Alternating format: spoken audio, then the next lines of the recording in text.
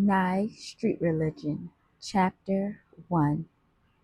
Nye, can you go to the store for me? Umi said, standing in the doorway, looking thin as a pole. She looked so unreal. Her face was sunk in and she was sweating like crazy. For what? I said, looking at her like she was stupid.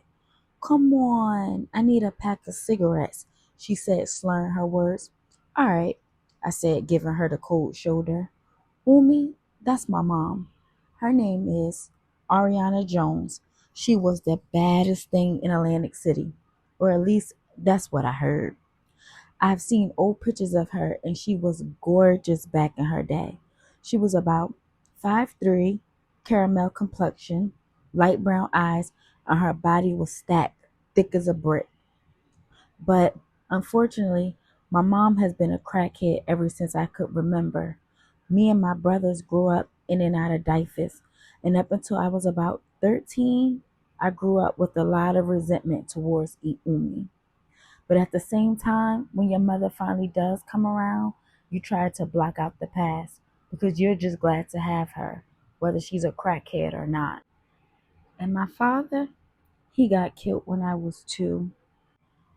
I heard he was a big time hustler back in the 80s, and I heard so many stories about him murdering a lot of people. I heard my dad was ruthless. I don't know exactly what the beef was over, but I do know that they found my pop's body in the dumpster. He had a bullet in his head, his throat was slit, and he was set on fire. Whoever did it must have hated him with a passion because all over his badly burned body was urine. To this day, no one knows who killed him. So, of course, I grew up fatherless.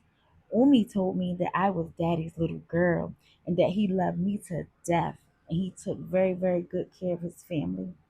I could tell that she really loved him because even when she talks about him to this day, she gets teary eyed.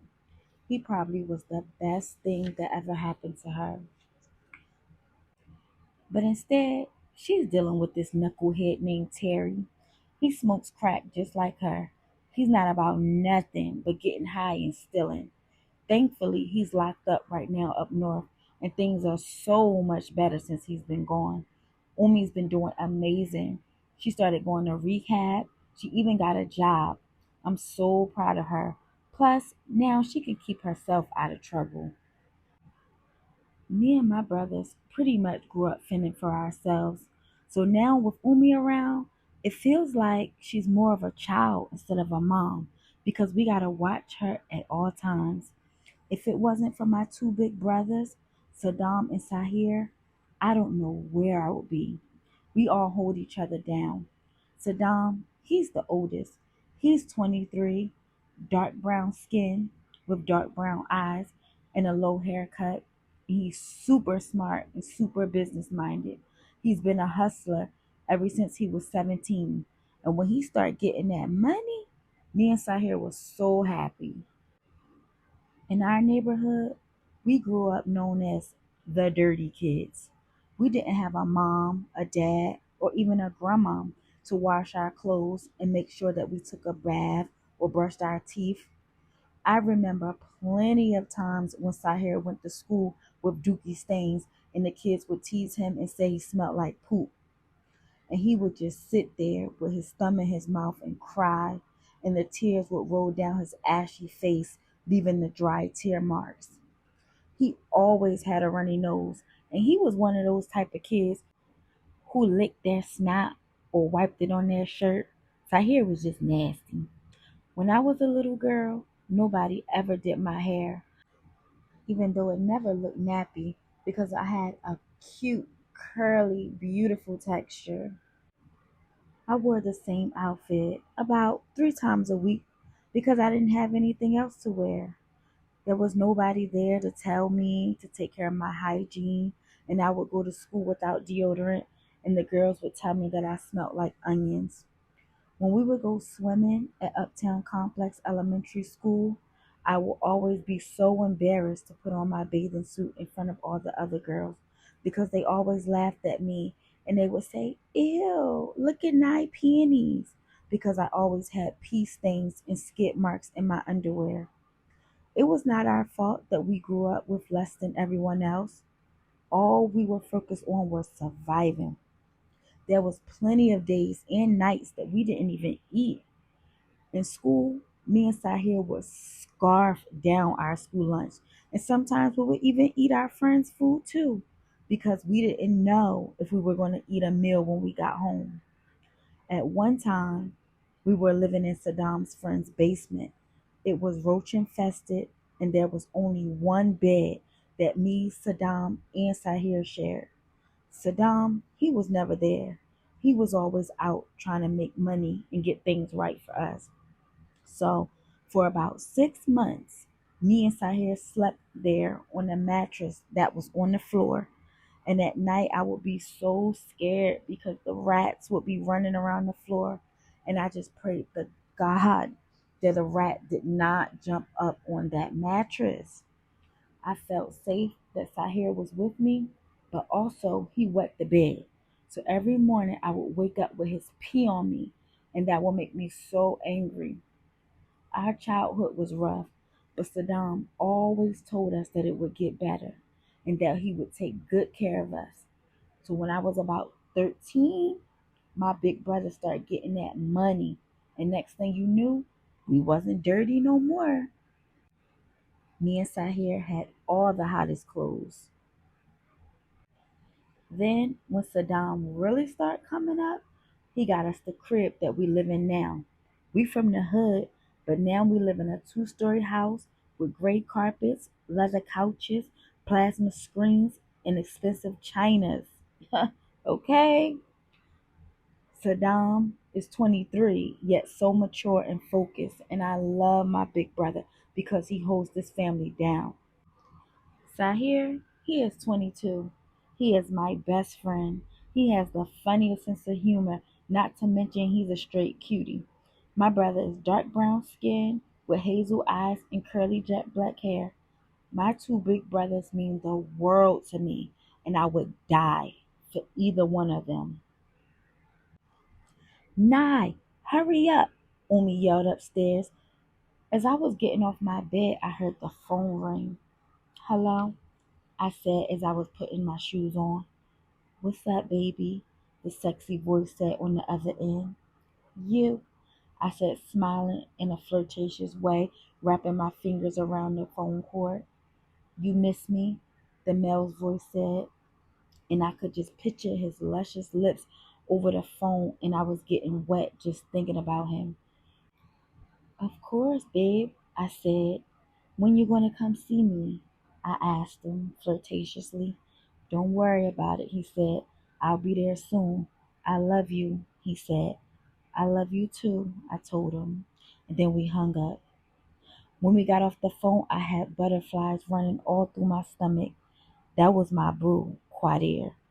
He live up Jersey City and he is sexy as hell. He's about 5'8", chocolate skin, low cut, jet black hair with the spinning waves and the shaped up sideburns and a little bit of hair on his chin, pearly white teeth, and his body is serious. My babe is everything. He's only 22, but I love his style because he got the persona and business mentality of a grown man, and I love him for that. My life hasn't been the most easy one. Some people play the cards that they're dealt, and some people make things happen. I never thought I would have to choose. Me, my name is Saniyah Jones. I'm 17, and I was raised in the boroughs of Atlantic City. Umi, fall back, I said as I was running down the steps. I snatched the money from her and I walked out the door.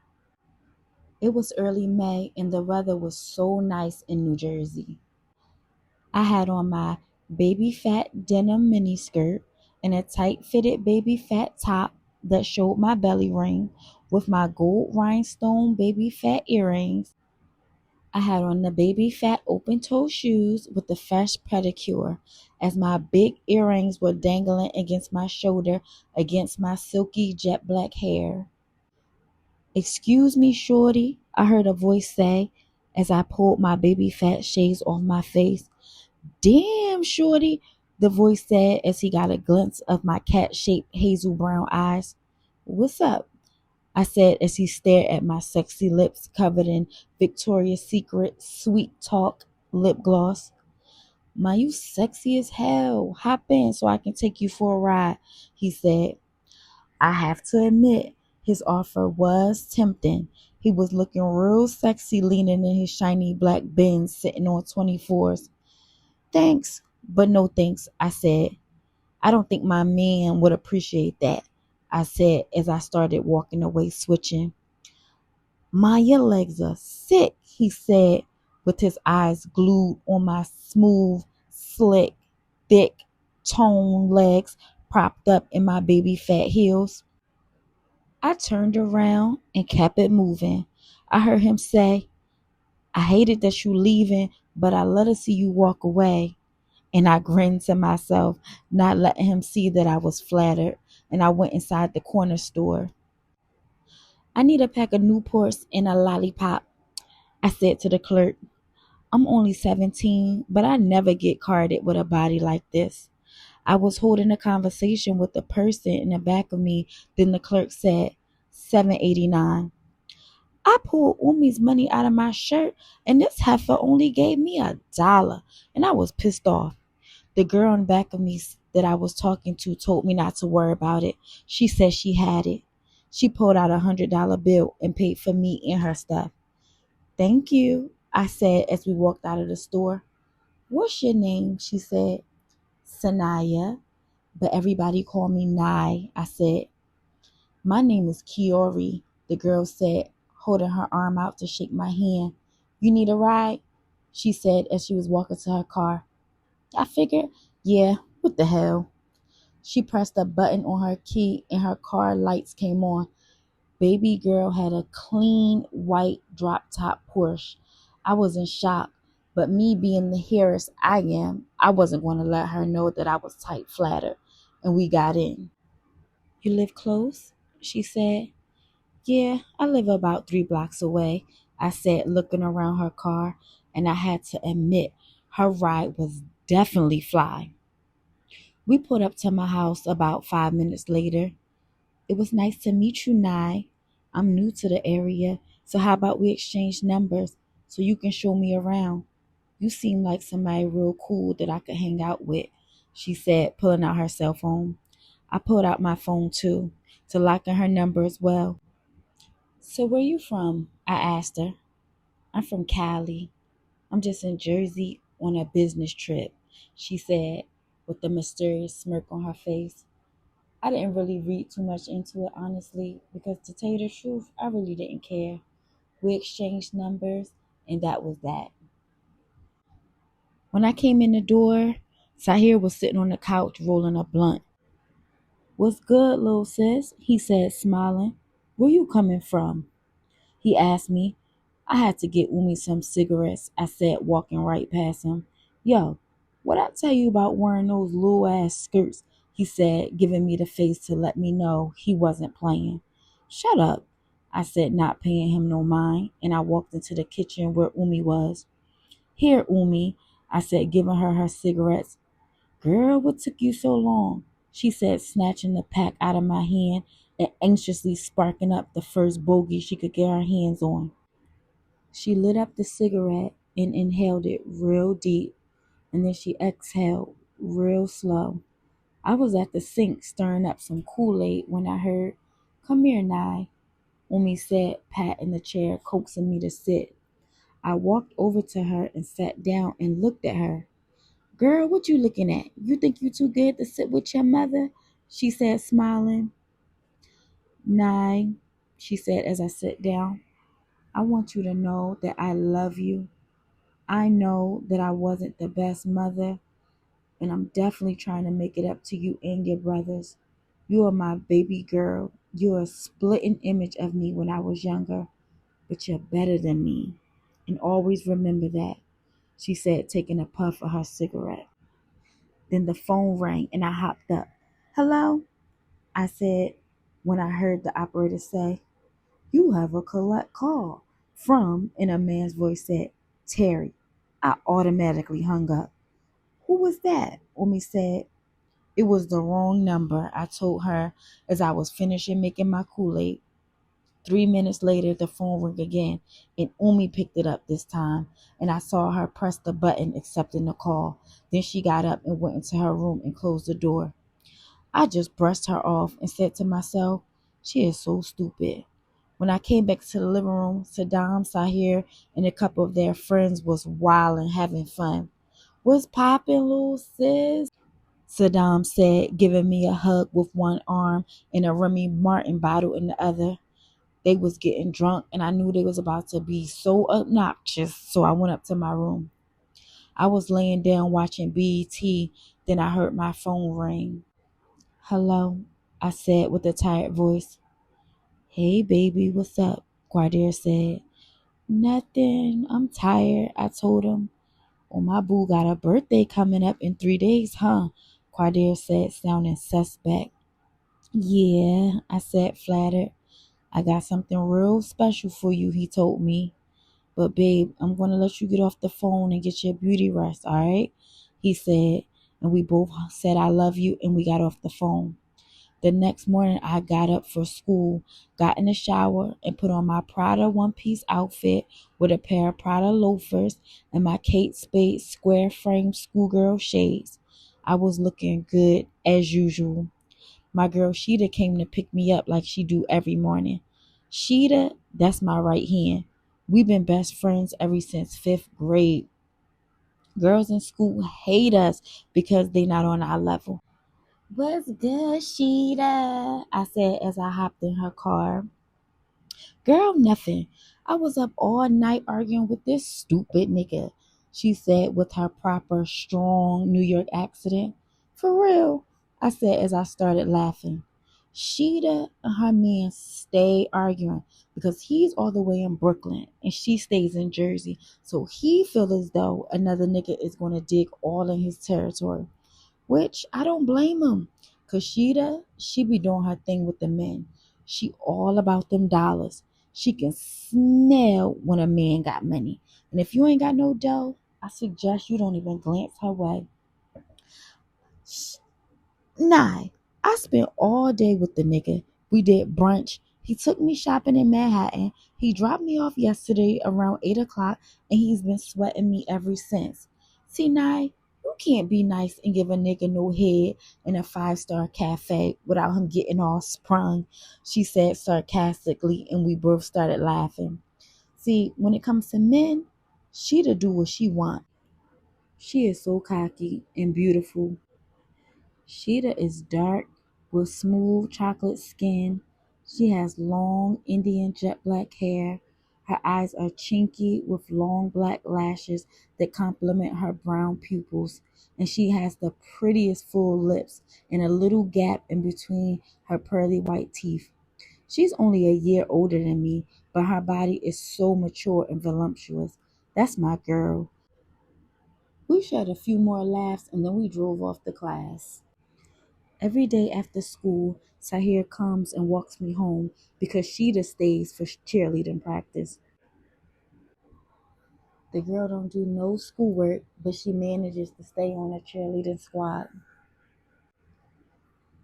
What's up, little sis? Sahir said as he kissed me on my cheek and took my books. Nothing, I said as I was admiring my big brother. We was walking home, laughing and joking like we always do. When we got to the house, Umi was running around like a chicken with her head off. What's good, Mom? Sahir said, looking as if he wanted to laugh, but he was trying to hold it in. Boy, if you don't get out of my way, I gotta be to work in 20 minutes and I can't find my badge, she said as she was looking up under everything. Here it is, I said as it was right on the kitchen table under a napkin. Finally, all the commotion had died down and Umi started to put on her earrings. Look at my beautiful mother, Sahir said, giving Umi a hug. I had just noticed that she had on her uniform and she was about to go to work and she looked so cute. She had on black fitted pants and a pair of my old Air Force Ones. Umi's hair was combed down into a nice wrap and she actually had on lipstick. I even smelled that she had put on a splash of some of my True Star perfume by Beyonce. How do I look? She said as if she was going on a date. Umi, you look so pretty, I said. I was happy for my mom. Even though she was going to a job that only made $7.25, she was proud and she was taking a big step from her previous life. Beep beep, I heard a horn outside. That's my cat, Umi said as she grabbed her coat and ran out the door and was off to work. Me and Sahir looked at each other for about 3 seconds, then we burst out laughing. The thought of our mother having a job was hilarious. Later that night, I was laying in my bed when I heard loud music blasting. I tried to ignore it, but whoever it was would not turn it down. Shut the hell up! I yelled out my front window.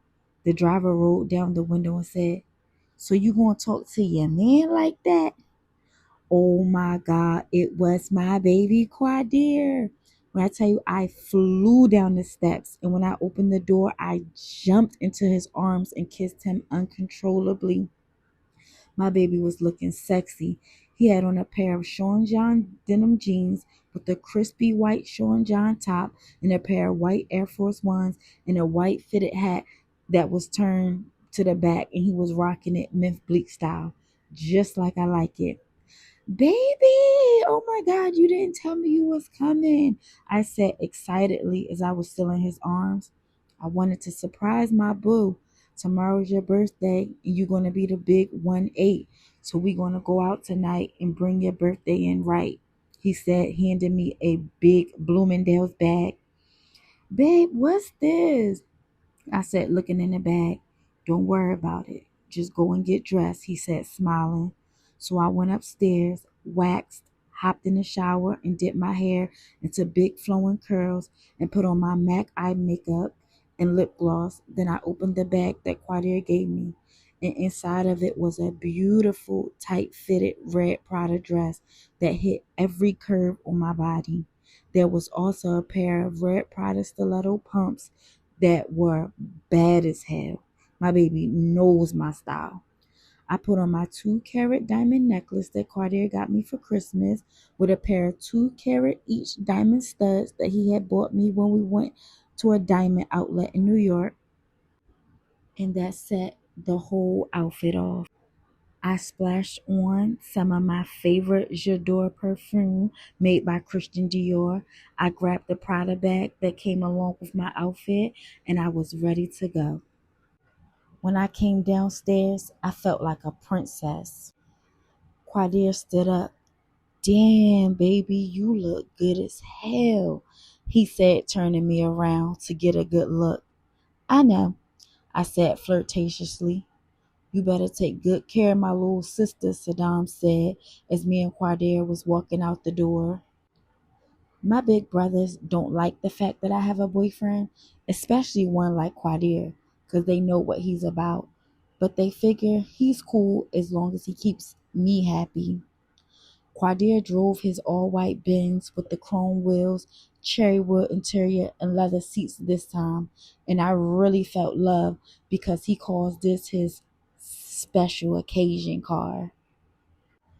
When we got in, he handed me 1 dozen pink roses. Babe, my birthday is tomorrow. Why you doing all this right now? I said as I was gloating. Technically, your birthday is in 1 hour, he said, grabbing my chin and kissing me softly on my lips. Now fall back and let me take care of you tonight, he said with his cocky, sexy swag that was making me feel like I love him even more. We drove all the way to New York to a 5-star hotel. It was beautiful. I could not believe my eyes when we got to our suite. The water from the jacuzzi reflected on all the walls and it looked so romantic. There was white and pink roses everywhere. There were no lights on and the elegant white candles dimly lit the room. You like it? Quadir asked me, grabbing me by my waist and kissing me softly. Yes, babe, I love it, I said, kissing him back. Quadir put on Trey songs and the mood was officially perfect. Come on, let's get in the jacuzzi, Quadir said, taking off his clothes as he stripped naked, standing there with his luscious, manly body. His penis was so erect and huge that I was getting horny just looking at him. Then he started slipping my dress off my body. As he took my shoes off, he was kissing my feet and caressing my legs. I was standing there topless, with my nipples so hard. As Quadir slipped off my red thong, I felt a warm liquid drip down my leg. I was wet as hell. We didn't even need to get in the jacuzzi because I had a pool right between my legs. We both got into the very soothing water, and Quadir poured us champagne glasses of Moet nectar with the floating strawberries, and I was a little tipsy. Quadir started rubbing my leg and kissing and sucking all over my breast. Then me and him started kissing heavy. He pulled me on top of him and he slipped his very pleasing penis right inside of me. And he felt so good. I started riding him like crazy. And I know he was loving it because he just couldn't stop moaning and biting his lip. I was licking his ear like he likes. He was grinding harder and harder and harder as his hands were cupped all over my big butt. I felt my whole body get warm, and then my legs just felt limp. Quadir picked me up out the jacuzzi and was sexing me gutter style, all up in the air. I began to nut again. Quadir started going harder and harder, and finally he let out a loud moan, and I could feel his warmness all inside of me. We got in the jacuzzi to clean off, and after that, it was a wrap. We had sex all night long in each and every part of that suite. The next morning, it was my birthday. Quadir took me to breakfast at one of the fanciest restaurants that was located in the hotel. "You look good, babe," I said as I admired his cream Armani linen pant and shirt set, along with his cream gaiters. And Quadir wouldn't be Quadir if he didn't have on a clear pair of Armani shades that had my boo looking like he had $1,000,000. And knowing him, he probably did. "Nah, you the star," he said as he was cutting his steak with eggs on the side. "Today is your day, babe, and I just want to make you happy because you my queen," he said as he was caressing my hand. After we ate, Quadir dropped me off at the spa where I got in the sauna. Then a masseuse gave me a full body oil massage that felt so good. And afterwards, I felt so relaxed. Later, I got a cucumber facial, and sexy men served me fruit and had me feeling like a princess.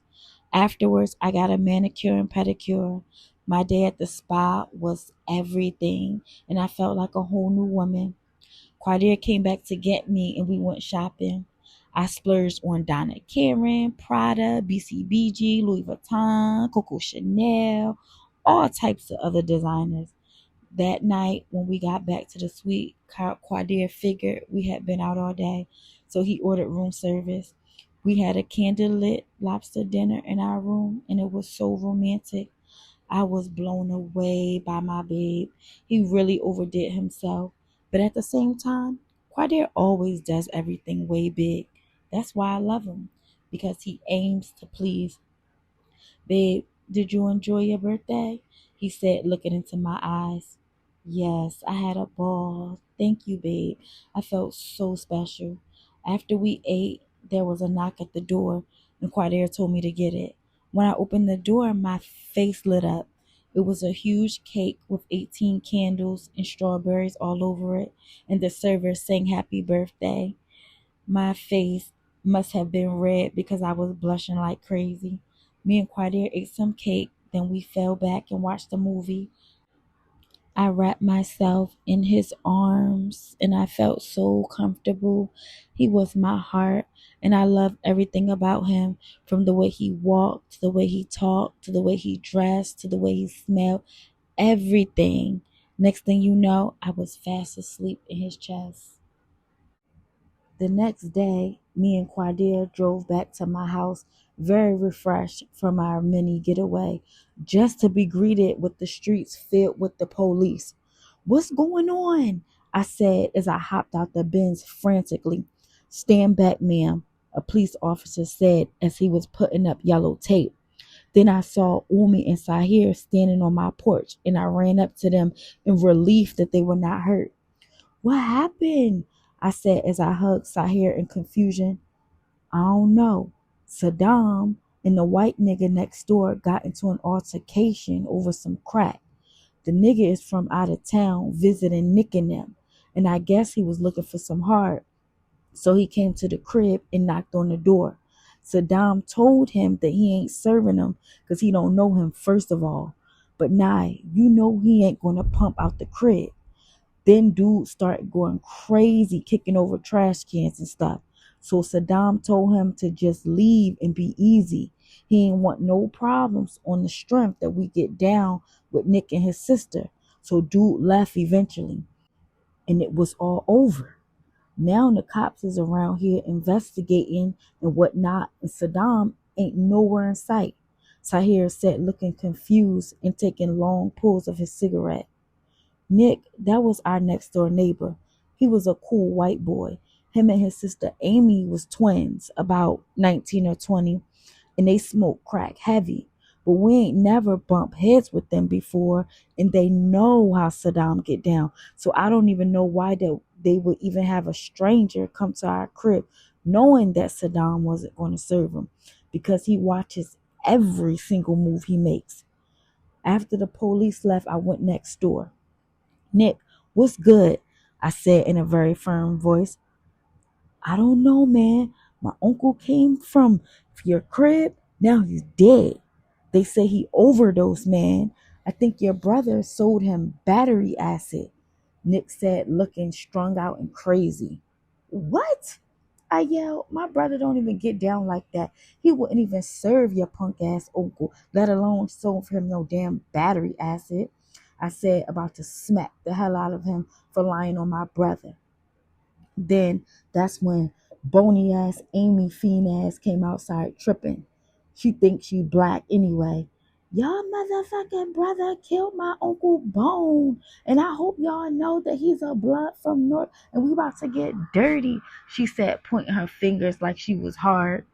What, bitch? I said, coming at her with my fist, and Nick tried to grab me. When Quadir saw him grab my arm, he ran over and knocked Nick's teeth out, and I got a hold of Amy and I whipped her ass. I don't know who she thought she was coming at my neck like that, but I damn near stomped a hole in her face. Quadir got me off of her and we went back to my house. Umi was so worried that she called out of work. She was sitting at the kitchen table smoking a cigarette. They say mothers have intuitions when they know something is not right with their child. I tried to call and chirp Saddam's phone, but there was no answer. I was so worried that I had butterflies in my stomach. Quadir knew some spots that Saddam handled his business, so he went looking for him. Tahir didn't know what to do in this situation. Saddam was always the brains of everything. Tahir couldn't breathe without his big brother's presence. Finally, hours went by. Quadir came back. Yo, I can't find him. Something raw must have went down because he wouldn't get low for no reason. You know what I'm saying? Quadir said, looking as if he didn't know what to say to comfort us. After a while, we all fell asleep in the living room, hoping that Saddam would come home, but he didn't. I was worried, but I knew my big brother would hold himself down in any situation because he was a soldier. Quadir stayed with us at the house for a while to make sure me and Umi was taken care of, and Sahir started doing his own thing, trying to keep his mind off Saddam. It was June now, and I was graduating from high school. I was excited. I had already been accepted to Morgan State College in Maryland and was ready to get the hell out of Jersey. After graduation, I cried because I was going to miss all of my friends. But I knew I still always had my right hand girl, Sheeta, and that we would be friends forever. Umi, Sahir, and Quadir were so proud of me. Umi's face lit up that whole day by seeing her baby girl get her diploma. After the graduation, Sheeta had threw a cookout in her dad's backyard. Sheeta's dad's house was off the hook. Sheeta's dad had money, and everybody that we knew was there, and the DJ was doing his thing. We were dancing, drinking, and having a good time the whole night. The cookout didn't even end till about 5, 6 o'clock in the morning, and by that time, I was drunk as hell. Come on, boo, we going home, Quadir said, damn near carrying me to the car. We outside here. You need a ride to the crib? Quadir asked him. Nah, I'm good. I'm gonna stay and kick it with Sheeta, Sahir said, as Sheeta was all over his lap. She was drunk as hell her damn self. I think they've been feeling each other for a minute. My best friend and my damn brother. And I know Sheeta ain't have no problem opening up her legs. And I know my brother ain't have no problem rocking her. That nigga wanna stay for some pussy, Quadir whispered to me, and we both started laughing. Sahir and Sheeta went in the crib, and I don't know why, but me and Quadir sat in the car instead of driving off. We were laughing and kissing, and we were about to start having sex when we saw an old model brown Cadillac pull up. It pulled up the street. Then they turned their lights off. I really didn't think anything of it. So I leaned Quadir's seat back and started giving him some crazy head. He was so into it, and being as though he was loving it, it made me even hornier. So we climbed in the back seat, and our song came on. So I turned the radio up real loud, and Quadir started hitting it from the back. About 10 minutes went by when I heard a loud bang. I hopped up so fast that I hit my head on the window. What the hell was that? I said, pushing Quadir off me and putting my clothes back on. Sheena ran up to the car screaming hysterically, "Oh my God! Oh my God! They shot Sahir!" Me and Quadir jumped out the car and ran to Sahir's body. His eyes were open, but his body was covered in blood. I was crying and going out of my mind. Don't die. Don't die. Please, brother. Don't die. I need you. I kept pleading to him. I could see Sahir's eyes getting dim and he was getting weak. I just kept begging him not to die, and I wrapped him in my arms and his blood covered my shirt.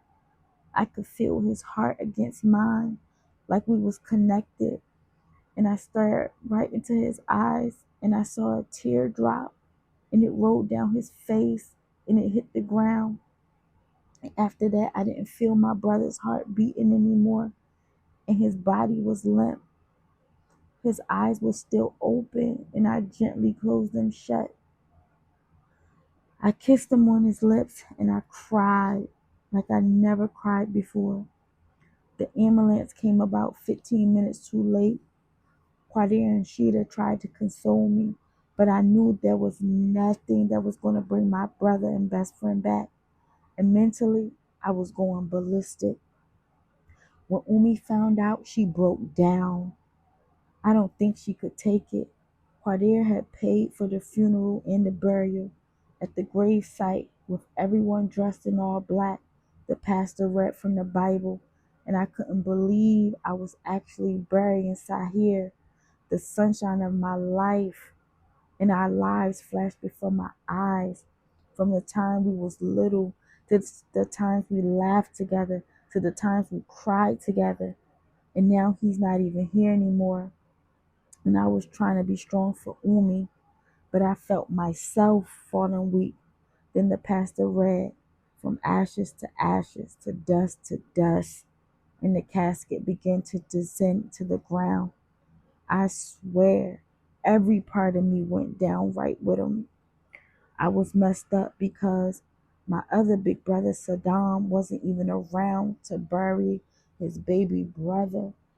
Now I don't have either one of them. On that day, I felt like my world was gone, but I knew that I had to find inner strength for Umi and myself.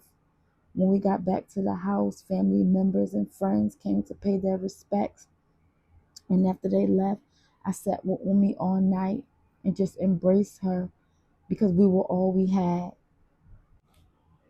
We didn't even know where Saddam was or if we ever even see him again.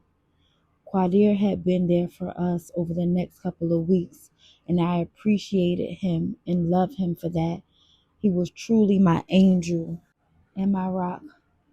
But life had to go on, and he had to go back up north to Jersey City to get money, and I had to respect the game and let my boob do what he do. Bye, babe, he said, giving me a kiss on my forehead. I don't want you to go, I said in a whiny voice, hugging him extra tight. I know, babe, but I gotta get this money. Now I gotta take care of you and your mom. And this money ain't gonna make itself, he said, getting into his car. I leaned over and started kissing him. I was gonna miss the way his warm lips felt. Be safe, babe. I love you. I love you too, he said, and he drove away. Nye Street Religion, Chapter 4. I walked in the house and the phone rang, and it was Sheeta. Yo, you trying to take this trip up top with me? She asked. Yeah, when you trying to go?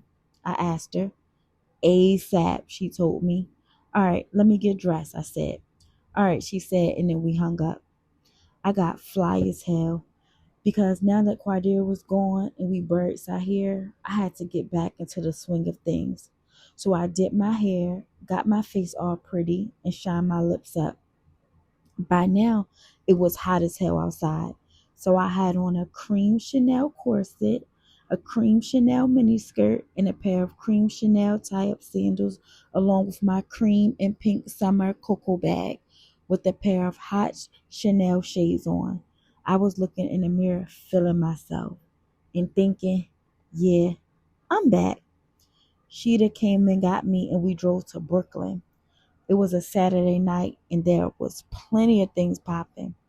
First, we went to meet Sheeta's boyfriend, Heem. That nigga got dough, but he ain't got nothing on my baby Quadir. When we got around Heem, Sheeta start acting different. I ain't never know Sheeta to be a fake broad, but I could sense that something was unusual. He lived in a studio apartment. You could tell that it was a man's crib.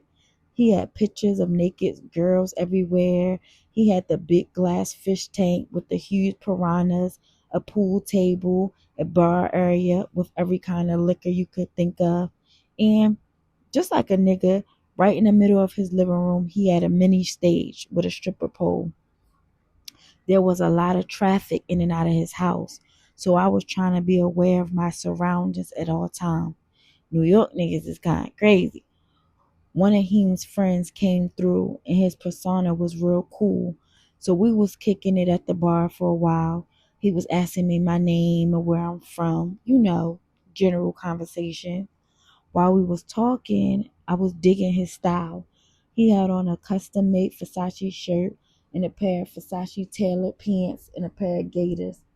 Every time he lifted his hand to take a shot, I could not help but to notice his blinged out 5 carat clear as water diamond pinky ring. On his arm was a $50,000 diamond bezel watch made by Jacob the jeweler, and the bracelet he was rocking had me kind of jealous. It was platinum plated with diamonds all around it. And trust me, his collection was type expensive because a girl like me has an eye for diamonds. So what you do?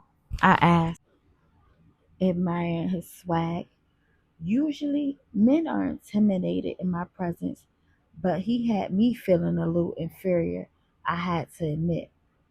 Ma, you don't even want to know what I do, he said, giving me a look that kept me curious, and I gave him a flirtatious smile. Yo, Nye, I'll be right back. Me and him gonna make a run, Sheeta said. Hell no, you ain't leaving me at this crib. I'm going too, I said. Chill, shorty, we be right back. My man Nice will take care of you, all right? Heem said with his strong New York accent. Nah, I don't bite, Nice said. So Sheeta and him left. Nice was cool. He didn't try anything grimy. Actually, we was having a nice time getting to know each other. The more I talked to him, the more interested I was in knowing his profession. It was like he was too perfect. If I didn't have my baby Quadir, I would have definitely made Nice mine because he was definitely a good catch. Looks, swag, jewelry, and all. When Sheeta and Heem came back, they went straight to Heem's room. That's your girl, huh? Nice said. Yeah, that's my right hand, I said with a smile. You just like her? He asked. What do you mean? If you asking me if I'm fly as hell and got my ish together, yeah, I'm just like her. Then he gave me a look. What was that look for? I asked. Nothing, he said as he threw back a shot of Patron and sucked the line, totally skipping the subject. The whole night, Sheeta and Heem was running back and forth, and I was getting suspicious about what Nice had asked me about Sheeta. But she was my girl, and I trust her, so I left the situation alone. Later that night, we left, and we didn't get home till about 4 in the morning. The whole time in the car, me and Sheeta didn't talk much. I think it was because we was both tired, so we both took turns driving so that we didn't fall asleep at the wheel. The whole time I was thinking about Nice. He had such a big mystery about him that it was so attractive. Plus, he was a cool dude. We exchanged numbers, but I didn't plan on calling him because Quadir was still number one in my heart.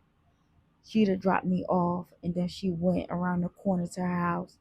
When I got in the door, I flicked the switch, but the lights didn't come on. Damn, I thought to myself, I gotta change the light bulb. It was dark as hell, so I had to feel my way around the kitchen. But when I put the light bulbs in, the lights still didn't come on. Then I went to every room and I realized, damn, the electric was off. There was no lights, no TV, no radio, no nothing. I went to sleep and decided to deal with it in the morning. When I got up, Umi was gone. I figured that she went to work or either to rehab. So I called Quadir. Hey, babe, he said on the other end of the phone. I miss you, I said. I miss you too. What's good with you? He asked. Babe, our electric is off, and I don't think Umi paid the bill. Nah, she just called me the other day, and I wired her 250 for the electric, Quadir said, and I was shocked because first of all, I didn't know that she was calling my man for money. And two, if he gave her the money, what the hell did she do with it? All right, babe, I'm gonna see what's good, I said, sounding embarrassed that Umi took his money and didn't pay the bill. Babe, I got you. I'll send the money again right now and you just pay it. But you need to see what's good with your mom, though, he said. Thank you, babe. I love you, I said. Love you too. I'm about to send that bread ASAP. Thank you, babe, I said to him, and we had brief words of love to one another. Then we hung up. I started to cook, then I realized that the stove was electric. So I went and got dressed and got Sheeta to take me to Dave's corner store to get a beef bacon, egg, and cheese sandwich and an orange juice. And from there, I got Sheeta to take me to pick up the money that Quadir wired me. Girl, I can't believe Quadir sent Umi money and ain't paid the electric bill. I don't even understand why she needed to borrow money anyway. Saddam made sure all the bills were paid up. Plus, she got a job, I said as I was eating my sandwich. I don't know. You know your mom was getting high. Do you think she's back at it again? She'd said, looking very concerned. Nah, not really, I said as I was looking confused. To be honest, the thought of her getting high didn't even cross my mind. Umi been doing so good, I don't think she would let herself slip like that again. Plus, she's in a whole different environment and she ain't into the things like she used to be. She goes from work to rehab, from rehab to work. I don't see any signs of her getting high, I told Sheeta, taking the last sip of my orange juice. All right, Nye, I was just saying, that's all. But you know your mother better than I do, Sheeta said, where the Western Union was. I got out the car and killed two birds with one stone. I got the money and I paid the electric bill right at the check cashing. I was relieved. Now I could go home to lights and civilization. Me and Sheeta drove around for a little bit and then went to the mall for the day. When I came back home, the house was empty. Umi! I yelled, but nobody answered. So I just fell back and started watching TV. Then I fell asleep. When I woke up, I had a missed call from a number that I didn't recognize, so I called it back. Hello? The woman's voice said on the other end. Did somebody call Nye? I said, wondering who the hell it was. Hey, Nye, the girl's voice said excitedly. It's Kiori, remember me? Then I remembered it was the girl with the white Porsche that I met at the store a couple of months ago. Oh, hey, what's up? I said. Girl, nothing. I'm back in town from Cali and I was seeing if you wanted to hang out. Kiori said, yeah, when? That's cool. I asked. I'm gonna come and get you tonight, she said. And I was thinking to myself, well, damn, that's a little soon. But I told her, okay, I wasn't doing nothing anyway, so I'm gonna just go ahead and get dressed. Okay, girl, that's what's up. I got two of my girls with me. Naya, I hope that's okay, she told me. Yeah, that's cool. I'll be ready. I said, okay, I'll be there about 11:30. She said, and I said, okay, then we hung up. I got fly as usual. I put on a pair of Prada short shorts with the hot pink logo to show off my beautiful legs, a hot pink Prada top, and a pair of hot pink Prada toe open shoes that tied around my ankle. Even though it was nighttime, it was still the middle of August, so it was still hot as hell. So I layered my hair and put it in a cute little hump ponytail and threw on my light pink tinted Chloe shades. I had to put on my diamonds to set off my whole outfit. Plus, I had to look extra good because I don't know who these broads was, and I damn sure ain't gonna let no chicks outshine me. I heard a horn blow outside, and I splashed on some of my favorite J'adore perfume, slid on some MAC lip gloss, grabbed my Prada bag, and I was out the door. Kiari had her music blasting, but this time she didn't have the white Porsche. Baby girl had a fresh off the lot, still smelling new baby blue Jaguar, and I was feeling it. Hey, Nye, she said as I got in. Nye, this is my girl Coco, and this is my girl Luscious, Kiori said as she pointed to each girl. As we were driving, I didn't have to tell Kiori where to go. It seems like she already knew her way around. Kiori stopped at the store to get a blunt. Meanwhile, me and her girls were still in the car. So how did you meet Kat? Coco asked. Who? I said, looking clueless. Kitty Cat, she said, looking at me like I was crazy. Then she paused. Oh, I mean Kiori, she said, realizing that I didn't know Kiori is Cat. I never got to answer Coco because Kiori came back and got into the car, and Coco dropped the conversation. Nah, we gotta stop past my hotel for a little bit, then we're gonna hit the club, okay? Kiori said. Matter of fact, Nye, how old are you? I don't think I ever asked you that, did I? She asked me. I'm 18. Oh, okay, that's what's up. So you legal, but you ain't 21. So I gotta get you a fake ID, okay? But most bouncers probably won't even card you anyway because how grown you look. Kiari said as we were getting out the car on our way to her room. She was staying at the Howard Johnson. Her room was cute, but there was clothes and shoes everywhere. Luscious sat down and started rolling a fat blunt, and she passed it around to me, Coco, and Kiori. After like the third time around, I was already high as hell. Yeah, this that Compton bud, Luscious said as she started to roll another blunt. All right, y'all, let me get myself together so we can be out, Kiari said as she walked into the bathroom. I wasn't going to let her know, but I digged her style. She was really pretty. She was about 5'7", a cute peachy light skin complexion with green eyes and pitch blonde hair that she had in a loose ponytail, and it looked really cute on her. She had a nice body. Her stomach was flat, and she had big hips, a big butt, and her chest were a nice size. I could tell she had money because she had a huge pink diamond ring on her finger with the pink diamond studs to match. I don't know why baby girl was staying in the Howard Johnson, but I guess that's her business. She had on an all white pair of Gucci booty shorts and a white bra with a white thin blazer that had one button so you could see her stomach. She had on a pair of white Gucci open toe shoes that I can't even begin to describe. That's how hot they were.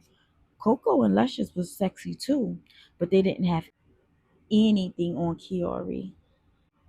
Come on, we gotta go, y'all. It's getting late, Coco said, and everybody grabbed their purse and we left. It was about 1 o'clock in the morning now, and we pulled up to the club and valeted the car. When we got in the club, Kiari and her girls were being treated like stars. Kiari found me a seat at the bar where we got free drinks, so I ordered my favorite, a Malibu Bray Breeze. And at that time, Coco and Luscious were off doing their own thing. Me and Kiari sat at the bar and mingled a little bit. Nye, you go out a lot? She asked, talking loud over the music. Yeah, with my girl Sheeta, I said as I was sipping my drink. You ever been to a place like this before? She asked, and I was thinking to myself, a place like what? It's a club. Yeah, I've been to plenty of clubs before, I said. Okay, Kiari said as she laughed. Nye, I think that you are so sexy and that you have a lot of potential. That's why I wanted to hang out with you and see where your mind was at. And I like what I see so far. You are innocent and you should stay like that, she said to me as she took her shot. Now, you know this is a female strip club, right? She said, looking at me.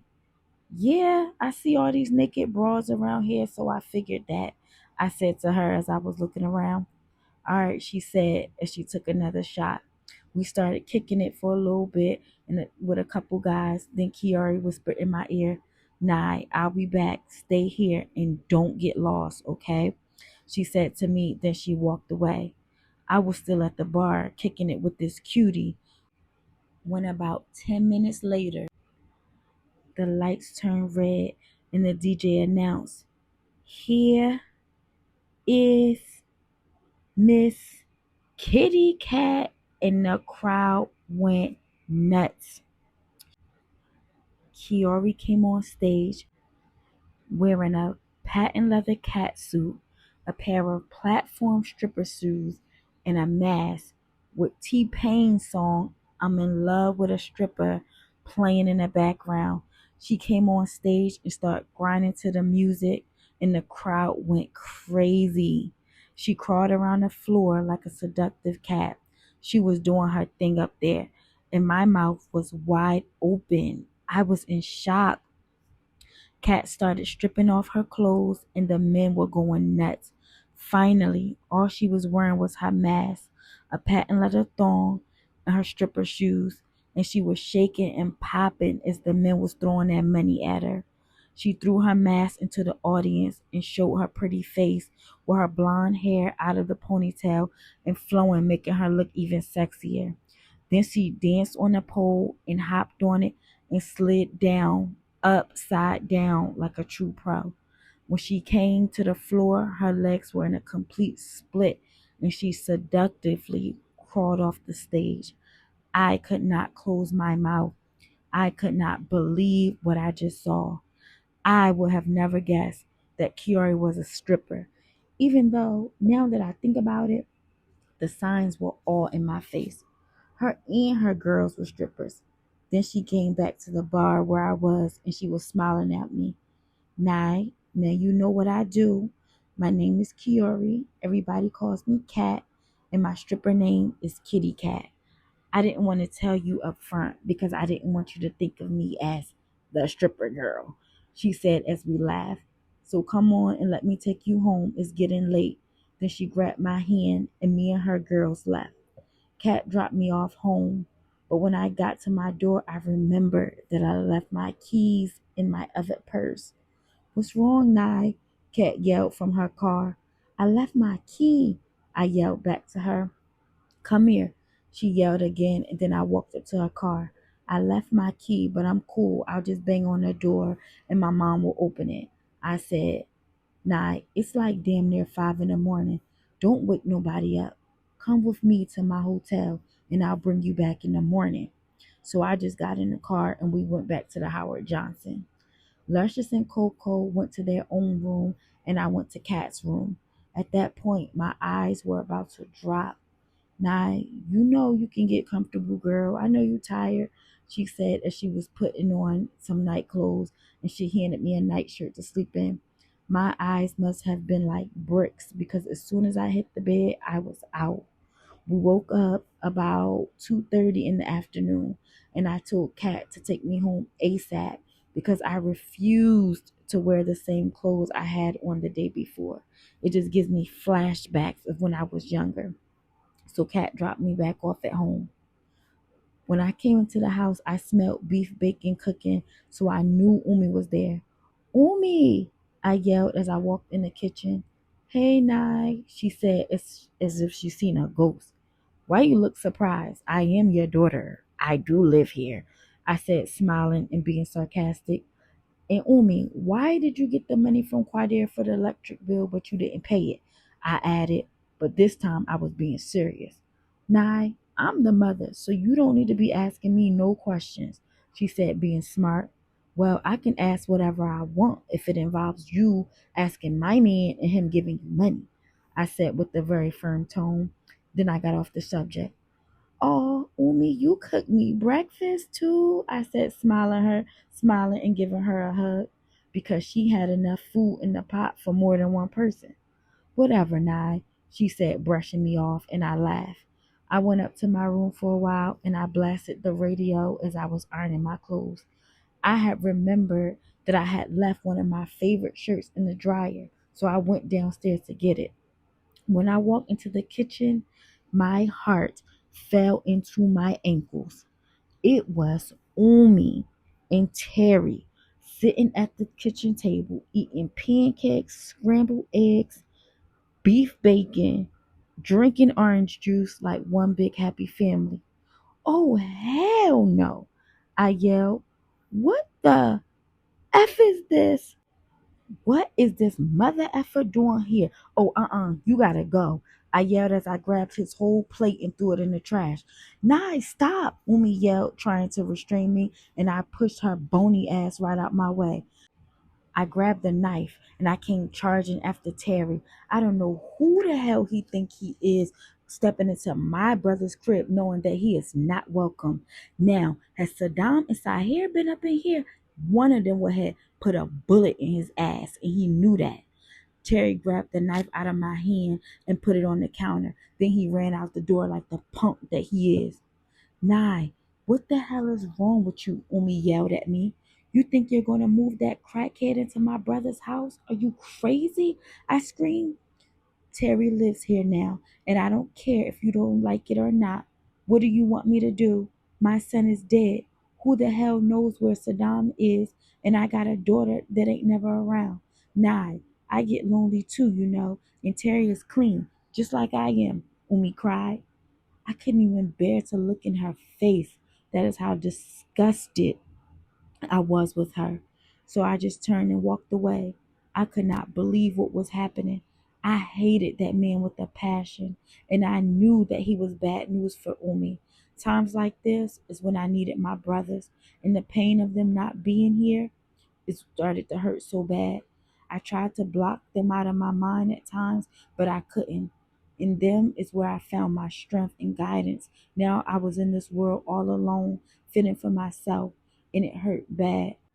All I could do was sit in my room and curl my body up and cry and cry.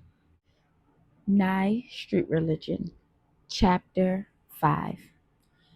About a month went by, and I was in the house cleaning up when I heard a knock on the door. Who is it? I yelled. It's Keisha, a little voice yelled, and when I opened the door, there was this girl who was about 5 feet tall with a huge belly. Can I help you? I said in a rude voice. I'm looking for Saddam, the girl said. Saddam don't live here, and who are you? And why are you looking for my brother? I asked. My name is Keisha, and I'm looking for him because he's my baby's father. And I know he don't live here because he lives with me. But I ain't seen him in a couple days, she said. Wait, what? What you mean he live with you? Where you live? I asked. I live in Delaware, she said, looking around to find clues of Saddam. Saddam been in Delaware all this time, I thought to myself, feeling hurt but excited to hear about my brother. Well, Keisha, he ain't here, but can I come back to Delaware with you and I'll help you find him? It was a desperate move because I didn't know a damn thing about Delaware, but I just wanted to see my brother. So I packed my bags and I went with Keisha. When we got there, she lived in a nice little quiet area. I could see Saddam being comfortable here. It was nice and low key enough for him. Their house reminded me of our house, except theirs had a warm, homey feeling like ours used to have when my brothers were there. Me and her sat and talked as she cooked dinner, and she told me how she met Saddam, and everything added up because everything was around the time that he had left. How old are you, girl? Because you're tiny, I asked her as I laughed and touched her stomach. I'm 22, she said in her little voice. I was sitting down in the living room when Saddam's body walked through the door, and he looked at me in amazement. And as soon as I saw him, I just started to cry like a little girl, and I ran up to my big brother and jumped in his arms. Nye, how you get here? He said, looking confused as he hugged me back. Saddam, why did you leave like that? What happened? Do you know that Sahir is dead? I just came rambling on with question after question. Slow down, baby girl, slow down. This ain't the place for this, okay? He said, letting me know that Keisha didn't know anything about anything. Come on, we gonna go for a ride, he said, and we walked out the door. In the car, I told Saddam about everything that had happened. I told him about Sahir getting killed. I told him that Terry was back in the picture. Anything I could tell him, I made sure that I didn't leave out a thing. When I told him about Sahir, his heart was broke. I could see the distress in his eyes for his baby brother. So, how did it happen? He asked me. And I told him about the brown Cadillac that pulled up at Sheeta's party. And next thing we knew, Sahir had been shot twice. One bullet pierced his lung, and one went straight through his heart. And Saddam's face just dropped. I think it was Nick and Amy's people who did it because they were screaming about how you sold their uncle battery acid, and I had to beat that bitch Amy ass because you know she be coming out her face crazy. I told Saddam, try not to leave anything out. Nah, that beef ain't had nothing to do with Nick's people. Nah, I got into some big stuff that I can't tell you about right now. I left because of the situation that I'm in right now, and I didn't want to bring no harm to my family. So I got low. I know I should have at least said something to you all, but I was too hot, and the crib was being watched, and all the phones was probably tapped. So if I was to try to contact any of you, my cover would have been blown. Yeah, that day I did spaz out on Nick Uncle, but he had left and he must have got his crack from somewhere else, and that was that. When I saw the police around there that day, hell yeah, I left because I can't afford any heat. And now that you tell me that they think I killed the nigga, I'm glad I got out of there. You know what I'm saying? But now I'm going crazy because I know Sahir getting shot has something to do with my beef. And now I'm going to have to turn up in these streets because they killed my baby boy, Saddam said with hurt and revenge in his eyes. Nye, I love you to death. Word is bond, but you can't stay here. When we get back to the crib, fall back, and I'm going to get Keisha to take you home early in the morning, okay? I love you too much for something to happen to you, he said with intensity in his eyes, and we turned around and drove back to the house. Me, Keisha, and Saddam talked for a while, and I was excited to know that I was having a little niece, and her name was going to be Saniyah. And just like Saddam said, first thing in the morning, Keisha took me home. Bye, baby girl. I promise I'm going to stay in contact with you through Keisha, and you can come back up here from time to time with her, okay? He said, giving me a kiss and a hug, and I left. Even though it was only for a short period of time, I was so glad to see Saddam and know that he's okay. And in him, I felt an intense normalcy and security with my big brother. Nye, Street Religion, Chapter 6. When I walked into the house, Terry was sitting in the living room smoking a cigarette. "Where's Umi?" I said to him in disgust. "She ain't here," he said. "I know she ain't here. Where the fuck she at?" I said, getting smart, because I hated the fact that I had to ask him anything, period. Then he jumped up off the couch and was coming toward me. "I'm tired of your smart ass mouth," he said as he slapped me across my face. I stood there in shock for about 3 seconds. Then the beast came out of me.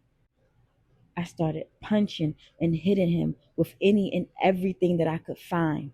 Next thing you know, Umi came running in the door. "Stop! Stop!" she was yelling as she pulled me off of him. I was crying and I was trying to tell her what happened, but she didn't even want to hear it. She grabbed Terry's arm and walked him into the kitchen to get some ice because I tore his face up. But me, I was standing there with a big red mark across my face, and my mother didn't even care. I don't even know why I even expected her to. She was never there for me. There was always two things that came before her kids, and that was crack and a man. I was so hurt on the inside that I just went upstairs and started packing my bags. I was not beat. I would be damned if I stayed in that crib another day. After I got my stuff together, I called Sheeta to come and get me. In the car, I had told her everything that had happened, and she was ready to go in there and whoop Terry's ass too. But it wasn't even worth it, because the way I was feeling, I would have ended up in jail that night, because every bone in my body wanted to murder him. When I got to Sheeta's crib, I called Quadir. "What's up, babe?" he said excitedly. "Nothing much," I answered. "What's wrong? You don't sound like yourself," he asked in concern. "Babe, I really need you right now," I said as I began to cry. "Babe, I'll be right there," Quadir said with no hesitation. "Okay, I'm at Sheeta's house. I'll be here when you come, okay?" Then he told me he loved me and he hung up. Sheeta sat next to me and gave me a hug, followed by a bottle of Bacardi. "Girl, when all else fails, we drink," she said, and we started laughing and we took a couple shots. "Girl, sidebar, you know Nice is big on you," Sheeta said, and I started smiling. "I'm going back up to Brooklyn in a couple days, and you need to come with me so you can get with him." "Girl, he fly as hell, plus his paper is super long," Sheeta said. "Nah, I'm good. The only nigga I want right now is my boo Quadir." "Ain't nothing," I said, blowing her off. "Whatever," she said, and she called Heem. "Heem, Nye told me to tell you to tell Nice to call her," Sheeta said, and I grabbed the phone and hung up. "Why the hell you do that, Sheeta? That was not right," I said as we both started laughing. "Girl, he ain't probably high as hell. He ain't gonna remember what I said." Literally, like 5 minutes later, I got a call on my cell phone from a 718 area code. "Hello?" I said. "Oh, you finally decide to get at me, huh?" And I waved to Sheeta, letting her know that it was Nice and I had put him on speaker. "When you gonna make time for me, sweetheart?" Nice said, sounding so sexy. "I ain't coming up top no time soon," I said, flirting. "You ain't got to come up top. I'll come to you," he said. "I was digging your style, and I know you was digging mine, so stop playing," Nice said. He was so bold, and I really was into getting to know him. But my baby Quadir was on his way, and I wasn't about to diss my babe for nobody. "Look, I gotta go, but I'm definitely going to take you up on that offer," I told him, letting him know that I'm interested. Then we hung up. It was cool to have a couple of laughs with my girl and get my mind off Terry and Saddam, but on the inside, I was feeling some type of way, so I laid on Sheeta's bed and went to sleep. About 2 hours later, I was awakened to Quadir's manly hands rubbing my hair, and I jumped up. Babe, I said, smiling and giving him a big hug. Yo, why you was upset? I heard it all in your voice. You know I don't ever want to hear you cry, he said, rubbing my face. I didn't want to discuss anything in Sheeta's house, so me and Quadir went to TGI Fridays, and I told him that I saw Saddam, but I didn't tell him where he stays or anything. And I told him what Terry did to me and how Umi acted. When I told Quadir, he flipped out. My boo was crazy. I ain't even gonna lie. After we left the restaurant, Quadir caught Terry on his routine walk to the liquor store and whooped his ass. And he made sure that Terry saw his face. And he made sure to let him know he whipped his ass for smacking me. Afterwards, me and Quadir sat in the truck and talked. Babe, it feels like I'm going crazy here for real, I said, taking a deep breath. As long as you my girl, you ain't ever gotta feel like that. Know what I'm saying? Matter of fact, come on, pack your stuff and we out. Where we going? I asked Quadir. You gonna come with me and stay with me, he said. With you? Quadir, stop playing. I ain't playing. You ain't staying in that crib with that crazy ass nigga. Cause if he put his hands on you again, I'm gonna have to kill him. So get your stuff and let's go, he said, serious as can be. Okay, babe, but I only got some of my stuff at Sheeta's house. The rest of my stuff is at Umi's. I think that Quadir saw that I was hesitant, so he said, Alright, this is what I'm gonna do. I'm gonna let you sleep on it. I know it's gonna be a big change for you and all, but nah, get your mind right. Where the hell else are you gonna go? Quadir said, frustrated. Okay, babe, that sounds like a good idea. I'm gonna go back to Sheeta's house and sleep on it, and I'll let you know in the morning, I told him. And Quadir dropped me back off at Sheeta's. Now, I'm gonna go back and get this money, alright? Be safe, and you know that I'm gonna take care of you. I ain't gonna have my queen living like no prisoner. I only got your best interests at heart, he said, giving me a kiss on my forehead. And I got out the car, and he pulled off. I sat on Sheeta's porch for about a half an hour. By that time, it was around 9:30. I thought about a lot about what Quadir said, and I did need to get the hell out of there. Sheeta wasn't home to give me a ride, so I got up and started to walk to Umi's house. I didn't even consider that home anymore.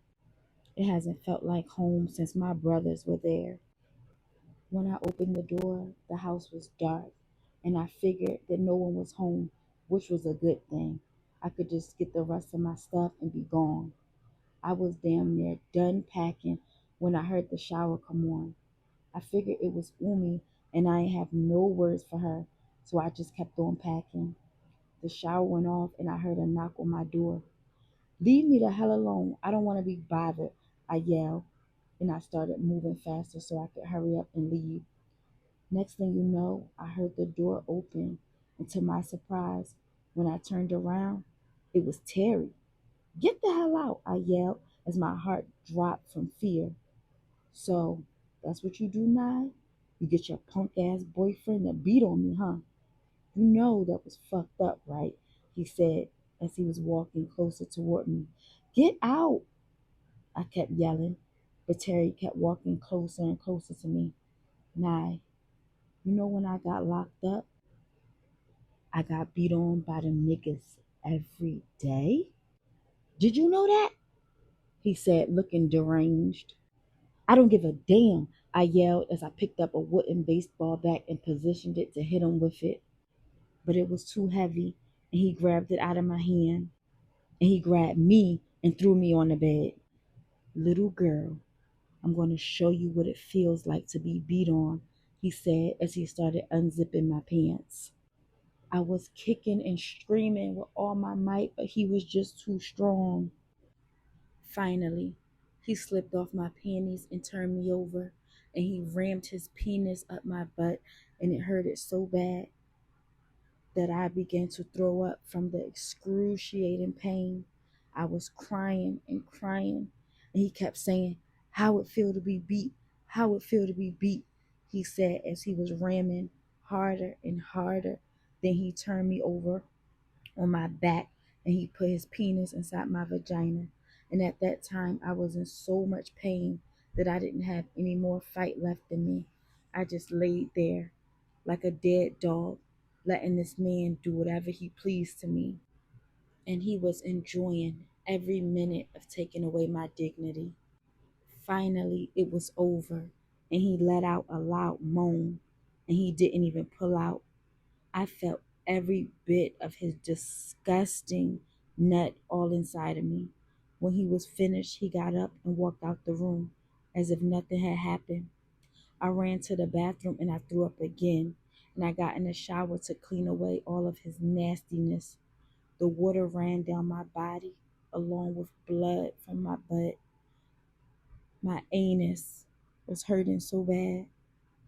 I got out and I threw my bloody clothes in the trash bag. I gathered the rest of my stuff and I left that house. And I left the rape there too. I told myself that I would never think or talk about it ever again. And that was that. He did more than just rape me physically. He raped me mentally and emotionally.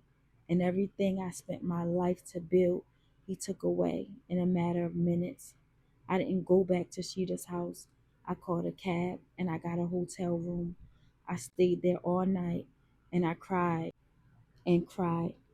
The next day I called Quadir and told him to come and get me from the bus station. And he did. And next thing you know, we was off to his house.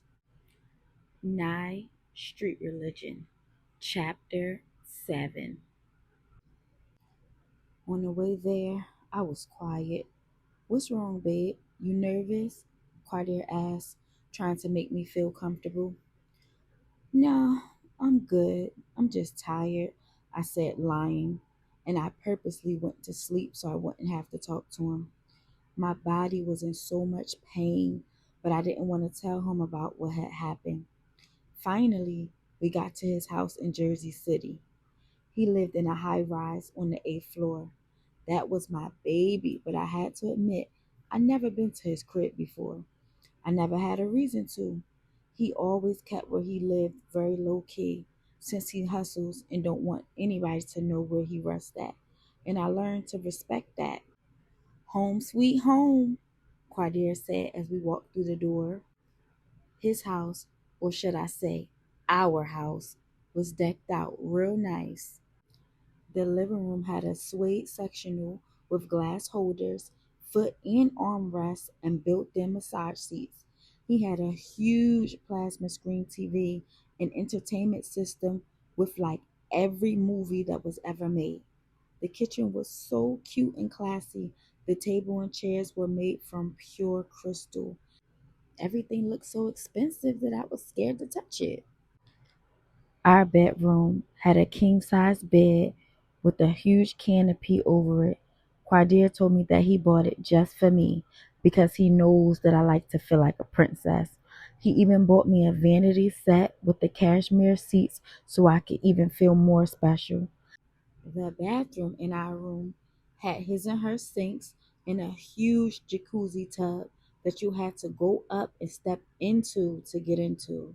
I was loving this place already, but that wasn't all.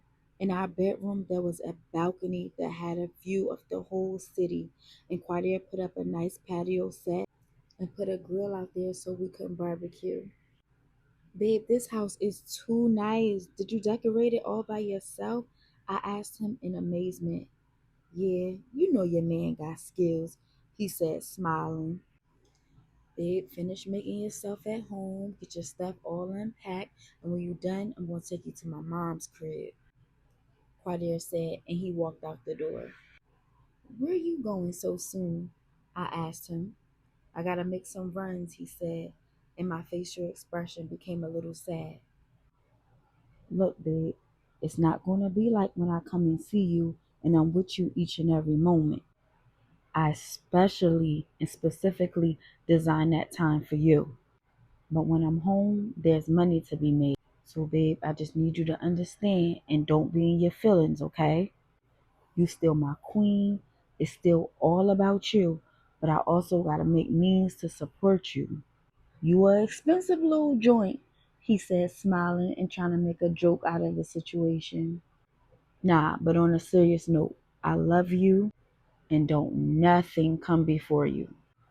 So I'll be back. Just unpack and get cute like you always do so I can take you to meet the family, he said, giving me a kiss, and he walked out the door. I felt some type of way, but like Quadir said, some things I just have to respect, and I already knew how it would be before I even came, so I got my mind right and my feelings under control and respected the game. I had so much stuff. It felt like I was unpacking forever. When Quadir came back, I still wasn't done. Baby, can we go to your mom's house tomorrow? I'm tired, I said, looking exhausted.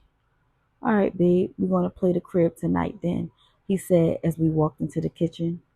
What you doing, babe? I asked as I walked behind him.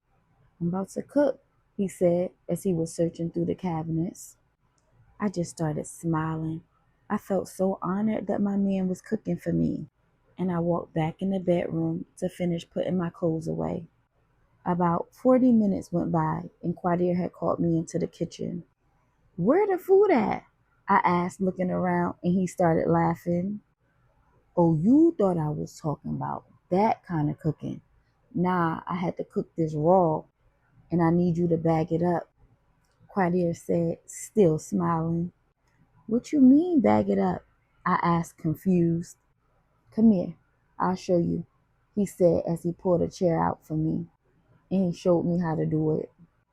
All night long, Quadir cooked dope, and all night long, I bagged it up.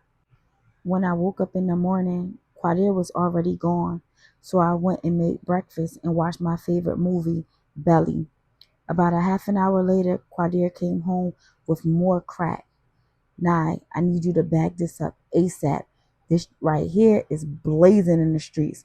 I'm getting this paper, baby, he said as he went straight to the kitchen, and I followed behind him. Damn, babe, how much of this you want me to do? I asked him unenthusiastically. You gonna do however much I tell you. You like nice things, and this crib nice, right? You ain't gotta work or do nothing. All you gotta do is stay pretty. So here, handle your handle, he said, handing me the drugs and the paraphernalia bags. Hours had went by, and finally we were done. I love you, boo. You my rider, Quadir said, giving me a kiss as I sat at our crystal kitchen table, very exhausted.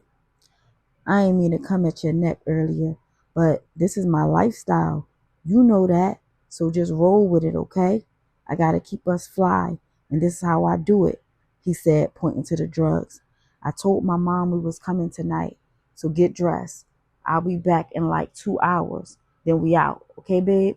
He said, walking out the door. I wanted to look perfect because I never met his family before. I put on a pair of 7 jeans with my suede 3/4 length blazer, a camisole, and a pair of BCBG stiletto heels and a BCBG purse. I packed an overnight bag for me and Quadir just in case. I wore my hair down in flowing curls that complemented my face. I looked really cute and sophisticated. I wanted to give his mother a good first impression. Quadir had came to pick me up and we left. His mom didn't live too far from us, but you would have thought that she lived in Beverly Hills because her house looked like a mini mansion. Quadir made sure he moved her somewhere where no one would bother her. When we came inside, I was greeted by this warm, homey feeling, not to mention the smell of sweet potato pie. I like it here, I told Quadir, and he smiled at me. His mother and grandmother were both in the kitchen. Oh, you must be Saniyah, his mom said as she walked up to me and gave me a big, big hug. I'm Miss Gina, but you can call me Gigi. And this is Quadir's grandmother. We call her G-Mom, she said, admiring my outfit. His mom looked so sharp. She was brown skinned with a short haircut that reminded me of Toni Braxton. She was wearing a Kate Spade suit that showed off her nice hips, and she smelled so good. G-Mom was an adorable older lady with pitch gray long hair, and even though she was a grandma, I could tell that she had style. Me and Quadere went into the family room where I met his older brother, Quayshawn, who looked just like my baby Quadere. Him and his brother clapped each other up and caught up on each other's lives. I was walking around looking at pictures when this gorgeous little girl walked up to me. "Hi," she said. "Hi," I said to her. "My name is Kiera," the little girl said. "Hi, Kiera. My name is Nye," I said, bending down to talk to her. "I know your name. You're my brother's girlfriend." And I started laughing. "Quadir, you never told me you had a little sister," I yelled to him, and he walked over to us and picked Kiera up. "Yeah, this my little angel. She's 5 going on 25, Quadir said, tickling Kiera. Later on that night, his aunts, uncles, and cousins had came over too. We all gathered in the dining room where we ate dinner. Afterwards, everyone left and Kiera went to bed. Me, Quadir, and his mom and G-Mom sat in the family room and talked. "Saniyah, I really like you, and I think you are very pretty and well put together." "Girl, how do you put up with my hard-headed son?" his mom said as she laughed and took a sip of her after-dinner tea. "Quadir, you better not hurt this girl," his mom added. "Ma, I ain't gonna do nothing like that. This is my baby right here, and I love her," Quadir said, rubbing my hair. It was late, so Quadir decided to spend the night. We stayed in the guest room that was beautifully furnished. I got in the shower and put on my night clothes. Quadir cuddled up next to me in his boxers and he started kissing my neck. "What's wrong, babe?" he asked as he felt how tense I was. "Nothing, babe," I said, and he started caressing my legs. Then I really got tense. "Nye, what's good? Why you acting like I'm a stranger?" he asked me, concerned. "I'm okay, babe. I'm just tired," I said, lying. "You ain't never been too tired to get this right here," he said, smiling and pulling his penis out of his boxers. But when I saw it, I just wanted to throw up. I got flashbacks of Terry, and my heart started beating fast. "Nah, what the hell is wrong with you? You ain't never act like this before," Quadir asked in frustration. "Babe, I just don't feel comfortable having sex in your mother's house," I said, lying again. "All right, you know what? I can respect that. So I'm gonna fall back." And he cuddled behind me, and we actually fell asleep. I was so relieved that I got out of that situation. I could not tell Quadir that I was raped, and my pussy and ass was still on fire from the pain.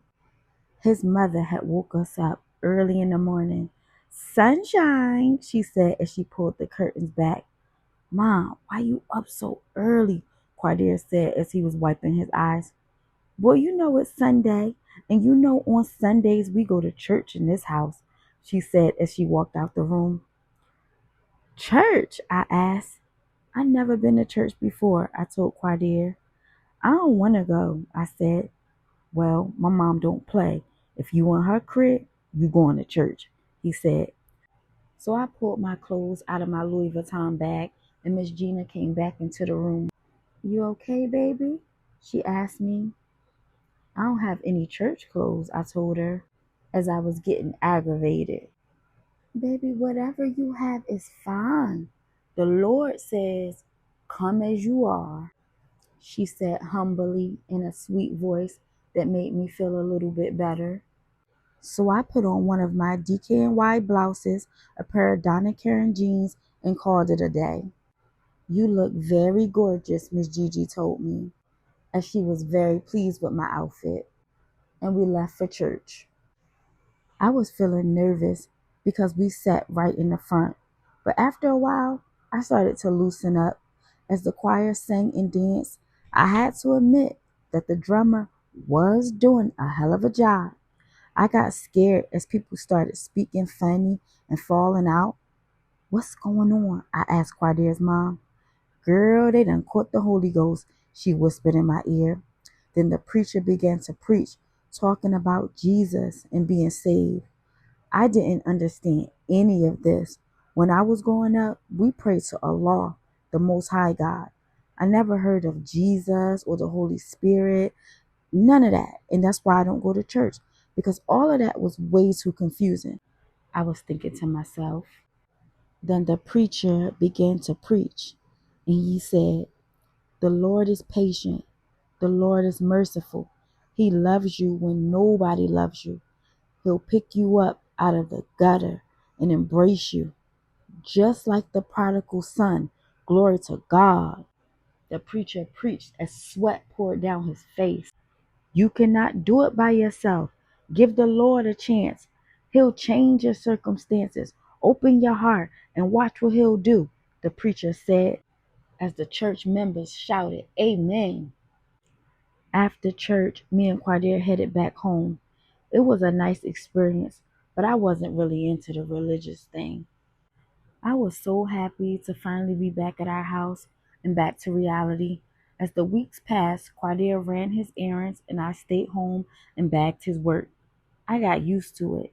He even showed me how to cook it. Quadir helped me pass my driver's test and I got my license. Then I was able to drive him from state to state and everywhere else he needed to go. So he didn't have to worry about looking suspicious. I was his down ass chick. I learned how to be slow to speak and fast to get this money. Me and Quadir sat at the kitchen table as we counted money by the thousands. Behind the entertainment system, we had a steel safe that I didn't even know the combination to. "Will we set?" he said to me as he counted his stack. When we was done, it was about 3 o'clock in the morning, so we got into bed. Quadir started playing with my clit and sucking on my neck, and even though it's been over a month ever since the rape, I still haven't been comfortable having sex with him. So I just put it in the back of my head. I knew I couldn't hold out from him for too much longer, or he would think I was creeping. Quadir had got on top of me and started doing his thing. I let my guard down and got into it, and Quadir felt so good. I grabbed his back, pulling him deeper and deeper inside of me. Even though it was the man I loved, Quadir, I didn't call it making love anymore. I didn't feel like I was worthy of him loving me. I felt dirty and I felt defiled. He didn't know it, but in my eyes, all it was just a fuck. That's all I felt like I was worth. Just a fuck. That's all. No more self-worth, no more self-value after what Terry did to me. Even though I know Quadir loved me, I still wasn't worth more than a fuck. I had woke up the next morning with my head over the toilet. I was throwing up like crazy. "Babe, you okay? I heard you choking in your sleep," Quadir said. "No, babe, my head is spinning," I said, still hunched over the toilet. I washed my face and brushed my teeth and curled up in the bed with Quadir. "Nah, you been tired, moody, and eating everything in the crib," Quadir said as I laid on his chest. "So what, babe? What you saying?" I asked, confused. "I'm saying, I think you pregnant." And I hopped up. "You think so?" I asked. "Hell yeah. Matter of fact, we gonna find out," he said as he put his hoodie on. "Where you going?" I asked. "To the store to get you a pregnancy test," he said, and then he walked out the door. Now that Quadir said it, the thought of me being pregnant was crazy. I was scared, but excited at the same time. It would be too cute to have a little Quadir running around in custom-made Armani Pampers. When he got back, I took the test, and sure enough, it came back positive. I was pregnant. Quadir was happy as hell. He stood there and hugged me and kissed me. "Ain't no getting rid of me now. I'm your baby dad," he said jokingly. Nye, Street Religion, Chapter 8. The next week, me and Quadir took a trip to the Bahamas to get away. I enjoyed the turquoise blue water as we were snorkeling with the dolphins. We had a blast jet skiing, which Quadir didn't want me to do because of the baby. But of course, I did it anyway. I was still on the beach when I got a call on my cell phone from Keisha telling me that Saddam was in trouble. I didn't want to tell Quadir because no one was supposed to know that I was in contact with Saddam at all. Even though I had trusted my baby, I gave my brother my word. And when it comes to him, my word is my bond. I lied and told Quadir that I had begun to get seasick so he can take me home. He was disappointed, but he rushed me home ASAP. When we got back to Jersey City, I called up Sheeta to bring me back to Atlantic City. So of course Quadir wanted to know what was up. I had made up a lie about Sheeta's dad being sick and her needing me by her side. She picked me up from the bus station because I wouldn't dare let her know where Quadir lived. "Hey girl," she yelled as she ran towards me, rubbing my belly. By now, I was about 6 months and my belly was serious and real obvious. "Night, I missed you so much," Sheeta said as she was admiring my custom made maternity clothes. Quadir put the rest of my bags in Sheeta's car. "Boo, you seem fine now. Why you was tripping in the Bahamas?" he asked me, upset that I ruined our getaway. "Babe, I told you that I was sick. Now that I'm back in the United States, I'm fine," I said as I smiled and gave him a kiss and me and Sheeta was out. "Now you sounded anxious on the phone. Girl, what's up? Why was you so in a hurry to get back down here, especially from the Bahamas?" Sheeta asked. "I think all the ocean water was making me sick." I lied to her as well. When we pulled up to my old neighborhood, everything was still the same, and I didn't miss it back here at all. I went into Sheeta's house to drop my bags off, then I called Keisha ASAP. We talked in our secret codes. She told me that she would pick me up by the abandoned playground up the street from Umi's house. I waited there for her for about 20 minutes. Then she pulled up and I hopped in the car. "So how's my niece?" I asked, noticing that her belly was gone. We drove past Umi's house and my heart dropped and I felt nauseous. All I could think of was the way I felt the night Terry raped me. I tried so hard not to relive that moment again. "Nah, I gotta stop past my cousin's house back Maryland for a minute. I'll be right back," she said, and then she got out the car. I sat there observing everything when I saw a crowd of young guys on the stoop hustling. I noticed as a woman walked up to one of them. I couldn't hear them talking, but I saw him shoo her away, but she wouldn't leave. The woman's back was turned to me. She kept begging the guy for some type of drug, and I saw him getting aggravated because she wouldn't leave him alone. The guy started walking away, and she grabbed his shoulder. Next thing you know, he turned around and slapped her so hard that she spun around and fell to the ground. When she fell, I got a close look at the lady, and it was Umi. I hopped out of the car and ran to her. "Umi, you all right?" I said as I helped her up. When she saw me, you would have thought that she saw an angel. "Nye," she said as she was stumbling. She looked horrible. Her hair was matted, her teeth were yellow, her clothes were dirty, and she smelled so bad. "So, Umi, you back on crack, huh?"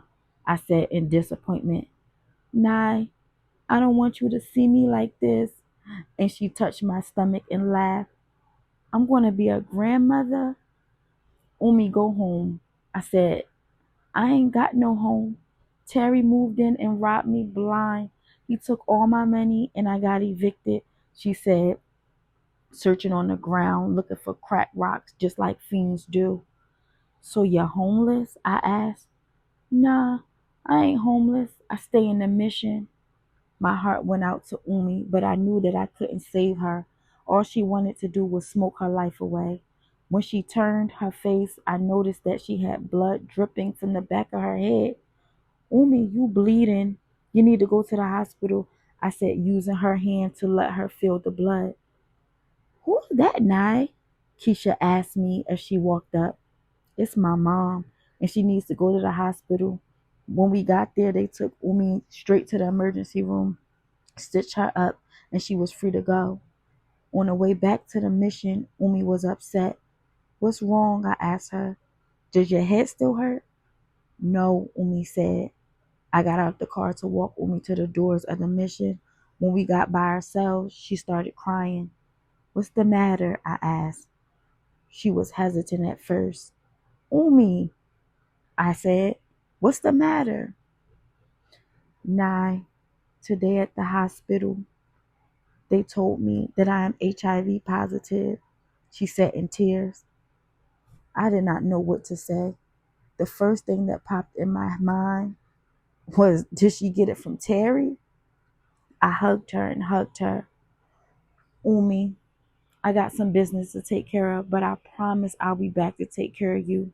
What I need you to do right now is call the ambulance and stay at the hospital and let the nurse take care of you till I get back, I said, still hugging her. I called the ambulance and they took her back to the hospital. I felt sick on the inside, knowing that Umi had HIV and was going to die, possibly a horrible death.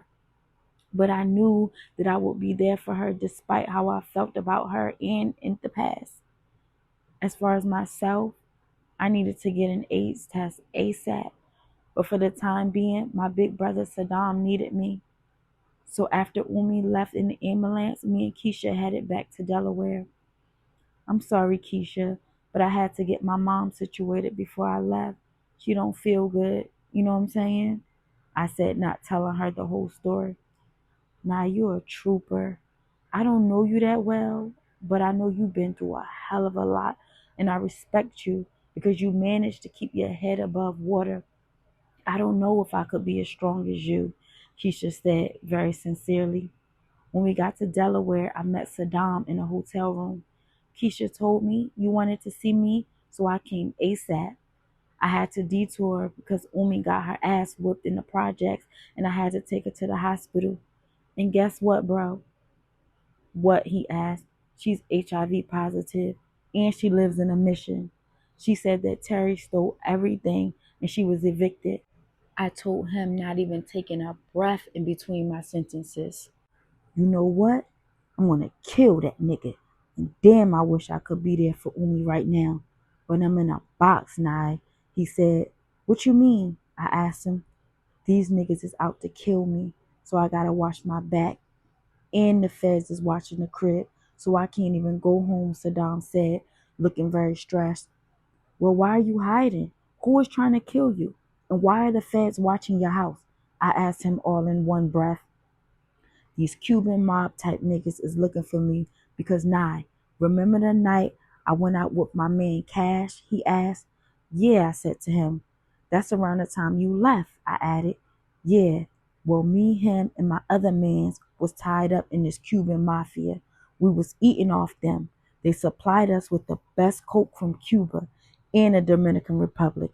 Stuff started getting heavy and the feds got a word of what was going on. Turns out one of them was ratting. They had to be. Everything we did was in codes. Plus, we met at an underground warehouse that nobody would be able to find unless somebody gave them the drop. We had everything on smash. Even the police was riding with us, he explained. Okay, so what does that have to do with you being on the run? I asked him. Cash and my other man was supposed to rob the bank. Like I said, the police was in on it. They made sure they handled their part as far as security and whatnot and where everything was going to go. They got the money and everything. But whoever was snitching let the feds know what was going on. And boom, they was right there in their bulletproof gear and helmets with big guns ready to blow niggas' heads off. Next thing I knew, I saw them on a radar screen coming towards the van, and I cut them off. The van? I asked him. Oh, my bad. Me and four of the Cuban dudes was in a lookout van, making sure that everything went right. But anyways, like I was saying, they was coming towards the van, so I started letting off shots as the driver sped away. Then it turned into a high-speed chase. Throughout the whole thing, 2 Cuban dudes were killed. I hopped out the van on foot and ran through the trees. They had the dogs out and everything. It was nothing but a law that kept me from getting caught, he said, looking up. So that's why you want to run? Because the robbery went bad and somebody was snitching? I asked. Man, come to find out, these two niggas was the rats who set up the whole thing to get us caught. Who? I asked, confused. Cash and my other mans, Saddam said, pissed off. Word? I said, surprised. Yeah, them bitch ass niggas told everything to save they ass because they had caught some charges from being sloppy with their own shit. Okay, bro, I'm trying to keep up. So I understand why you want to run from the feds, but why do you think the mob guys killed Sahir? I asked. Because they think since I'm black and I roll with them rat niggas that I had something to do with it too. But I didn't. I'm just as fucked up about it as they are. Plus, the two Cubans that got killed in the high-speed chase was big bosses. And you know how they feel about their own. So after that, it went crazy. I had to get the hell out of there, Saddam said very stressfully.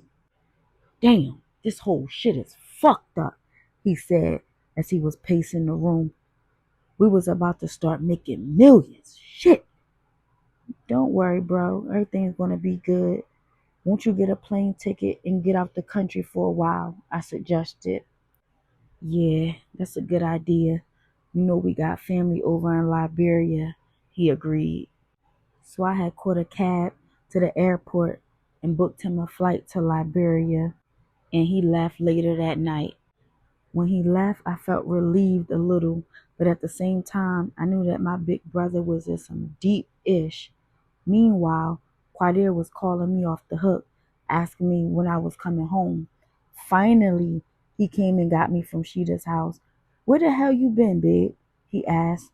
I was only gone for 2 days. Sheeta's dad was doing real bad, I said, lying. I'm just making sure you alright. You carrying my seed, you feel me? He said, and we drove off back to Jersey City. Nye Street Religion, Chapter 9. By now it was Christmas time, and when I got back home, we decorated our Christmas tree. Afterwards, I got in the jacuzzi and relaxed. All type of thoughts was spinning in my head, and that's when Quadir came in and gave me a massage. After I got out, we popped some popcorn and turned on a movie. I was so rejuvenated, and finally, Quadir wasn't ripping and running in and out the house all night. I had him all to myself. I was laying on the couch with my bra and panties on, and Quadir had on a pair of his sweatpants with no shirt, and suddenly we heard a loud boom, and our floor fell down. 6 men dressed in Santa Claus suits in all black masks came through, rushing through the door with Uzis, yelling, "Give us the money! Give us the money!" as they rampaged the house and found about $90,000. Then one of them pistol whipped Quadir and they ran out. It all happened so fast. "You okay, baby?" I yelled as I ran to his side. "Yeah," he said, holding his stomach. "Damn, how the hell anybody know where I live?" he said as he was pissed off. "Nah, we gotta get a new spot ASAP," Quadir said as he gathered clothes for me and him. "Where are we going?" I asked, still frightened from the incident. "We're going to a hotel room. I can't keep you in this crib. Them niggas might come back," he said. "Well, at least they didn't get the money in the safe," I said, comforting him. And we got in the truck and drove to a hotel for the rest of the night. Quadir was not playing. First thing in the morning, we got up to find a new apartment. We found a nice 2-bedroom condo way on the other side of town. Quadir paid cash for it. Then he got a moving truck and we bought all of our stuff to our new house. He also paid the moving guys to set up the whole place for us so we didn't have to lift a finger. A couple days later, we went to get my last ultrasound and they told me I was having a boy. We tried to wait for the last minute to find out, but we could not wait anymore. Quadir was so excited, he couldn't wait to shop for the baby. I was 9 months pregnant by now. So our new 2-bedroom home was perfect and right on time. I had fixed the baby's room up with Winnie the Pooh everything. Babe, I can't wait till my little man get here, Quadir said as he admired the baby's room. Babe, I need you to take this ride with me, he said, grabbing my hand. I didn't feel like going anywhere. My belly was huge by now, and I was ready to push this baby out. I didn't want to do nothing but lay down. But of course, Quadir persuaded me to go, and I left with them. It was the end of February.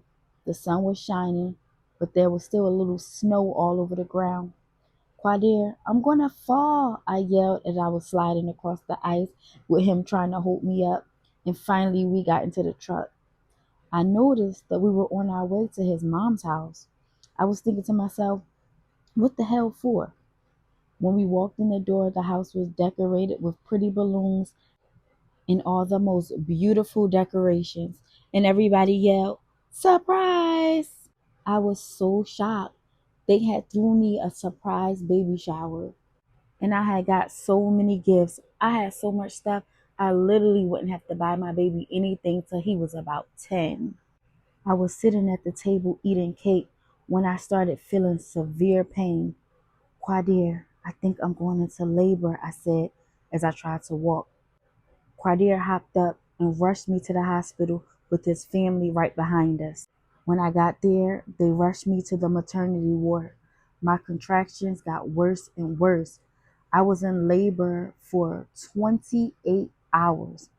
Quadir was coaching and comforting me, but nothing made me feel good because of the pain I was in.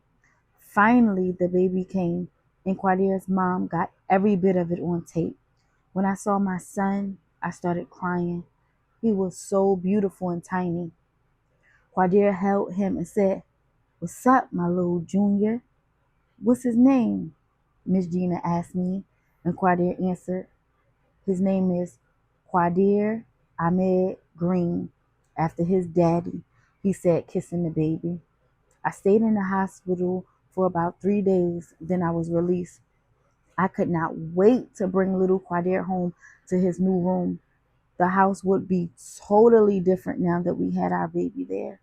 Over the next few months, me and Quadir played our mommy and daddy roles and took good care of little Quadir. It was 2 days before his first birthday when he took his first steps. "Come on," Quadir said as he held his little hands and let it go. "Look, look, my little man walking," he said in excitement as he couldn't believe that the baby took his first steps. I was in the kitchen smiling, cooking and watching them at the same time when I heard the phone ring. "Hello," I said. "Hi, this is the Atlantic City Medical Center. Can I speak to Miss Jones?" The woman's voice said. "This is her," I said in concern. "I'm sorry, Miss Jones, but your mother passed away tonight. She had full-blown AIDS," the lady said, and I immediately hung up the phone. "What happened, babe?" Quadir's face went from smiling to concern. "Umi died today. She died from AIDS. Babe, we gotta go down there," I said as I began to cry and feeling guilty that I told her that I would take care of her, but I wasn't even there for her last breath. I went into the room and secretly called Keisha so that she could tell Saddam the news, even though I knew that he wouldn't be at the funeral because he was still hiding in Liberia. When we got to the hospital, I had to identify Umi's body. She looked so bad. Her face was dark and sunk in like a skeleton, and then she didn't have any hair. I arranged the funeral ASAP. This death thing was getting all too familiar to me. I buried my brother, and now I had to bury my own mother, but I was able to be strong. At the burial ground, it was cold and rainy. I saw the faces of family members that I hadn't seen in years. To my surprise, among those faces was Terry. When I saw him, I wanted to go crazy. He had the audacity to show up after he treated her like dirt, not to mention what he did to me. He stood there in all black looking like Lucifer, and he stared me right in my eyes and smirked. I was burning on the inside. I wanted him dead. Why did it have to be Umi in that casket? Why couldn't it have been him? I thought. After the funeral, I was upset. And after seeing Terry, I felt even worse. I didn't know if Umi got AIDS from him, and it was wrecking my brain. When we got back to Jersey City the next day, I suggested to Quadir that we get an AIDS test. Nah, what you want to get an AIDS test for, babe? I'm clean. What, you don't trust me? He asked. Babe, it's not that I don't trust you. Umi is my mom, and she did die from AIDS. I just want to make sure that me, you, and the baby are healthy. For all I know, Umi could have been had it, and I could have had it since I was born, covering up the fact that I wanted to make sure that I didn't get it from Terry and give it to him and the baby. All right, babe, if it makes you happy, me, you, and the baby, we're going to go get the test, he said, ending the conversation. We went down to the clinic and they did the blood work on all three of us and told us to come back for the results in 3 weeks. I was so scared for those 3 weeks. I couldn't eat, I couldn't sleep, I couldn't think. All that ran through my mind was, I hope I don't have it. I hope I don't have it. Then that means I would have gave it to Quadir and the baby. The 3rd week came and we picked up the results. The nurse took us to her office. Well, I have good news. All 3 of you are HIV negative, she said, and a bunch of weight lifted off my shoulders. See, babe, I told you didn't have anything to worry about, Quadir said as he looked relieved too. But I do have one concern, she said as she put her glasses on, reading over the paper thoroughly. Miss Jones, your DNA matches Quadir Jr.'s, but Quadir Sr.'s doesn't, she said. What? Quadir said as he was holding the baby. I don't understand what you mean, I said to her. I mean, Quadir Jr. and Quadir Sr.'s DNA are not the same, which means Quadir Sr. is not the father, the nurse said. Nah, you tripping, Quadir said as he started getting angry. He didn't want to hear anymore, so he walked out. I'm sorry, Miss Jones, but he is not the father, the nurse said with much sympathy. I was upset, and the room began to spin, and my heart dropped. If Quadir wasn't the father, then that only means, oh my God, and my stomach began to turn, and I threw up in the trash can. That meant that Terry was my baby's father, and I felt sick. I walked out the nurse's office and I knew I had to face Quadir. I didn't know what to say to him or how to tell him about what happened. I didn't know that he wasn't little Quadir's dad. I would have never put him through that. When I came outside, his truck was gone. I called his cell phone, but he didn't answer. Hours went by and Quadir still didn't come to get me. So I did something that I never did. I got on the filthy train. By the time I got back home, it was dark. I tried to open the door, but my key didn't work. I rang the doorbell, but no one answered. Quadir! Quadir! I yelled as I banged on the door harder and harder. I saw that the lights were on, and I knew that Quadir was in the house because his truck was parked outside. I banged and banged on the door until my knuckles began to bleed. My heart was pounding, and I had a bad feeling in my stomach. I looked around the house and saw that the bedroom window was cracked, so I proceeded to open it and climb in it. Finally, after a long struggle, I was in. I walked from the kitchen through the house, and it was very quiet, which was unusual because there's always noise with little Quadir around. Quadir? Quadir! I yelled, and I heard our bedroom door swing open. What the hell you doing here? Get the fuck out! Quadir yelled as he grabbed me by my arm and was pushing me. Quadir, stop, let me explain what happened. Let me explain. I was crying to him. I was raped. I yelled as I was crying and trying to keep him from hurting me. Rape? Raped by who? With your lying ass, he said, mushing me all around the room. Quadir, please, please listen. Terry raped me, I said as I fell to the ground in tears. It hurt me so bad to have to tell him that. Ever since it happened, I haven't told a soul. I didn't even want to believe it myself. Why, Nye? Why didn't you tell me? Why you do this to me? The little nigga even got my name, he said as he punched the wall and dropped to the couch with his hands on his head. I got up off the floor and sat next to him and held him, and I told him the whole story from the beginning to end. As I was telling him, I saw the anguish and hurt in his eyes. I rubbed his face, and tears just started running down. He was crying, and so was I. I felt messed up inside. I had never seen a grown man cry in my whole life. Babe, you don't have to cry, I said to him.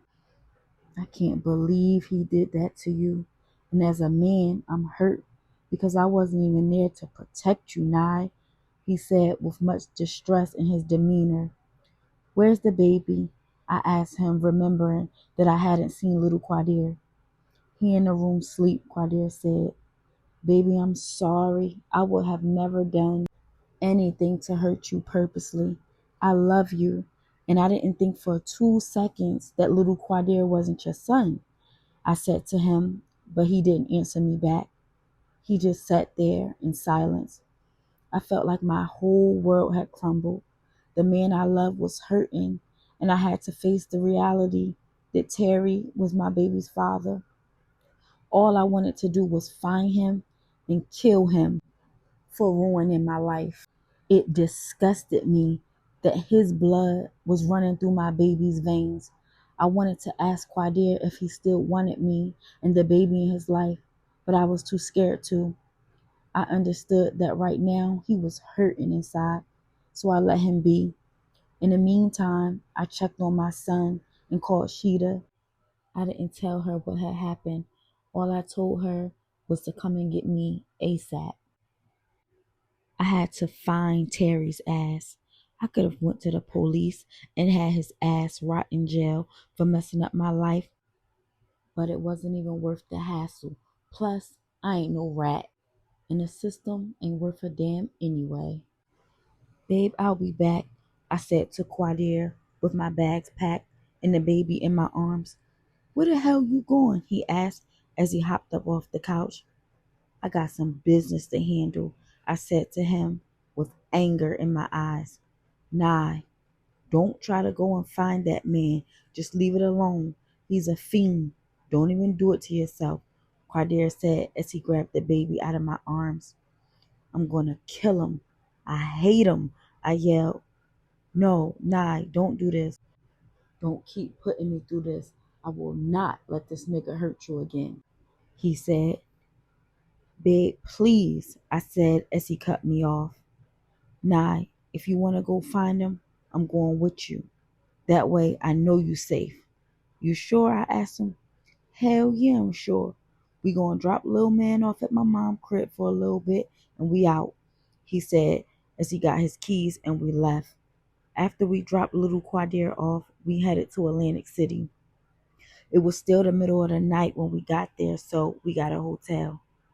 Babe, thank you for doing this with me and not kicking me out of your life, I said to him as we laid in the bed.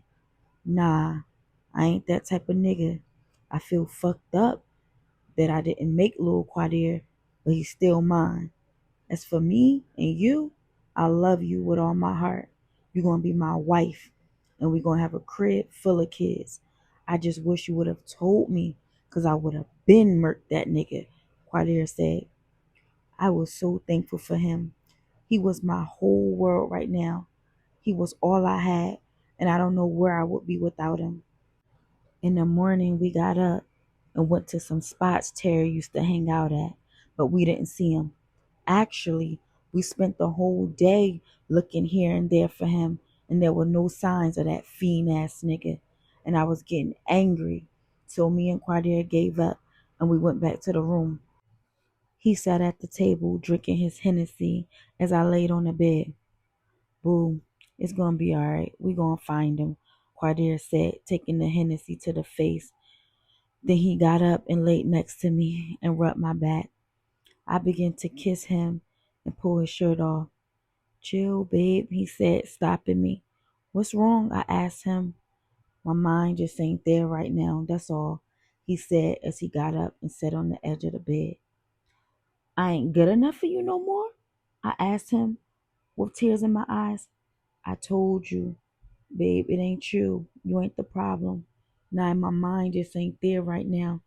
Just fall back and be easy, he said. I felt some type of way.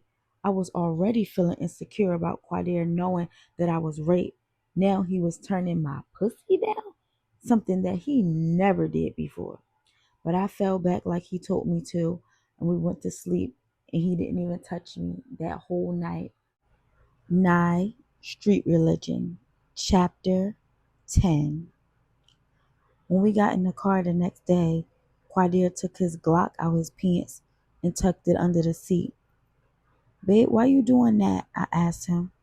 That shit was squishing my dick, he said as he fixed his pants. We were driving past the projects when I noticed what looked like Keisha's car. Babe, pull over here, I said to Quadir anxiously. For what? He said, stopping the car. But I didn't answer him. As soon as he pulled over, I jumped out the truck and ran to Keisha's cousin's house. I had a gut feeling that something was wrong. As soon as I got to the door, Keisha saw me and pulled me in the house. Nye, Saddam came back from Liberia and he's bugging out, she said as she was crying. What? What you mean? I asked her. He keep talking about how he don't care about anything anymore and that he's going to get revenge for his little brother. Where is he? I asked. I don't know.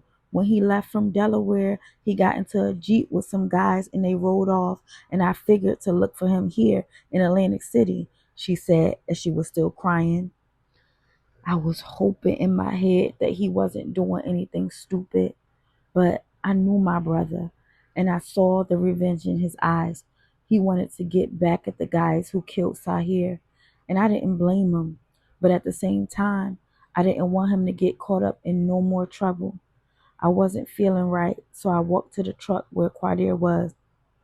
Babe, can you take me to the store? I asked him, and we drove off. When we got out the car, I grabbed his Glock from under the seat and I tucked it under my boots. Babe, you okay? He asked me when he came back to the truck. Yeah, I'm good, I lied to him, not telling him what was going on with Saddam. When we got back to the projects, to our surprise, we saw Terry on the playground shooting dice. Quadir spotted him first and ran up to him and beat the crap out of him. He beat him even worse than he did before. And the whole projects watched as blood splattered everywhere.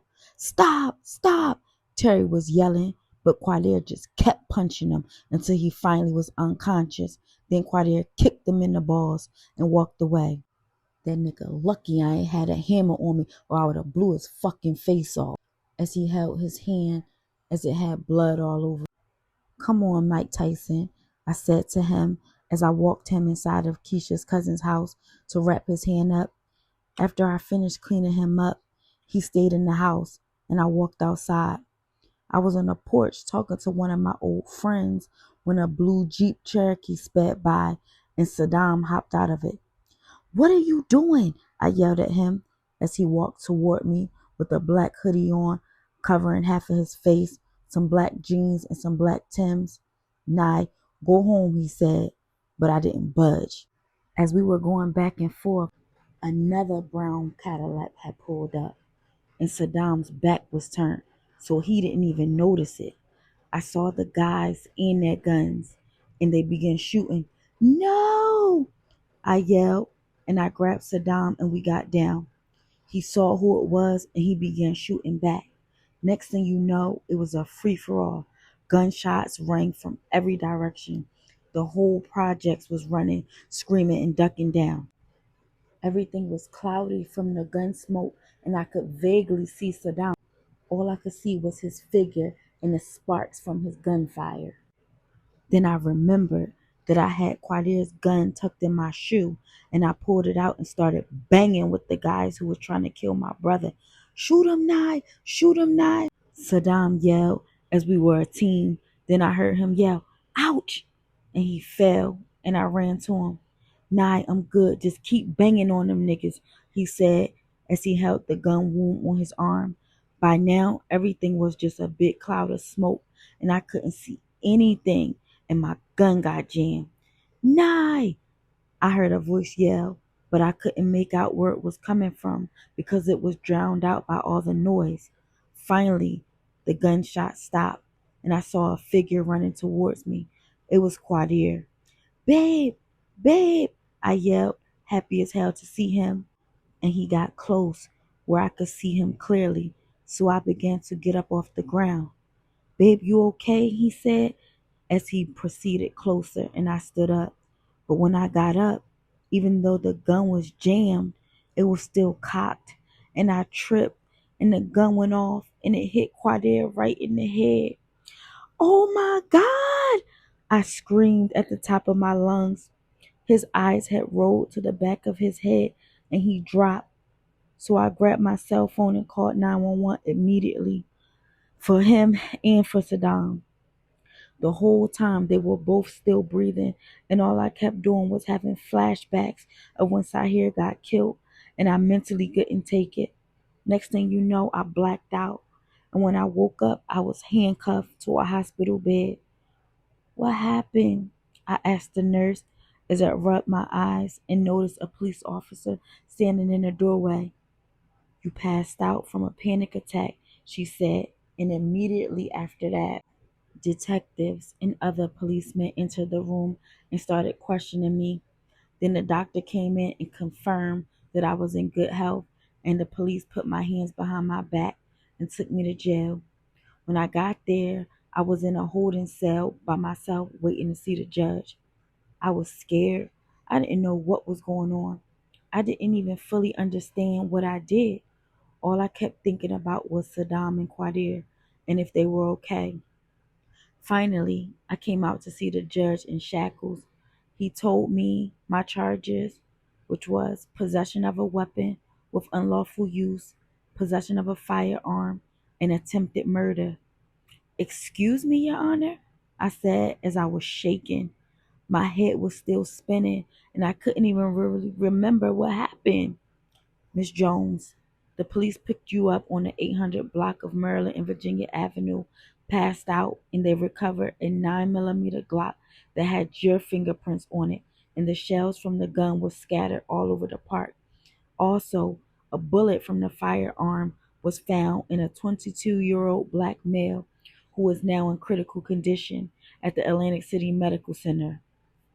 Immediately, a flashback came to me of when I shot Quadir, and I broke down. Miss Jones, you have a right to an attorney. If you cannot afford one, we will assign you a public defender. Do you understand? He said. Yes, I replied, still shaking and not knowing exactly what was going on. I had never been in front of a judge before, and I thought he was going to tell me what I did wrong and was going to let me go home.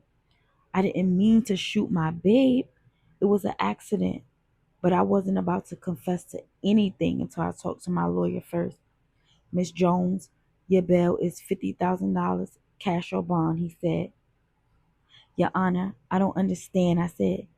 You are being indicted, meaning you have committed a crime, Miss Jones, and now you are in the custody of the Atlantic County Justice Facility until you are arraigned, meaning either you take a plea bargain from the prosecutors or you go to trial. In the meantime, you can be released on bail, he said. But, Your Honor, I don't have $50,000, I said to him as I was still shaking. Miss Jones, the only thing I can tell you is to go through a bail's bondman, which will only charge you 10% of the bond. And I began to cry.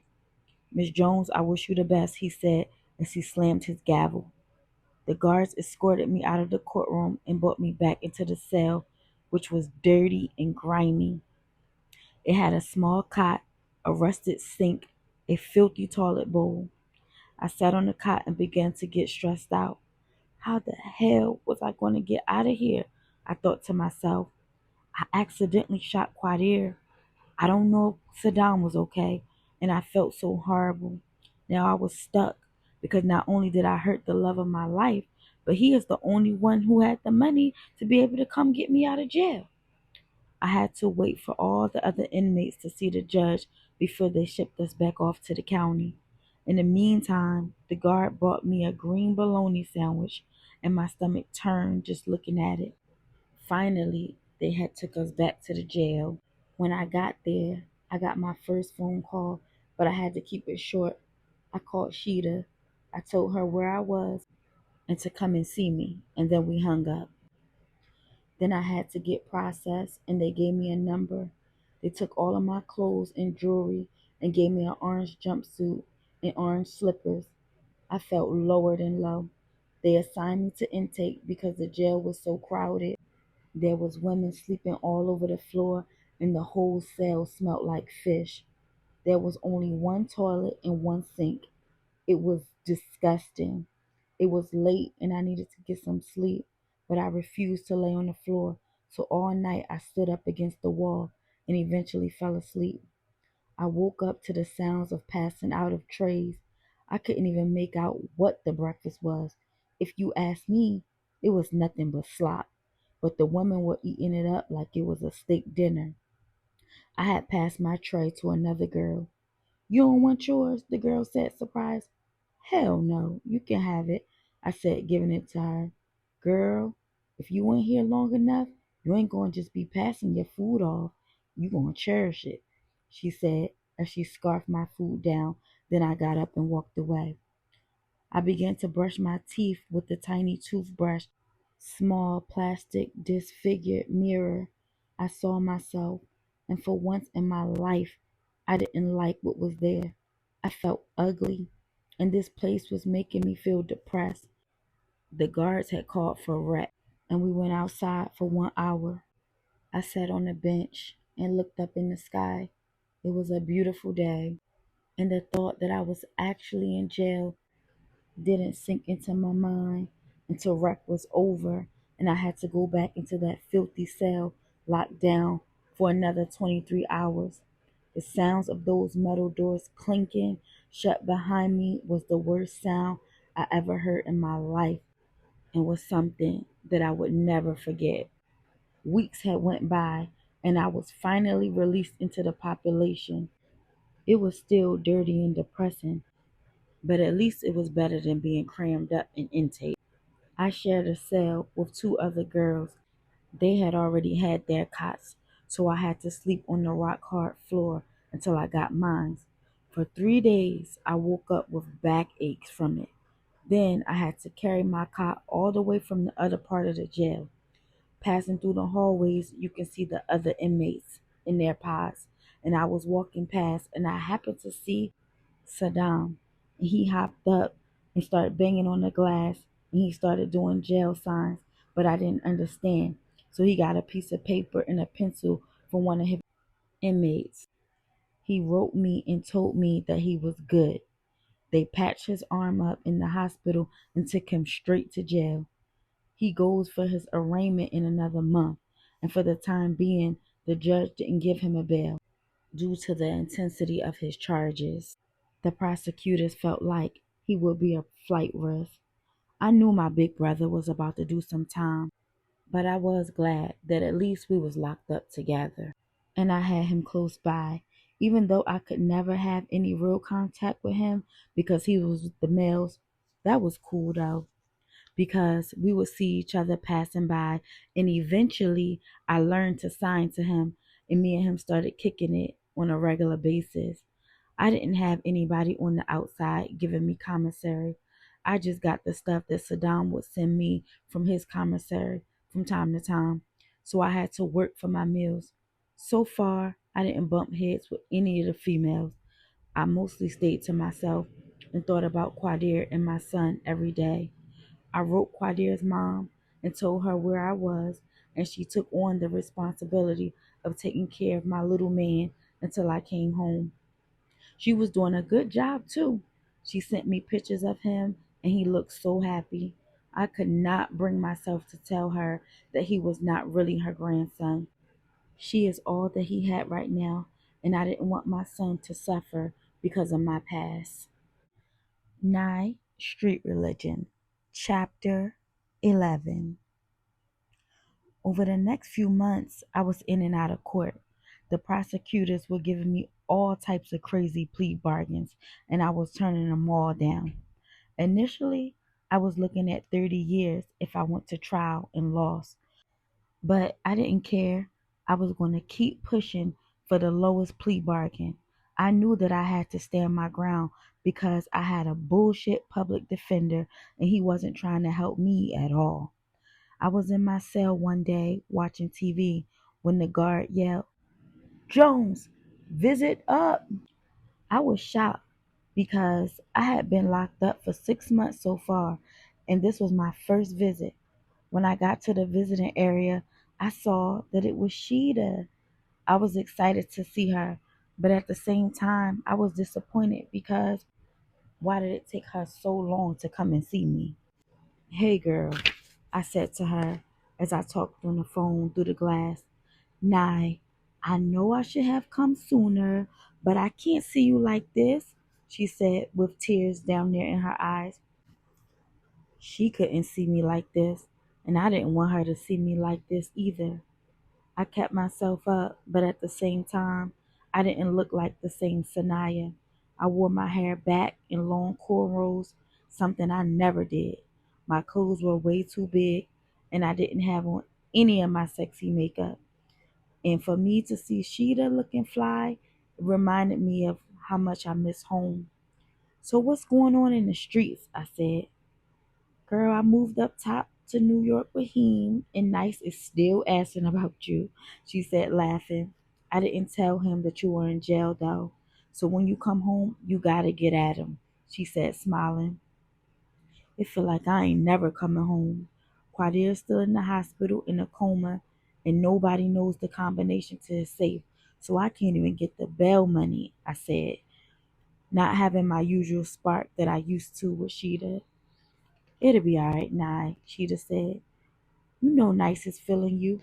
If you want me to, I can tell him about the situation, and I know he will get you out." "Nah, I'm cool. Hopefully I'll beat this case soon," I said. "Who's paying for your lawyer?" Sheeta asked. "I don't have a lawyer, girl. I got a BS public defender who definitely ain't on his grind. And it worries me because I'm okay right now, but if we go to trial, I know the jury is going to burn me," I said to her. "Oh, hell no. You my girl. I'm going to make some phone calls and I'm going to make sure to get you home. Then we're going to get you a lawyer," Sheeta said to me. "Nye, how much is your bill again?" she asked. 50,000, cash or bond," I said, getting stressed out. "So all you need is 5 bands to get you home?" she said. Then the guard walked over to tell me that my visit was up. "Nah, don't worry, girl. I'm going to get you out of here," she said, and we said our goodbyes and she left. When I went back to my pod, I felt good that I saw Sheeta, and I prayed that she stuck to her word, but I didn't get my hopes up just in case. The next day, they passed out our commissary order slips, and to my surprise, I got one.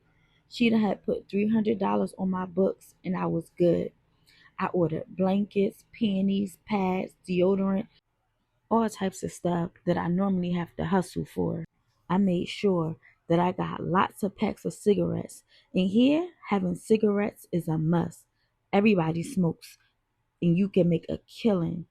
I was outside for rec jumping rope when a girl approached me. "Let me get 2 cigarettes," she said. And I went to reach in my sock to get them, and when I bent down, she kneed me in my nose, then stole them and ran. I was pissed off. I was hip to jail, so I always kept a razor in my mouth. I waited until all the commotion died down. When we got back in our pods from rec, I saw her by the microwave. I waited until she sat down to eat her soup. Then I walked over to her and said, "Remember me?" And I grabbed my razor and sliced her right across her face. I had so much hurt and frustration built up in me that I kept on slicing her over and over and over. and there was blood everywhere. The guards ran in and maced me and drugged me to lock up. In there was dark, cold, and I was naked. I sat balled up on the floor and I cried. My life was going downhill and I was out of control. I did something I never done before. I prayed. I prayed to God, even though I didn't even know who He was, and I begged Him to help me. I stayed in lockup for about 2 weeks, and the whole time I was in there, I received letters from NICE. It felt so good to have someone on the outside. He made sure he put a couple dollars on my books every week, and when I got out of lockup, he came to see me. During a visit one day, I told him my situation, and he got me a top-notch attorney from up New York, and from then on, the court was going good. The prosecutor started to back down and lower my sentence from 30 years to a 10 flat, and they were going to throw out the attempted murder charge as well as the new charge I had caught from slicing that bitch in her face. My lawyer was a beast, and he was confident in going to trial. Mr. Marciano, you really think we can beat the whole thing? I asked my lawyer as we sat in a meeting inside the jail. Hell yeah, Saniyah, these fuckers can't prove anything, he said as he viewed my paperwork. But between me and you know I really did shoot my boyfriend Quadir by accident, and those shells did come from the gun that I had too, I said worried. I ain't the number one defense attorney for nothing. Look, I've gotten murderers and mobsters acquitted in front of a grand jury. Don't worry, your case is a piece of cake. I can beat it with my eyes closed, he reassured me, and he was very, very cocky. Weeks later, the trial had begun. I walked in the courtroom in my three-piece suit, almost looking like myself again.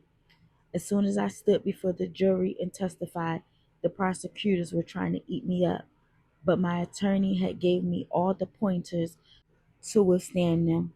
As I looked in the back of the courtroom, I saw Sheeta and Nice, and they gave me even more confidence. The trial lasted for 5 days, and they both came each and every day. On the last day, it was time for the jury to give the verdict. I was so nervous that I couldn't breathe. The prosecutors were pissed that we went to trial, that if found guilty, I would have to serve time in prison for all my charges, which altogether equaled 60 years. Finally, after 3 hours of deliberation, the jury came back. Is the jury ready for the verdict? The judge asked. Yes, one of the jurors said. We find Saniyah Jones not guilty of all charges. And when I heard that, my heart flipped and my lawyer jumped and yelled, Yes! And I gave him a big hug. Nice walked up to him and handed him a knot of money, and the prosecutors were pissed. It felt so good knowing I was going home. Sheeta and Nice drove down to the jail to pick me up. After they released me and I got all my belongings from the guards, and I vowed to never, ever see jail ever again. Nye Street Religion, Chapter 12. As soon as I got out of jail, to my surprise, Nice had bought me a whole new wardrobe. Then he took me to a fancy restaurant. I haven't eaten real food in about a year, and it tastes so good. After that, he dropped me off at Sheeta's dad's house in our old neighborhood. When I got there, it brought back so many memories. How does it feel to be home, girl? Sheeta said. It feels good, I said as I smiled, and I threw my hands in the air. I knew I still had some unfinished business, so I went for a walk. Being in my old neighborhood made me think of the way things used to be before all of this malice came into my life. I miss those warm feelings that I used to have, but I knew that I could never get them back. I walked to the graveyard where Umi and Sahir were buried next to each other, and I sat there. Mommy, I miss you so much. Even though you wasn't always there, I loved you with all my heart. I said to her as I cried, and I sat there for a while rubbing her tombstone. Then I walked over to Sahir's tombstone. You already know what I'm going to say, right? I said as I laughed and cried at the same time. You was my best friend in the whole world, and my heart aches for you. I would do anything to bring you back. I got a son, and he acts so much like you. I'm sorry I couldn't save you. You was a special person, and that's why God made you one of his angels. I love you, big brother, I said as I kneeled at Sahir's grave and kissed it. Then I left. Afterwards, I walked to the medical center where Quadir was. When I went into his room, he was laying in the bed. Hi, baby. Do you remember me? I asked him as I rubbed his face. He can't hear you, a woman's voice said, and I turned around, and it was his mother, Miss Gina. I'm sorry, I said to her. I know you are, Nye. The doctor said he's getting better, though, she said as she sat next to Quadir and held his hand. I felt horrible because it was all my fault because I shot him. Nye, when were you released from jail? Miss Gina asked. Today, I said to her as I stared at Quadir. I can't even look at him. Do you think he will come out of his coma? I asked in disbelief. The doctor said he won't, but Nye, I'm a praying woman, and I don't believe the report of a man. I believe in the report of the Lord. My son has been in this hospital for a year, and I come up here every day, and I'm still standing on my faith that he will be healed. So don't you condemn yourself and feel guilty. Find forgiveness in your heart, Nye, she said to me. But it was hard for me to forgive myself, seeing what I've done to my beautiful man. I was sitting next to Quadir when his brother came into the room holding little Quadir. My baby, I said as I stood up and smiled, holding my arms out for him. But he acted as if he didn't even know me. It's mommy, I said, giving him a kiss, and he started crying and reaching for Miss Gina. My son was almost 3 years old, and he was so handsome. I can't say he got it from his father. It's mommy, I kept saying, but he just clung on to Quadir's mom, and my feelings were so hurt. Nye, I'm sorry he's acting like this. It's just that he's not used to you anymore, Miss Gigi said. Well, he has to get used to me again, I said as I grabbed him out of her arms and she grabbed him back from me and sat little Quadir in the chair. Nye, let me talk to you in the hallway, she said to me. Then I got up and followed her. Nye, I was going to write you in jail, but it's better now that we are face to face. For what? I asked, confused. I wanted to tell you that I want to take full custody of little Quadir. No, he's my son, and he's all that I have, and I'm his mother, not you, I said, furious. Nye, you just came home from jail. You are young, and you're not ready for all this responsibility that a child brings, she pleaded. I don't want to talk about it anymore. He is my son, and you can't have custody of him, I yelled, and she looked at me like I was crazy.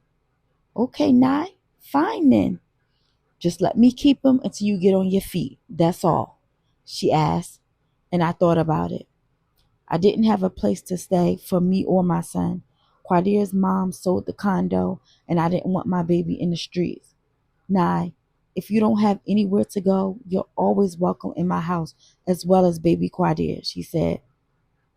Okay, I said to her, taking up her offer, and we stayed with Quadir for a little while longer. When we left the hospital, she drove me past Sheeta's to get my clothes, and we drove off to her house. It was cool staying with Miss Gigi. It made me feel close to Quadir. I hated the fact that he was in a coma, but I still loved him, and I respected his mother for allowing me to stay in her home, even after what I did to her son. Nye, can you get baby Quadir dressed? I'm going to take him to the park, Miss Gina said. Sure, I said to her, and I put him in the tub and played with him. Weeks had passed and he warmed up to me. I love my little man so much, but it hurt me to look at him and know that he's not Quadir's and that his father was a no good fiend, and I conceived him out of rape, but he was still my flesh and blood, and he was the only blood that I had in my life right now. Mommy, love you, I said as I kissed him. Then I heard my phone ring. Hello? I said, and it was nice. Hey, sweetheart, you good? Yeah, I'm good. Thank you so much for doing everything that you did for me, I said to him. Where you staying? He asked. Nice didn't know that I had a son, so I told him that I was staying with my aunt. All right, cool, cool. All right, that's cool. So when can I see you? He said. I don't know, Nice. I'm kind of busy these days, I said to him. I ain't trying to hear all that. I'm coming to get you tomorrow. Tell me where you live, and I'm going to have my driver come and get you at 6 o'clock p.m., he said, very stern, and I was a little intimidated. I live at 88 North Park Lane. All right, Ma, I'll see you tomorrow, and look sexy for me, he said, and then we hung up. I didn't really want Nice to come and get me.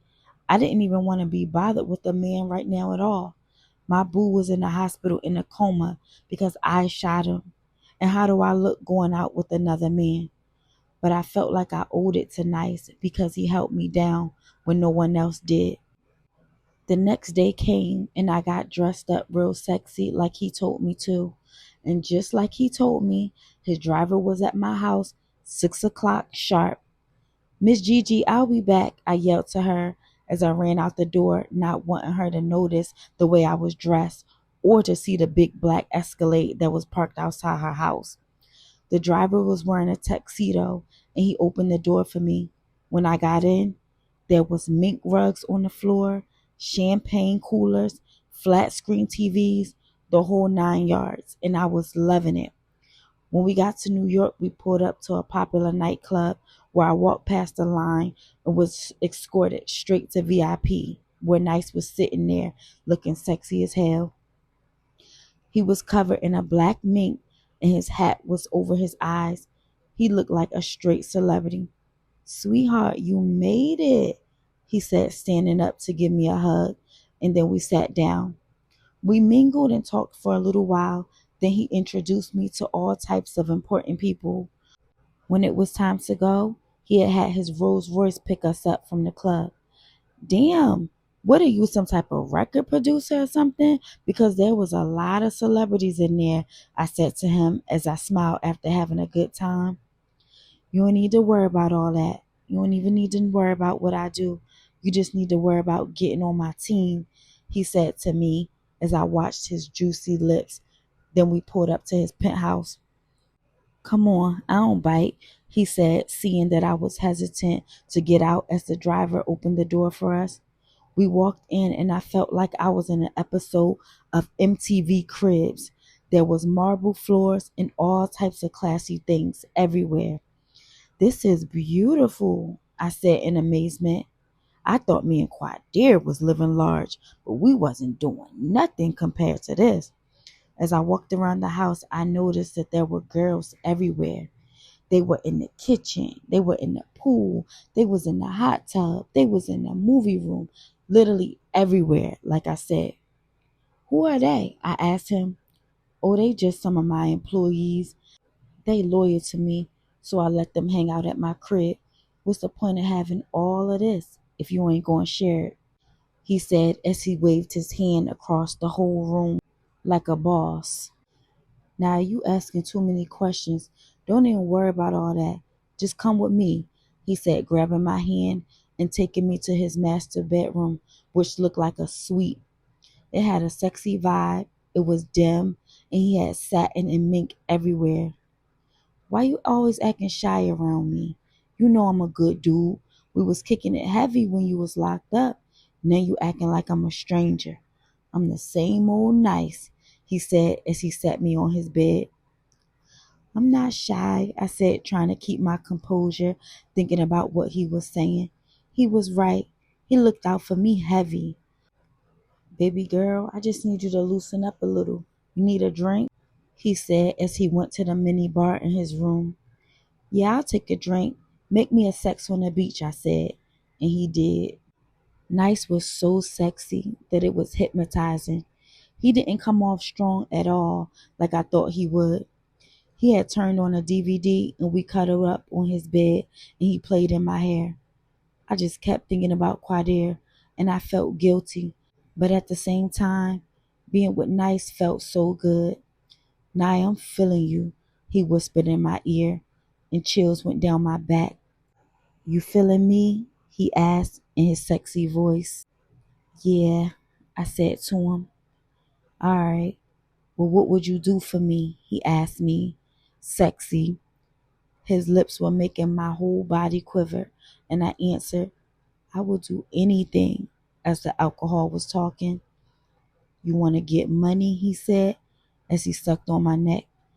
Yeah, I answered him. Get up and dance for me, he said. I was hesitant, but I got up and I began to dance for him. Take your clothes off, he said, as he laid back on his bed with his shirt open. And I began to strip for him, being very exotic and kinky. Crawl to me, he said, as he dimmed the lights even more. I crawled to him and danced all over his body as he rubbed all over mine. What would you do to make me happy? He asked. Anything you want, I said, as I was still grinding on him.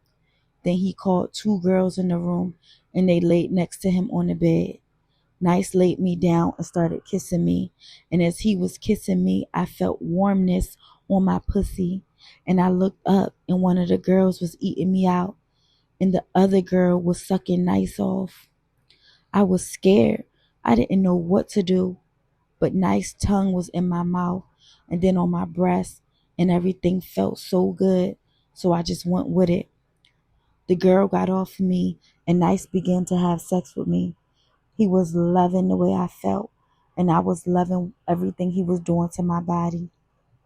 The two girls were having sex with one another, and it was an all-out orgy. Then another girl came into the room, and Nice stopped having sex with me and told me to get on my knees, and the girl put her pussy in my face. Nice said he wanted to watch me eat her out while he beat off. In the morning, I woke up lying next to the two girls, but Nice was gone. What happened? I asked one of the girls as I was holding my head that was pounding from a headache. Girl, what you mean, what happened? She asked me, being sarcastic. Then both girls got up and walked out the room. I sat on the bed in a state of confusion. I didn't remember anything from last night. Nice came in the room dressed, looking fly as usual. What's up, baby girl? He asked me as he was going through his drawers. Nice. Why did I wake up next to two girls this morning? I said, still holding my head. Don't even worry about it, sweetheart. Just get dressed so you can take this ride with me, he said, handing me some new clothes. I was looking fly. Nice had me Gucci from head to toe. Me and Nice cruised around New York all day long, talking and laughing, and it was feeling like he was my man. He was cool as hell, and I was really feeling his style.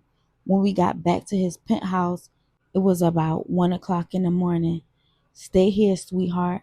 I gotta make a run, and I'll be right back, he said to me as I sat on his bed. When he left, I started flicking the channels on his plasma screen. Then I got thirsty, so I went to the kitchen to get some orange juice. As I walked past the theater room, I saw 4 guys in there, and I didn't pay them any mind. As I was pouring my juice, I heard them hooping and cheering, and I thought they were watching a basketball game.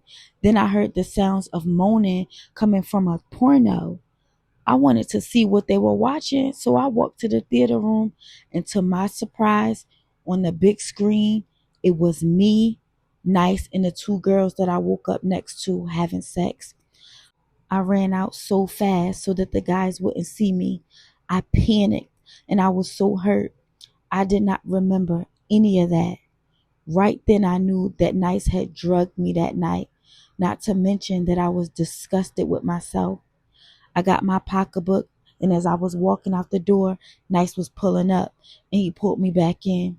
Where you going? He asked, and I began to cry out of embarrassment. Come back in here and let me talk to you, he said, grabbing my arm so firm that when he let go, he had left fingerprints on it. Nice. I saw all of your friends watching me on tape.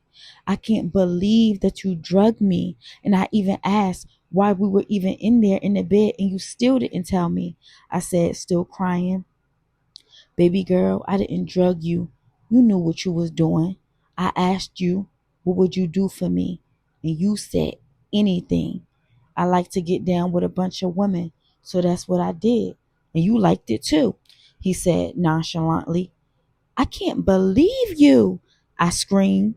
Yo, you gonna keep your voice down in my fucking house, he said very firm. Listen, Nye, I told you I'm about my money. All these broads in here get money. They hit the strip every night and bring me my bread. I take care of them, and I'm trying to take care of you too.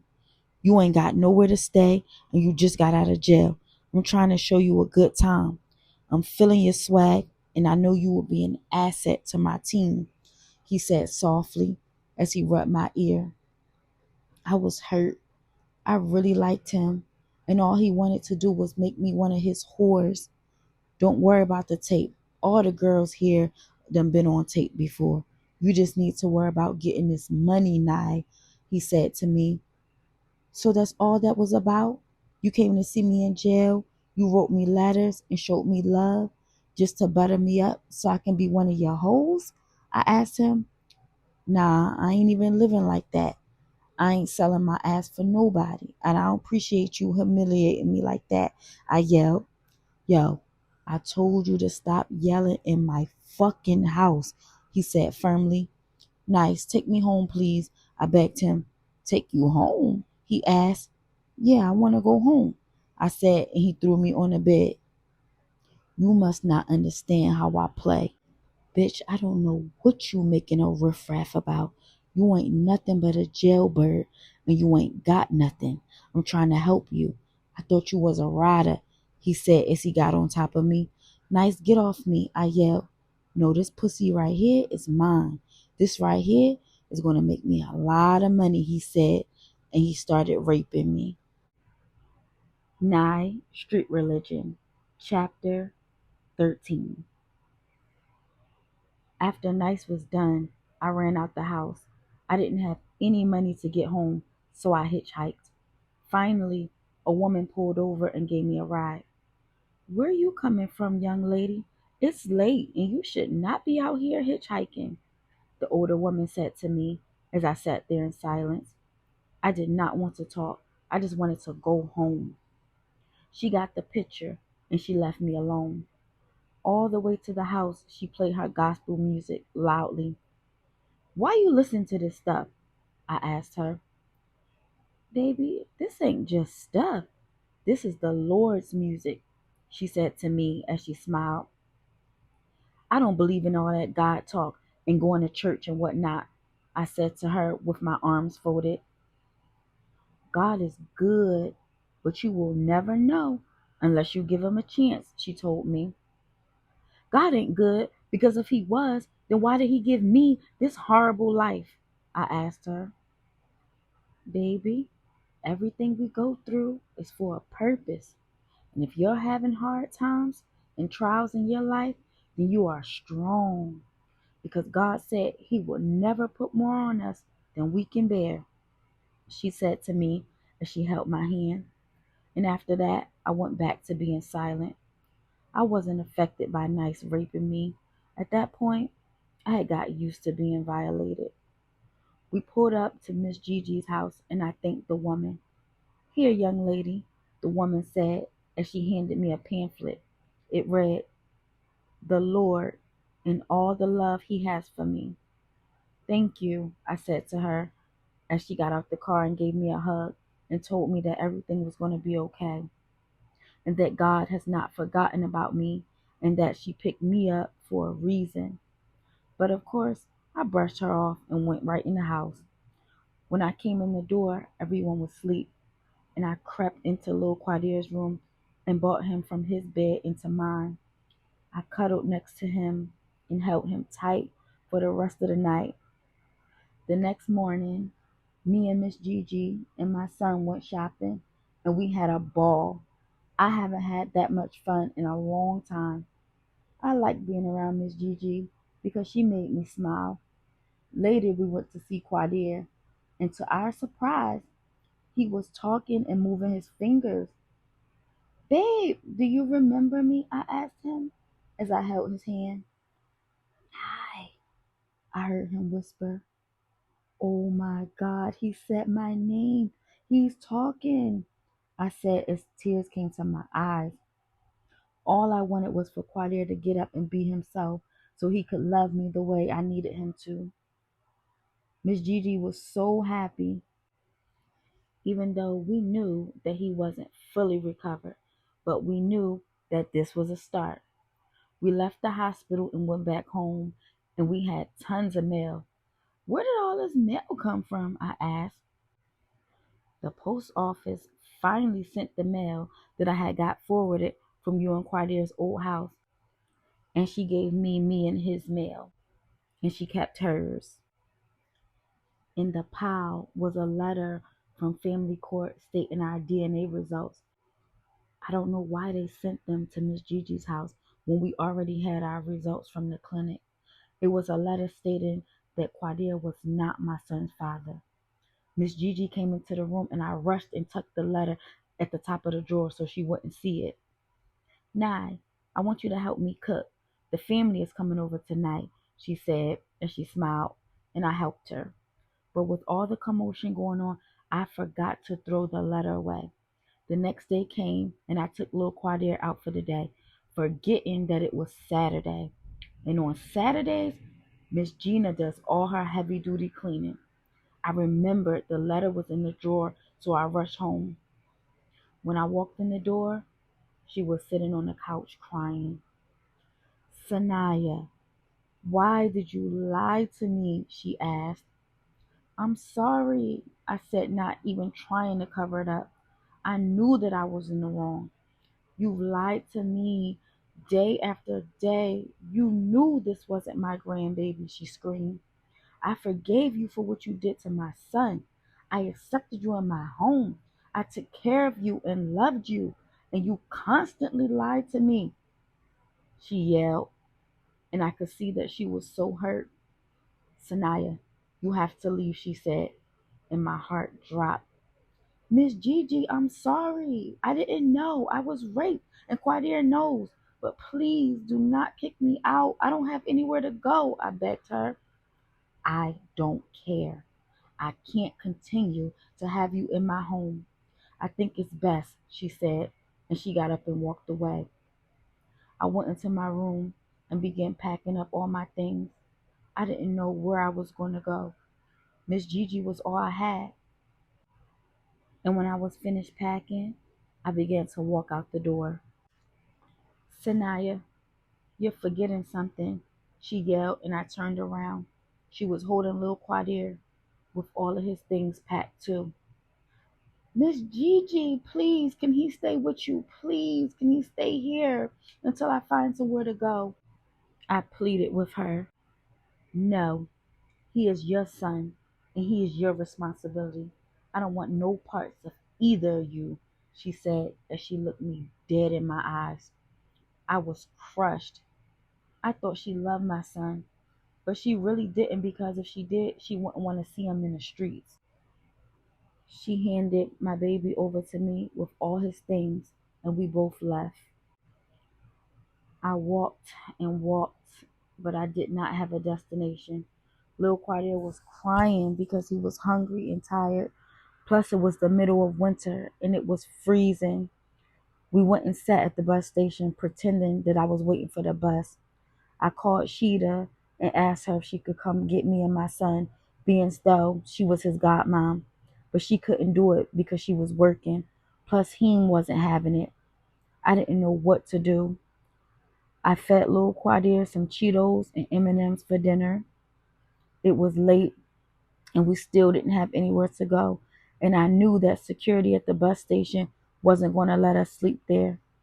As I walked, I saw there was a mattress in the alleyway, and I was tired, and my son was already asleep in his stroller. So I laid down outside on a cold mattress. When I woke up, there was people walking past me, and I was so humiliated. But I knew that I had to find breakfast for my son. I went down to the welfare building and applied for welfare and food stamps, but I didn't have an address, so they couldn't help me. Days went past, and I walked the streets with my son, finding places to sleep and washing up in public restrooms.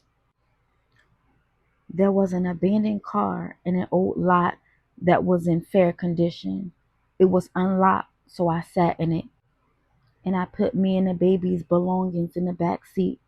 I didn't have a key, so I couldn't start the car to listen to the radio or turn on the heat, but it beat sleeping outside on the ground. I ran out of the little bit of money that I had, so to get my son food and pampers, I had to start stealing. It was a big risk, but my baby had needs. After a while, he started getting sick because it was so cold, and I didn't have a way to get him to the doctors or get him medicine. So I checked him into the medical center where I knew that they could help him. It was a big load off me. While he was there, I was able to go look for a job without a baby on my hip, but nothing was coming through for me, and I just kept running into dead ends. It was so cold one day that I felt like my fingers were going to fall off. I knew that I had to resort to something because I could not be homeless for much longer. So I did something that I never thought I'd do. I called Nice. "Hello," he said. "Nice. It's me, Nye," I said, very hesitant. "Why you calling me from a payphone?" he asked. "Because my cell phone is off." "Nice. I need a favor from you," I said. "I need to come and stay with you for a little while," I told him, and there was a silence.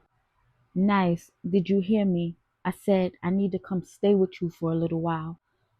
And finally he answered, "Nye, you know what coming to stay with me consists of, don't you?"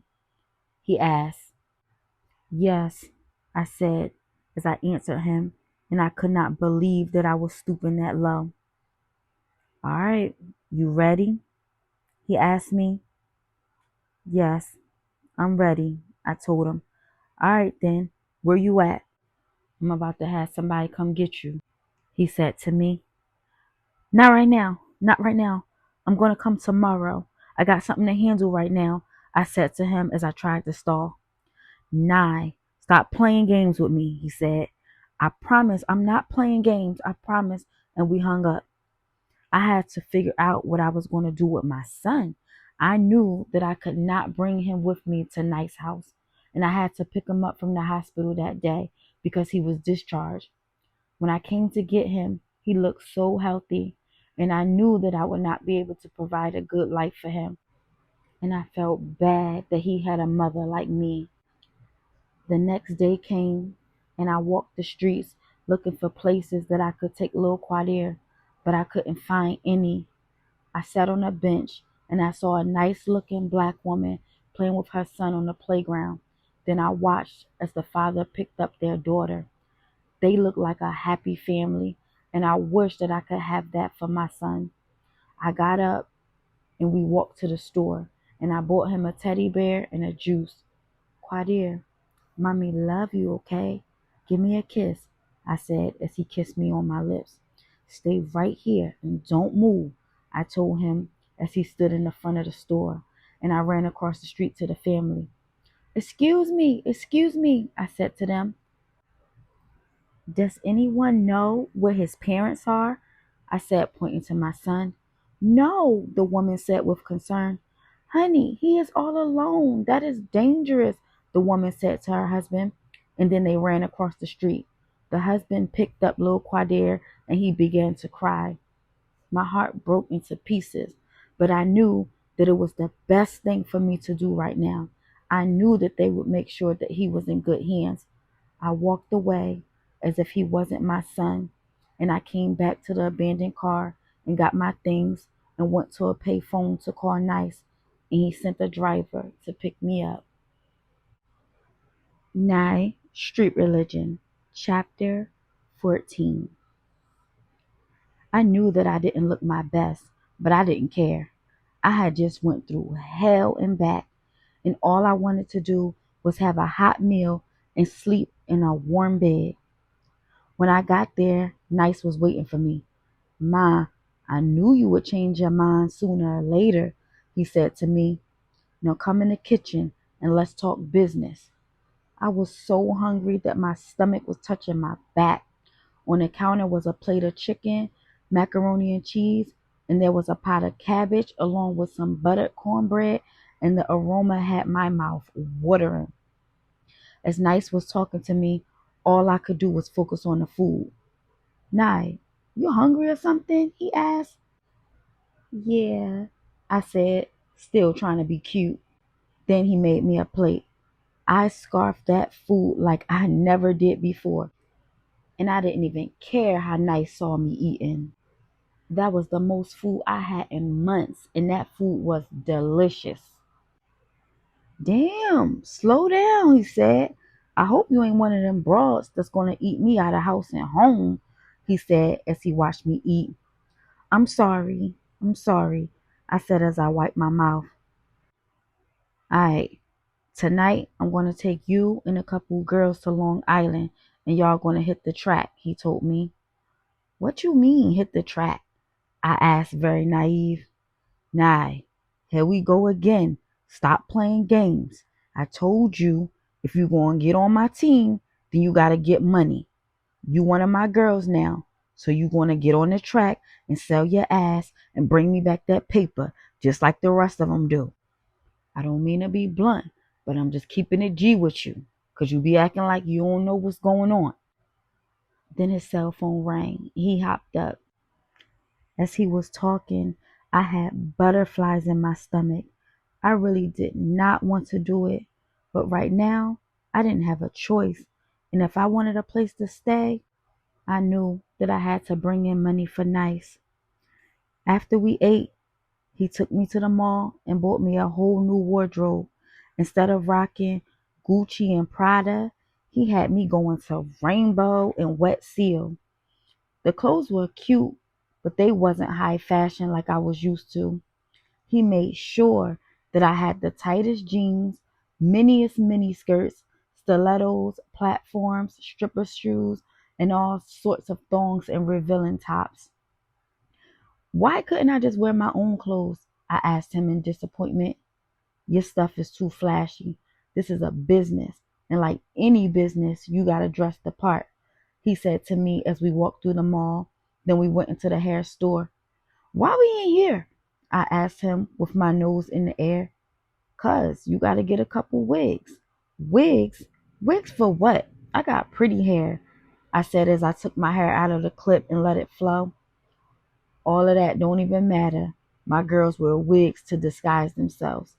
I can't have you all on the track getting money, then take you to a social event and people recognizing you," he said to me as he was picking out the wigs. "So why you take a prostitute to a social event with you if she's just there to make money?" I asked him. "Why not? Parties, clubs, and events I attend are filled with millionaires looking to have a good time. So I advertise my girls. They don't know that they're prostitutes. They see them as pretty faces that give up the pussy easy. And I like that. I call it fast money," he said. Then he began trying wigs on me. One of them was really short and black like Rihanna's haircut. Another one was long and blonde, and it came past my butt. After that, he put a red one with a long ponytail on me, and I hated the way they felt. I was not used to having anything fake in my hair. When we got back, I went to sleep for a little while. Then it was time for me to get dressed. I put on a pair of super tight jeans, a small top that boosted my breasts up and showed my thong, a pair of knee-high patent leather stiletto boots with my long blonde wig, and one of the girls did my makeup. I definitely looked the part. I had to admit, I was one sexy hooker. Nice had a driver come and pick us up and took us to Long Island, where it was cold as hell. The air hit my face and it was freezing. I wasn't sure what to do, so I stood on the corner with my hands bundled in my coat. "Girl, what are you doing?" one of the girls asked me. "Watch me," she said as she walked up the street, strutting and flaunting herself until a car pulled over. She leaned in to talk to the guy, and after they made arrangements, she walked back over to me. "See, you gotta be sexy with it. You can't just stand on the corner like a bump on a log. Now come with me," she said as she took my hand. "Where are we going?" I asked her. "We going to meet the guy in the red Honda at the Econo Lodge," she said. When we got there, a white man, about 40 years old, opened the door. He had on a pair of boxers without a shirt. His legs and back were so hairy. He had a pop belly and he looked so disgusting to me. "Ah, I got two of you," he said as he laid back on the bed. "No, she's just here to watch," the girl said seductively. Okay, this some kinky type of stuff," he said, smiling, preparing himself for what was to come. "First, where's the money?" she said, holding her hand out as the man put out a knot and she counted it. It was $1,000 and she agreed. The man wanted her to do all types of dominatrix stuff with whips and chains and burning wax, and she did. I wanted to throw up while they were having sex. It was awful. He was moaning and grunting like a pig, and finally it was over and we left and he was fast asleep. "See, that's how it's done," she said as we walked back to the strip. "You gotta be confident and you know what you want and don't let them play you. You gotta keep your game face on at all times. This out here ain't no joke." "What's your name?" she asked me as she sparked up her cigarette. "Nye," I said as I was freezing my butt off. "No, your name ain't Nye no more. Your new name is Sunshine," she said. "Sunshine?" I asked. "Yeah, once you enter this lifestyle, you gotta have a fantasy name.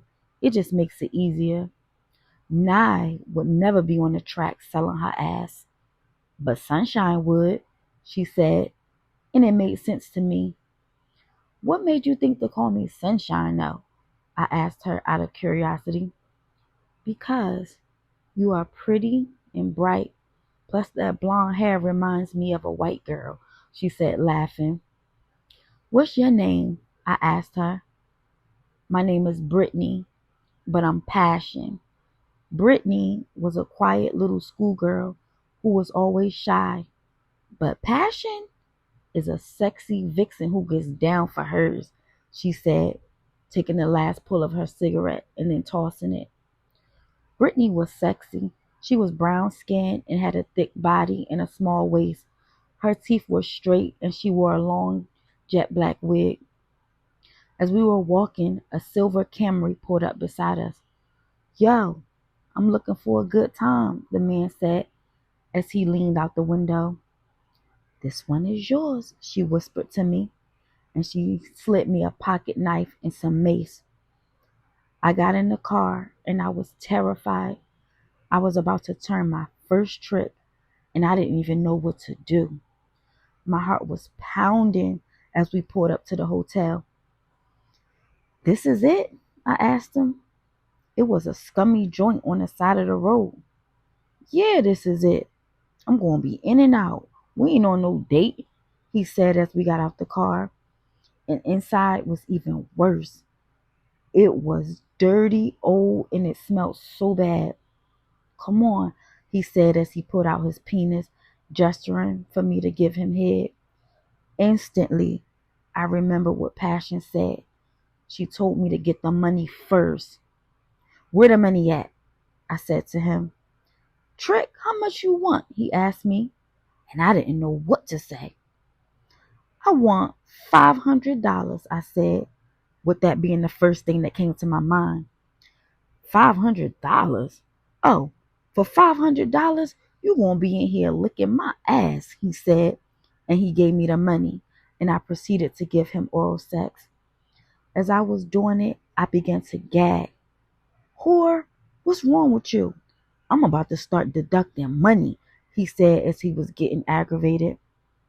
Then again, I remembered the conversation me and Passion had and how she told me to become a fantasy for the men. So I put Nye away and transformed into Sunshine. And Sunshine gave that guy the best time of his life. After we finished, he dropped me back off where I met Passion, and I told her everything that had happened. I knew that it was degrading, but I was kind of excited that I actually got it over with. Nice had pulled up beside us as we were talking. How's business, girls? He asked, and Passion handed over her money. She had already made about $5,000, and we were only out there for about 4 hours. Nye, how you making out? He asked me as he took his shades off. And I dug in my bra and gave him the $500 that I made. Good, good. This off one trick? He asked. Yeah, I said to him, unsure. It's a good start, but show and prove. I know that thing worth more than that, he said, pointing to my pussy, and he rolled his window up and drove off. That night, I had turned about 2 more tricks, and each time I was more and more nervous than the next.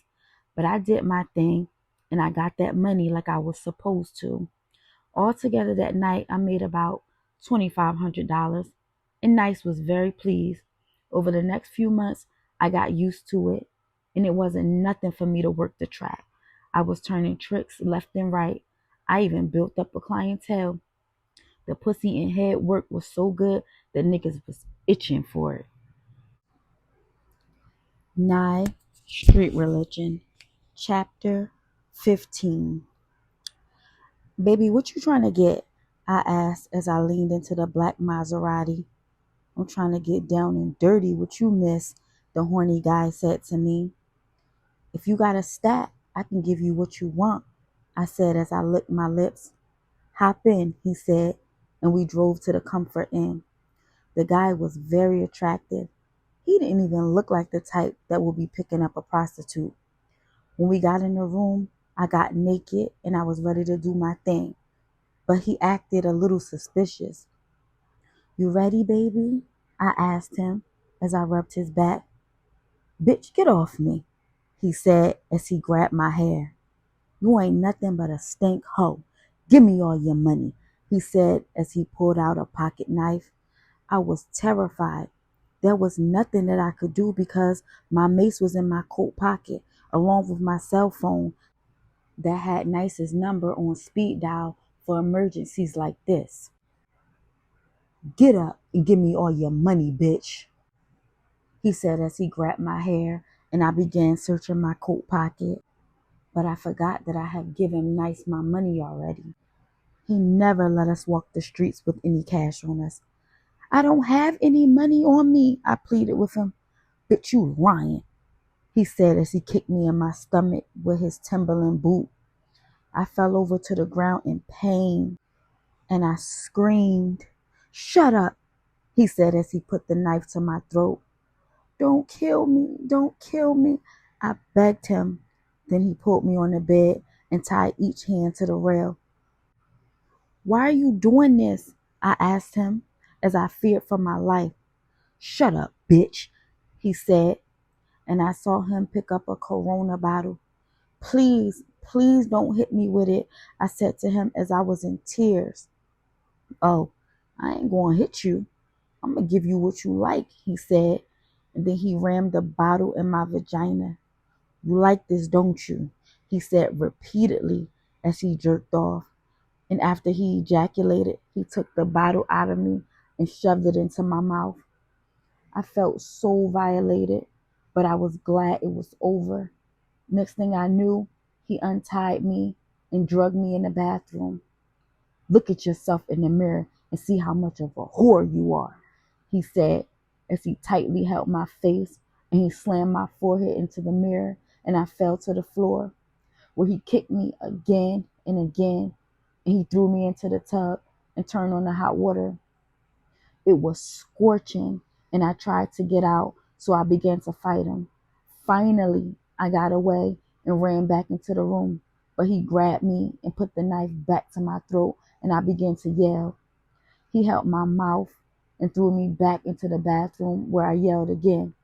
"Shut up, bitch," he said as he struck me with the knife, stabbing me in my chest. As I felt my warm blood run down my body, and he pushed me in the tub, and water mixed with blood splashed everywhere, and then he ran out the door. I panicked, but I knew that I wasn't going to just let myself die, so I crawled out the tub holding my wound. I scooted myself all the way to the room and grabbed my cell phone. "Help me, help me," I said to Nice in a very weak voice, so weak that he couldn't even recognize who he was talking to. But luckily my name was programmed in his phone. I told him where I was and everything, and he came to get me. I got to the hospital just in time. The doctor told me if I would have been later, I would have bled to death. I stayed in the hospital for about a week before they released me.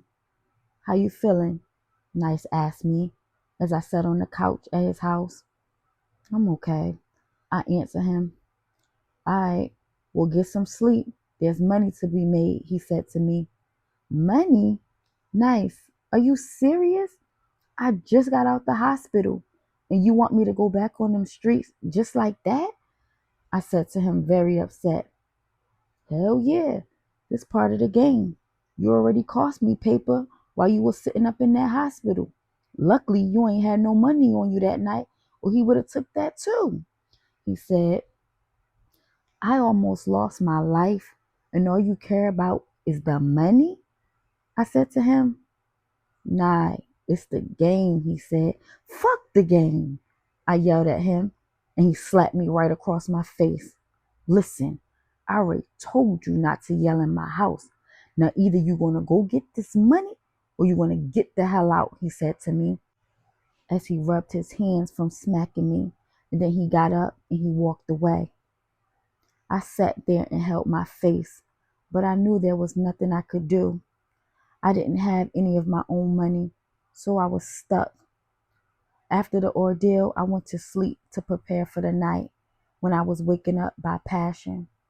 "You okay, girl?" she asked me. "Yeah, I'm cool, but that was a scary situation," I told her. "I know. That's the risk we all take every day. That's why I got you this," she said as she pulled out a silver 22mm gun and handed it to me. "I don't know how to use this," I said to her. "I'm used to big guns," I told her as I laughed about when I had Quadir's Glock. "Girl, if you get in another situation like that, you're going to know exactly how to use it," she said to me jokingly. On a serious note, Passion, sometime, do you want to get out the game? I asked her sincerely. "Hell yeah," she said as she lit up her cigarette. "But where the hell I'm going to go? And what the hell I'm going to do? Nobody wants to hire a streetwalker, and no man wants to marry a whore. Nye, do you know what it's like to grow up being raped every day by your own father and feeling like you are disgusting and worthless?" she said, very expressive. "I ain't choose this life. This life chose me. I've been turning tricks since I was a child. The only difference is now I'm getting paid for it," she said with almost tears in her eyes. "Now you take this gun, you keep it on your body at all times, and if a nigga tries something like that again, you blow his motherfucking brains out," she said angrily, and she walked away. A couple of minutes went by and Nice came back into the room. "Nah, you ain't gotta hit the track. I got a job for you, so get dressed," he said. He told me that he wanted me to attend an adult Halloween party. I thought it was very unusual, but I didn't ask any questions. When we got there, everybody was dressed up in their provocative costumes. Some women wearing French maid outfits, and some men dressed up as Chippendale strippers and the village people. I was naked with tiger stripe prints on my skin. There was nothing but white people, but I would say everyone did look good. Nice. What am I supposed to be doing? I asked him hesitant, fearing that he would smack me again. This is easy money right here. You ain't want to be in the street, so I got you a gig, he told me. It was cool for me. It beat being on the track. Plus, Nice stayed with me the whole time. At the end of the night, all the guests went home, but we stayed. Now the real party can start. The white man, had to be in his late 70s, early 80s, said as he took off his robe and his body drooped. What? I asked Nice. Nah, just go upstairs with him and do whatever he wants you to do, Nice ordered me, and me and the old man went upstairs. What you want, Daddy? I said to him provocatively. Papa needs a lap dance, he said as he popped the Viagra, and I began giving him a lap dance. I felt his extremely tiny penis poking me as I danced on him. He was rubbing my butt and my breast and was asking me to do weird things like whine like Lucy from the Lucille Ball show and act like I was Marilyn Monroe, and I sure did it indeed. I sat on top of him, getting ready to ride him, when he pushed me off. No, no, no, doll face, he said. I want you to bring that small trash can over here, he said as he pointed to it. And I went and got the small trash can, and I positioned myself again to begin to ride him. Talk dirty to me, he said, and I began to talk dirty in his ear. What will make you feel good, Daddy? I asked him in his ear, and he said, you see that trash can you just brought over here? And I said, yeah. He said, I want you to pee in it.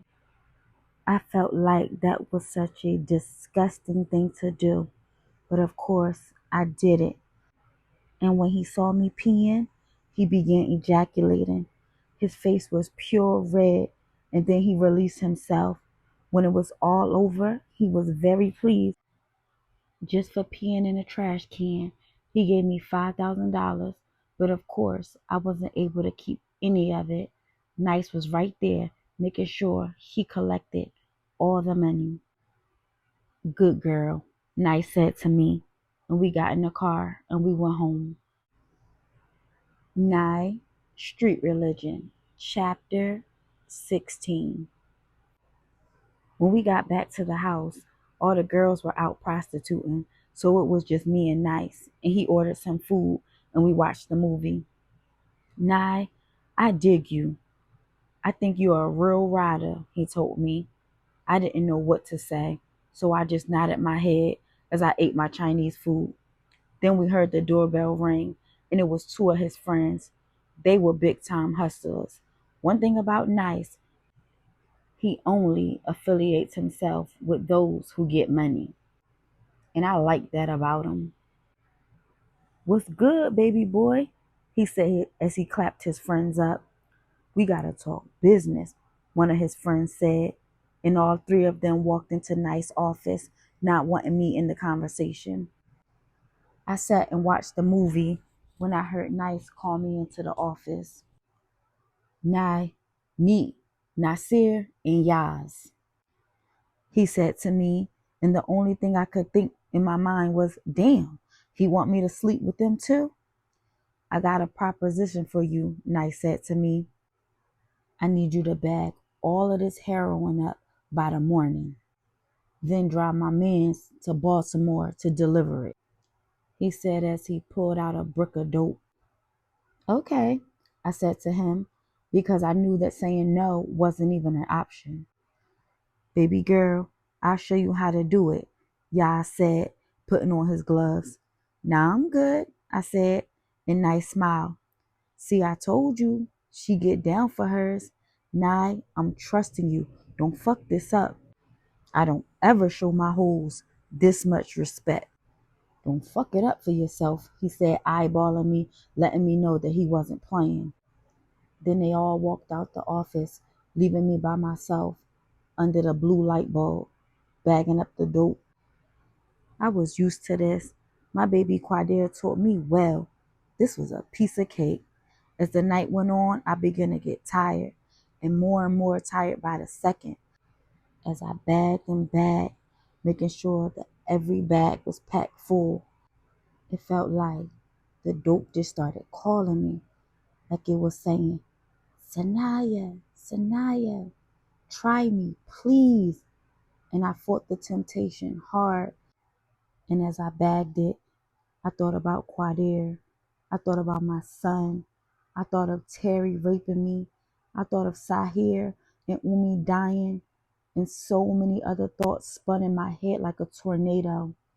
I couldn't resist temptation anymore. And I snorted. I snorted the heroin right off my finger. And it's like it ran through my whole body. And for the first time in a long time, I felt good. When morning came, I gave them the product. Then me, Nasir, and Yaz drove down to Baltimore like Nice told me to. When we got there, we went to a warehouse that was in an abandoned building. It was crazy. It felt like I was on an episode of The Wire. Come on, Yaz said to me as me and him walked in. Nasir stayed in the car to be the lookout kid. We got the product off to one of the connects and they weighed it and everything was good.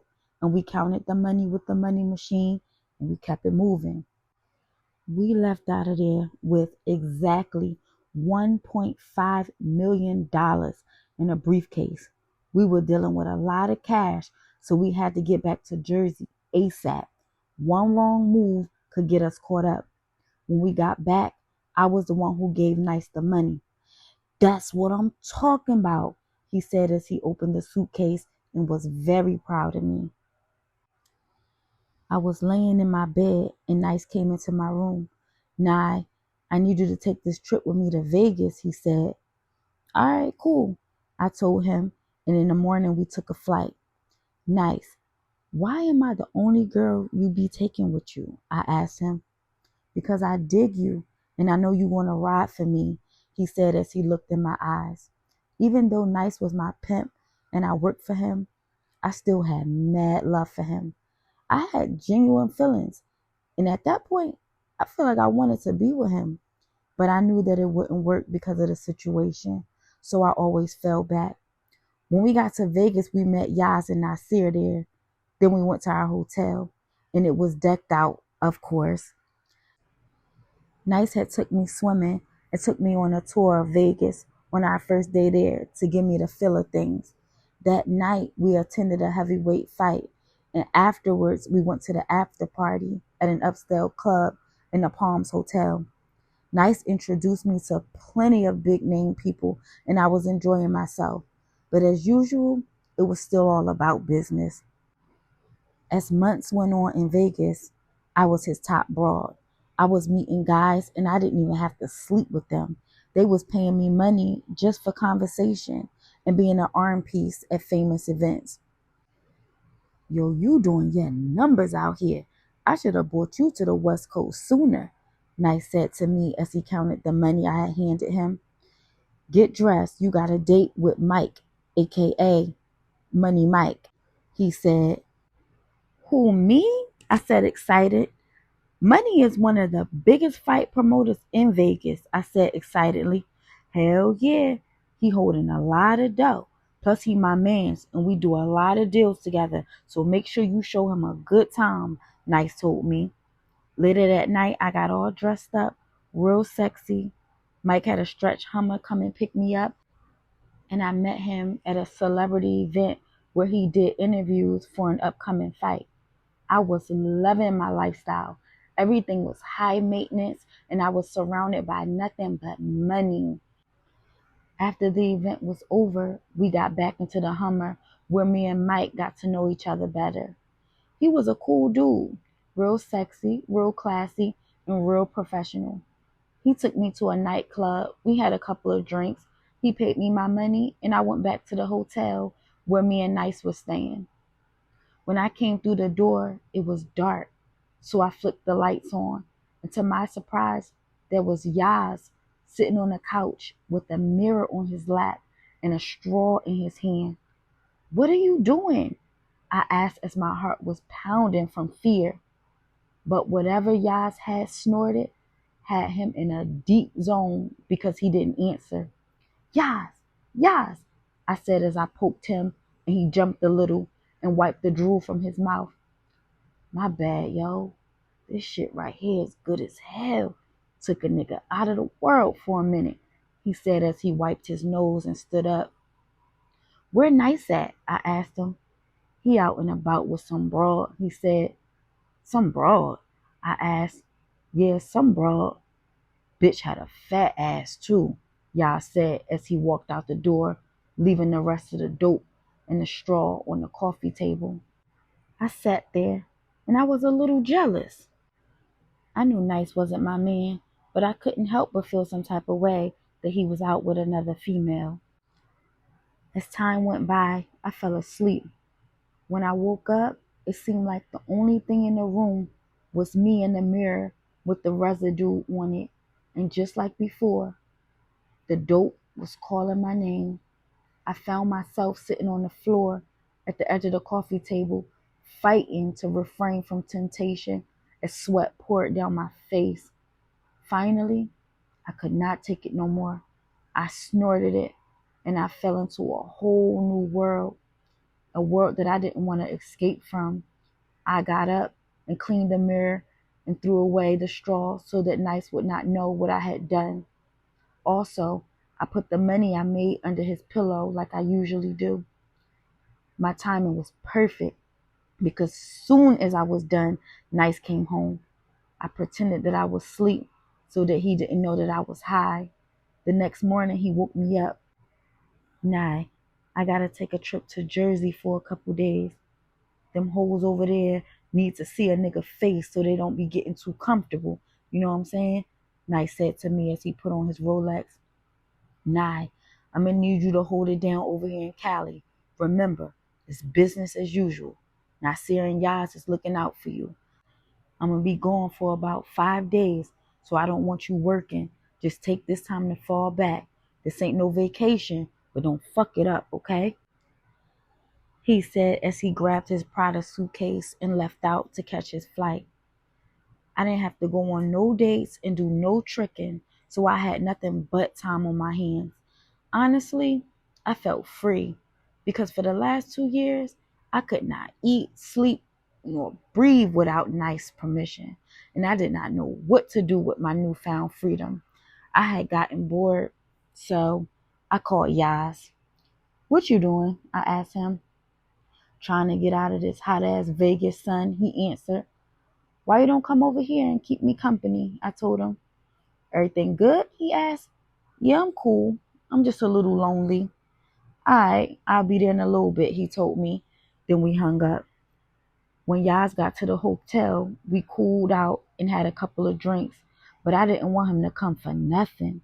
I wanted something he had. "Yaz, you seem cool as hell," I said to him. "Yeah, we don't kick it like that, you want a nice hoes." He said to me, "I am not just nice hoe.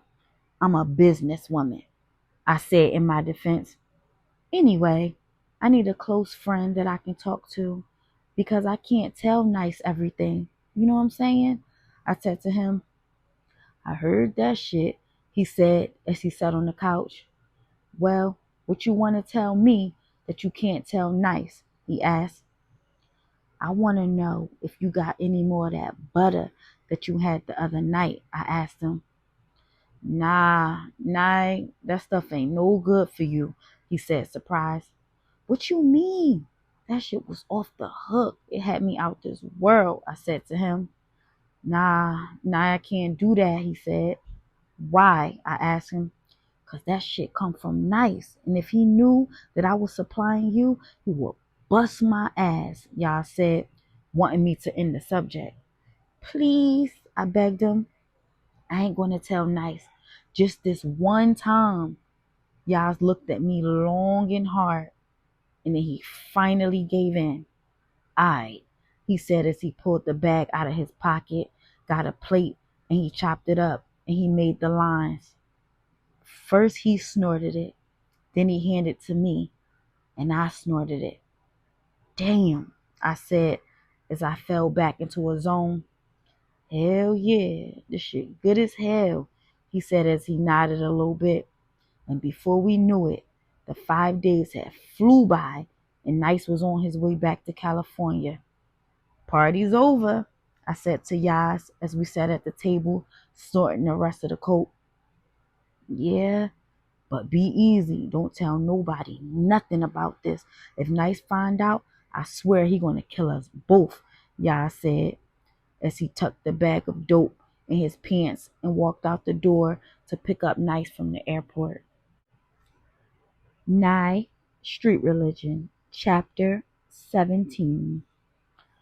To my surprise, when Nice came back, my girl Passion was with him. Hey girl, she yelled as she ran to me and gave me a big hug. Oh my God, Passion, I can't believe you're here. Girl, I missed you so much, I said as I was excited to see her too. Alright, slumber party's over, Nice said to us jokingly. Nah, but on a serious note, y'all gonna hit the Vegas Strip tonight. It's fight night and there's plenty of paper to be made, Nice told us, raining on our parade. Just like he said, Vegas was flooded with all types of people ready to watch the fight, then hit up all the hottest clubs. Me and Passion had caught up on old times. This time, instead of me being a shy prostitute learning how to work the track, I was a sexy vixen teaching her how to work the Vegas Strip, where all the high rollers and ballers were. Nah, I can get used to this, Passion said, loving the lights and the fast life of Vegas. Yeah, girl, there's so much money over here, I told her as we got ready to go out for the night.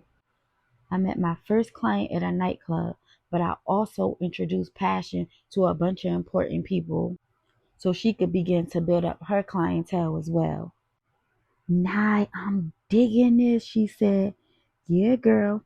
In Vegas, the game is different. I don't sleep in sleazy hotels and have sex on the side of the road anymore. Over here, we are dominant women, and men expect us to flaunt around at celebrity events and award shows and VIP parties. Even though at the end of the night we know we're going to sleep with them, but at least it's at the top of the Palms Hotel with a view of the moon, or in their luxury 5-star suite with a butler who runs you a bubble bath with the most expensive champagne, I said to her, introducing her to the good life. Girl, in Vegas, I don't feel like a prostitute or a streetwalker. These niggas gonna pay a high price to get this pussy. You feel me? I said to her as we sat at our VIP booth at an upscale nightclub sipping on Ace of Spades. As me and Passion mingled and danced with my client, I felt my phone vibrate. I'll be back, I whispered in Passion's ear. Then I went to the ladies' room where there was no noise. Hello? I answered. Yo, what's good? The man's voice said on the other end. Where you been? I've been calling you all day, I said to him. Scratch all that. What's up? He asked. Yas, I know that we agreed that you wouldn't supply me anymore now that Nice is back, but I need it, I begged him. Chill, Nye. I told you that was a one-time thing. I ain't playing nice close like that, and you shouldn't either, 'cause you know if he find out you sniffing his shit that he's gonna murk your ass, he said to me. But Yas, you don't understand. My body is craving for it, and I can't function without it. Nah, you gotta chill. I already told you that shit ain't no good for you, he said to me. Yes, it is. It takes me to a whole new place, I begged him. Nah, this the end of this conversation. It's a wrap. I ain't giving you no more butter, he said to me. Then he hung up in my ear. I was fiending for a hit. I didn't have any all day, and I was pissed at Yas for cutting me off like that. Girl, what's taking you so long? Passion said as she startled me as she bust through the bathroom door. Nothing, I'm good. Come on, let's get out the bathroom, I said, grabbing her hand. My date told me that he wanted to go back to his room, and I know what was going to go down. And I knew that I couldn't come back to nights without any money. But I wasn't interested in having sex. All I could focus on was getting a hit. Come on, love, the guy said as he kissed me on my ear. Okay, hold on, I said to him as I slipped away and found Passion in the crowd. Passion, I need you to do me a big, big favor, girl, I begged her. Okay, girl, calm down. What's going on? She asked me, worried. Nice just called me and told me that he needed me to handle something at the house ASAP. I lied to her, hoping that my plan would work. Well, what about this dude you with tonight? Don't Nice know you out here getting money right now? She said, confused. Girl, Nice been tripping lately. But girl, I need you to take the guy back to the room and make sure he has a good time, I said, begging her again. Nah, I don't know. This don't sound right, she said to me. No, it's cool. Passion, you my girl. Just do me this one favor, I pleaded with her. She thought long and hard for a minute, then she finally agreed. John, my girl Passion here is something special for you. She'll make sure you treat her right, I said, flirting with my date, easing him off to Passion as my plan had went well. After that, I left the club, sparked up a cigarette, and I called Yaz again, but he refused to answer. By this time, my body was aching as I walked the strip, trying to kill time for either Yaz to call me back or for Passion's date to end so we could go back to the hotel where Nice was. As I was walking, a black Tahoe rolled beside me. Want to go for a ride, sweetie? The young white dude said to me with the window rolled halfway down. Hell no, I said, blowing him off. What's a pretty thing like you doing walking around out here all by yourself? He asked, sounding black. Minding my business, I said as I was walking and it began to rain. Now, I know you ain't trying to get all wet, so hop in. I ain't gonna bite you, he said persistently. After the rain began to get harder and harder, finally I let my guard down and got in the car. Now, that's more like it, he said as he smiled.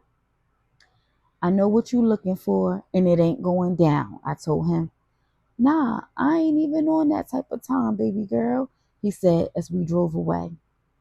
My body was aching and craving for a hit, and I was getting agitated. The white boy must have picked up on my body language, and he knew that I was fiending. Drugs, huh? He asked. Excuse me? I said, getting smart with him. You need a hit.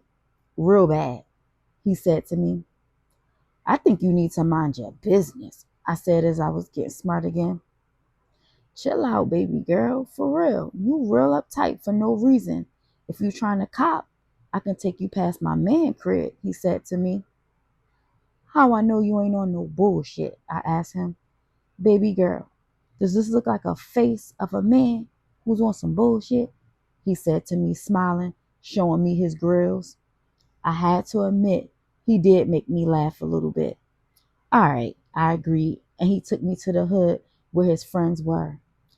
Damn, it looked rough around here, I said as I looked out the car window into the hardcore neighborhood. Where you from? He asked me. Jersey, I said. Where? What part?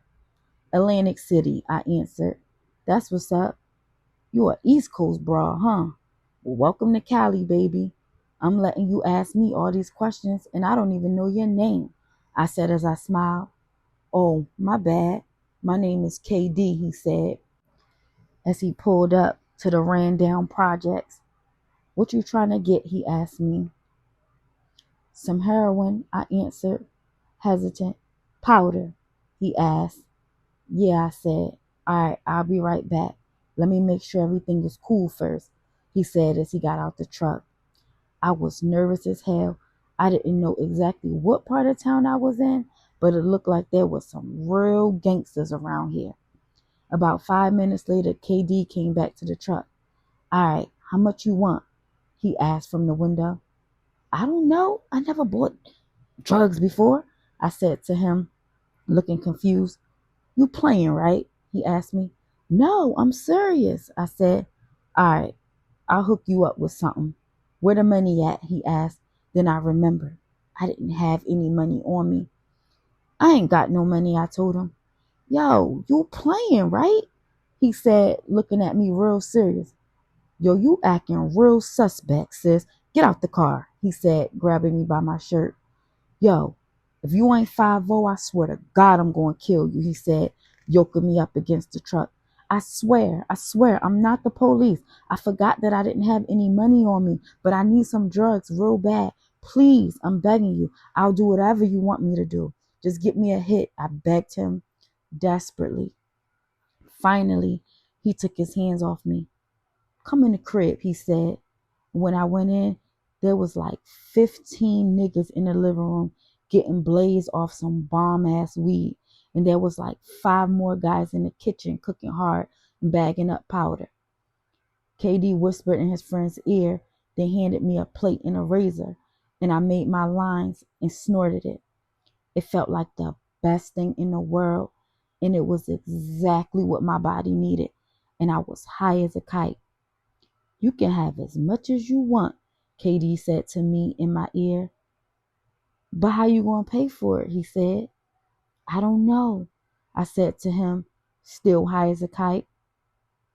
I know how you can pay for it, he said, and he grabbed my hand and took me upstairs. KD unbuttoned my shirt and began feeling on my breast. Then he unzipped my pants and I began sucking him off. Next thing you know, I was in a room full of men. They began to gang rape me as I felt man after man after man, but it didn't faze me. This is what I did for a living. I didn't have any dignity about myself. Terry took that away a long time ago. I just hope the guys enjoyed it because I looked at it as business. As long as I got what I wanted, I was happy. I got a chance to get high all night. Plus, I didn't need y'all anymore. I had KD. He was my new connect. Nye, Street Religion, Chapter 18. At about 5 o'clock in the morning, I got a call from Passion. It was time for us to get back to Nice. I met her on the strip where I left her. I was so high that I could not even see straight.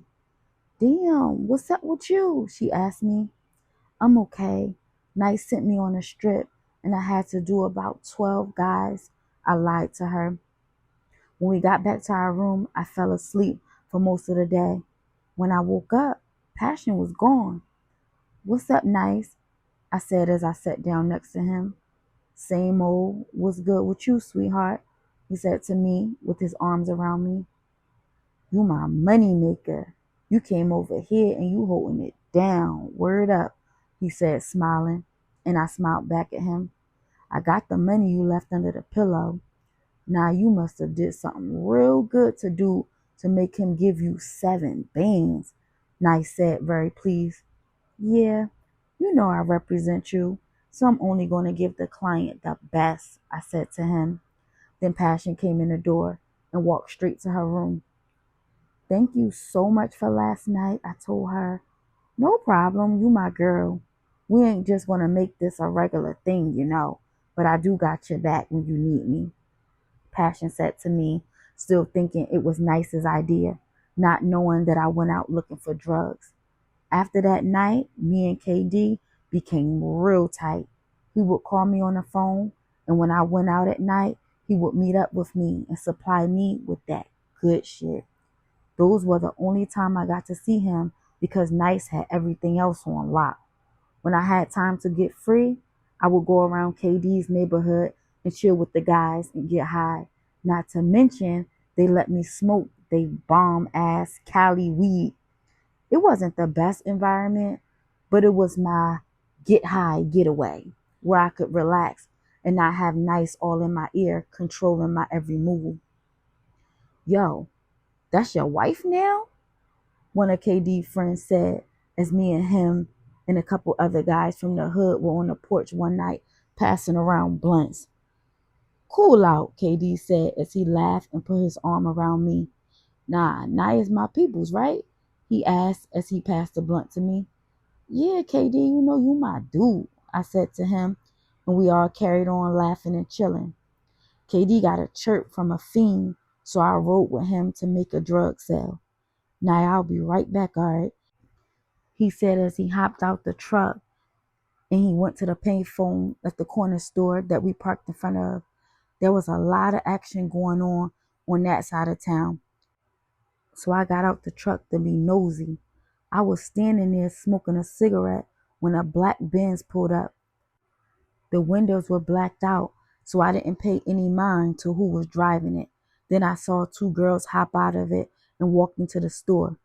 As KD walked in behind them, a couple of minutes passed and KD got back in the truck. As one of the girls walked past, I heard one of them yell, "Nye! Nye!" And I was thinking to myself, who the hell is that? When I turned around, it was my girl Kiori, or should I say, Kitty Cat. "Girl, what are you doing out Cali?" she said, very excited to see me. "I came over here for a little vacation," I said as I was happy to see her too. "Nye, what the hell you doing hanging out with this knucklehead KD?" Cat said jokingly. "Chill out, KD is my dog," I said, joking back with her. "Nye, let me give you my new cell number. Girl, you on the West Coast now, so you know we gotta get together," she said as she gave me her number. "You better look out for my girl," Cat said to KD as we all said our goodbyes and pulled off. "Damn, you worldwide, huh?" KD asked me. "No, I met Kat when she came to Jersey. We hung out a couple times. I like her style. And baby girl always drive the hottest rides." "Damn, what are the chances I run into her? I guess it really is a small world, huh?" I said to him. We went back to the hood where I chilled with KD all day. But it had started getting late and I knew Nice was expecting me. So I had KD drop me off on the strip and I walked back to my hotel. "Girl, where you been all day?" Passion asked me as she was getting ready to go out for the night. "I was just chilling. Girl, sometimes I be needing to get away from here. I swear, I'm starting to feel like I'm in prison. For real," I said, taking my clothes off, getting ready to get in the shower to go out to make money for Nice, as usual. "Yeah, I feel you," Passion said nonchalantly. "Passion, I'm serious. There's other things that I would rather do with my time. I'm tired of just fucking all night and giving this nigga my money," I told her. "Nye, what's up with you?" she asked me. "What you mean?" I said to her. "I mean, you are always moody and you changed a little. I know you don't want to make hoeing a career, but damn, you used to at least hold it down and be the best at what you do," Passion said. "Yeah, you right. I need to pump my brakes, because if Nice hear me, he might whoop my ass," I said to Passion. Passion walked up to me and wrapped her arms around me. "You know you my girl, and you can tell me anything. We in this thing together," Passion said as she held my chin. "I'm good. I'm just a little frustrated sometimes," I said, lying to her. But my real beef was that all this hoeing was getting in the way of me getting high all day. Plus, I had to keep hiding my drug addiction from Nice, and it was getting hard. After a while, I would hit the strip and not even charge my customers money if they didn't have it. I would do whatever they wanted me to do as long as they supplied me with drugs. It was bad, but my habit was taking over, and I got careless. So careless that I began to cross Nice. He sent me on a strip to Arizona with Yaz and Nasir to deliver some drugs for him again. Everything was going fine at first, but I felt tempted like a kid in a candy store, knowing that all this good shit was in my presence. So when they would make stops and get out of the car, I would dip in the stash. Some of it I would snort, and some of it I would hide in my bra or wherever else I can fit it. Because the dope I got from KD's people was good. But what Nice had, that shit had you feeling like you was floating on cloud nine for real. Yo, the police is deep as hell around here, Nasir said as he leaned low in the black Dodge Charger. Hell yeah, and they don't play on this side of town, Yah said, trying to keep a low profile. In the trunk of the car, there was over $500,000 in drugs that we had in a duffel bag. And if we got caught slipping, we was going to be locked up doing fed time for life. Nah, I'm going to pull over at this gas station and you going to drive the rest of the way so we can hurry up and deliver this shit to these poppies, alright? Nasir said as we pulled over at the gas station and I hopped in the driver's seat. Him and Yah sat in the back seat where the windows were tinted and it was all good. But Nasir did not know that I was high as hell, and it had me so relaxed that I was nodding off and losing control of the wheel. What the hell you doing? Nasir yelled at me. Nah, watch the road, he said as he was still yelling. Finally, we pulled up to the Puerto Rican guy's house by the name of Rico, and Yas handed him the duffel bag. Rico opened it up and tasted the product. Yeah, this some good shit, he said as he smiled. Then he began examining the bag. What the fuck is this? You motherfuckers trying to play me? Rico said in his Latino accent as he turned red. Hold up, what you mean? Nasir said as he looked confused. You trying to play me? It ain't all here, Rico said angrily.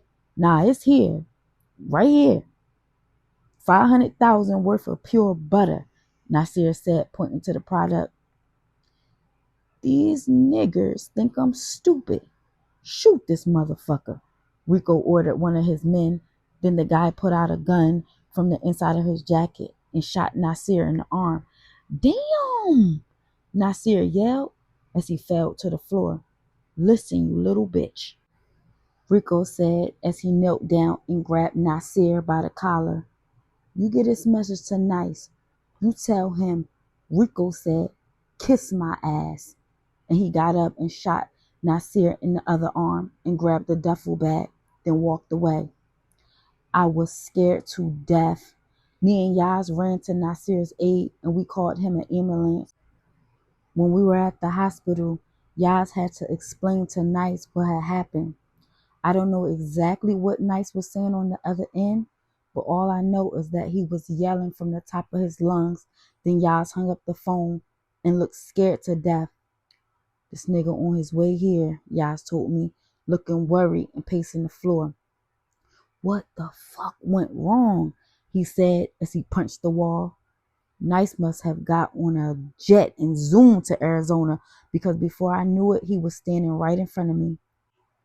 With all that was going on, I never got a chance to get away to the bathroom or anything so that I could get rid of the drugs that I had stolen from him. So my heart was pounding. You all done fucked up big time, for real, Nice said. I saw him mad before, but I never saw him in this much rage.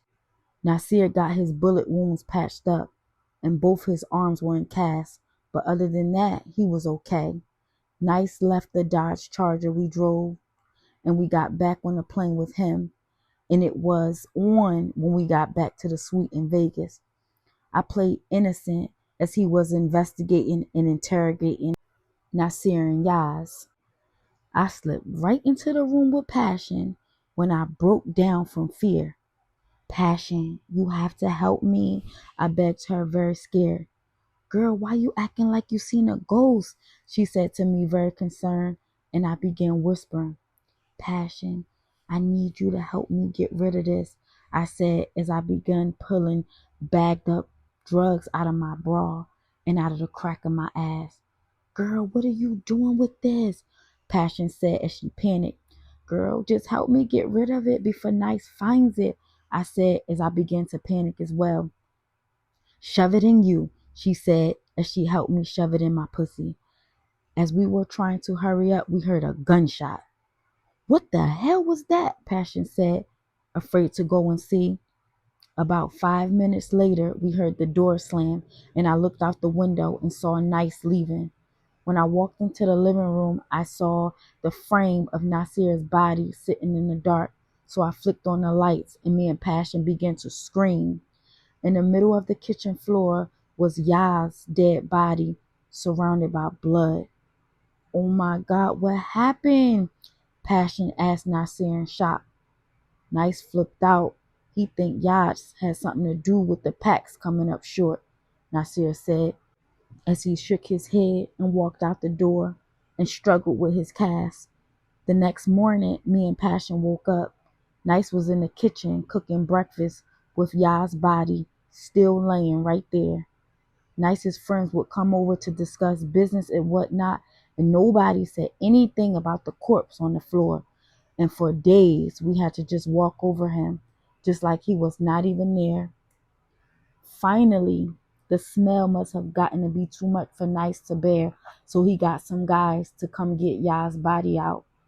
Where they took him, I don't know, but I'm pretty sure they did some cruel things to his remains. In the meantime, Nice was not letting me or Passion make any moves out of the house, so I still had the drugs inside of me, thinking that I was safe. But my period came. Instead of using tampons, I tried to use pads, but it would no longer stay up. "Nye, you get rid of that yet?" Passion whispered to me. "Girl, what am I going to do now? I came on my period," I told her. "Damn," she said to me. "Passion, won't you hold it inside of you until I come off my period?" I asked her, and she gave me a nasty look. "Girl, I love you and all, but me and you both know that ain't no telling what been up in each other's vaginas, okay? And that's just not cool," she said to me. And she was right. I was nasty for even asking her to do something like that. "Nah, you better suck it up and flush that shit down the toilet. I don't know when Nice is going to start letting us out again. You can't keep all that inside of you forever," Passion said. And she was right. I was ready to get rid of it because it was uncomfortable. And considering I was holding a pretty nice amount, when Nice left, I went into the bathroom to flush it down the toilet. But when I saw it, it just called my name.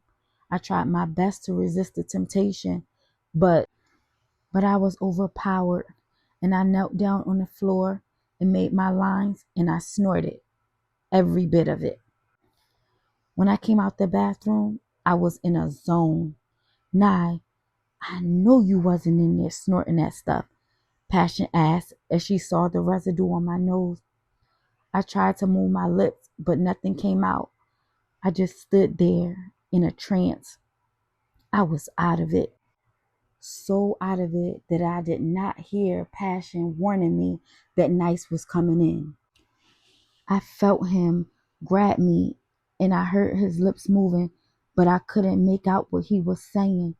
Then he slapped me, and I woke up a little bit. I kept hearing him yell, "It was you! It was you, you stupid bitch! I'm gonna kill you!" Then he drugged me on the balcony and beat the crap out of me. Next thing you know, I felt myself over the railing and was looking over the whole city of Las Vegas. I felt like my heart was in my throat. Nice was hanging onto my ankles with one hand, and if I slipped, my body would have been splat all over the ground. "Please don't drop me," I begged him over and over.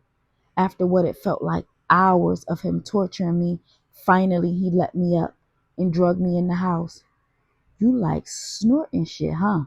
he said to me, and he put a plate in front of me, piled up.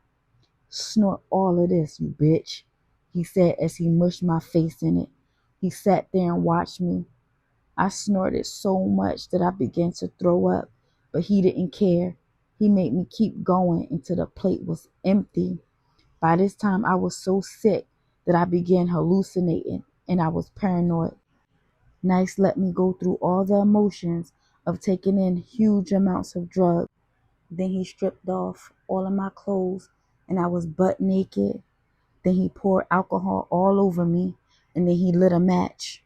I felt my skin burning, and the more I tried to put the fire out, the worse it got, and I went blank. When I finally woke up, I was in the alley naked. My body ached so severe that I could not move. People were walking past looking at me in shock. "I think she's dead," I heard some of them say. Finally, someone called the ambulance and I was rushed to the hospital where I was treated for second-degree burns. I stayed there for about 6 months until I was fully recovered. My chest and stomach were burned badly, but they healed up okay. My body had been through so much trauma that the doctor told me that he was surprised that I even lived. 9. Street Religion. Chapter 19. I was released from the hospital straight into a drug program. The doctor felt like I needed it, considering the large quantities of drugs that they pumped out of my system.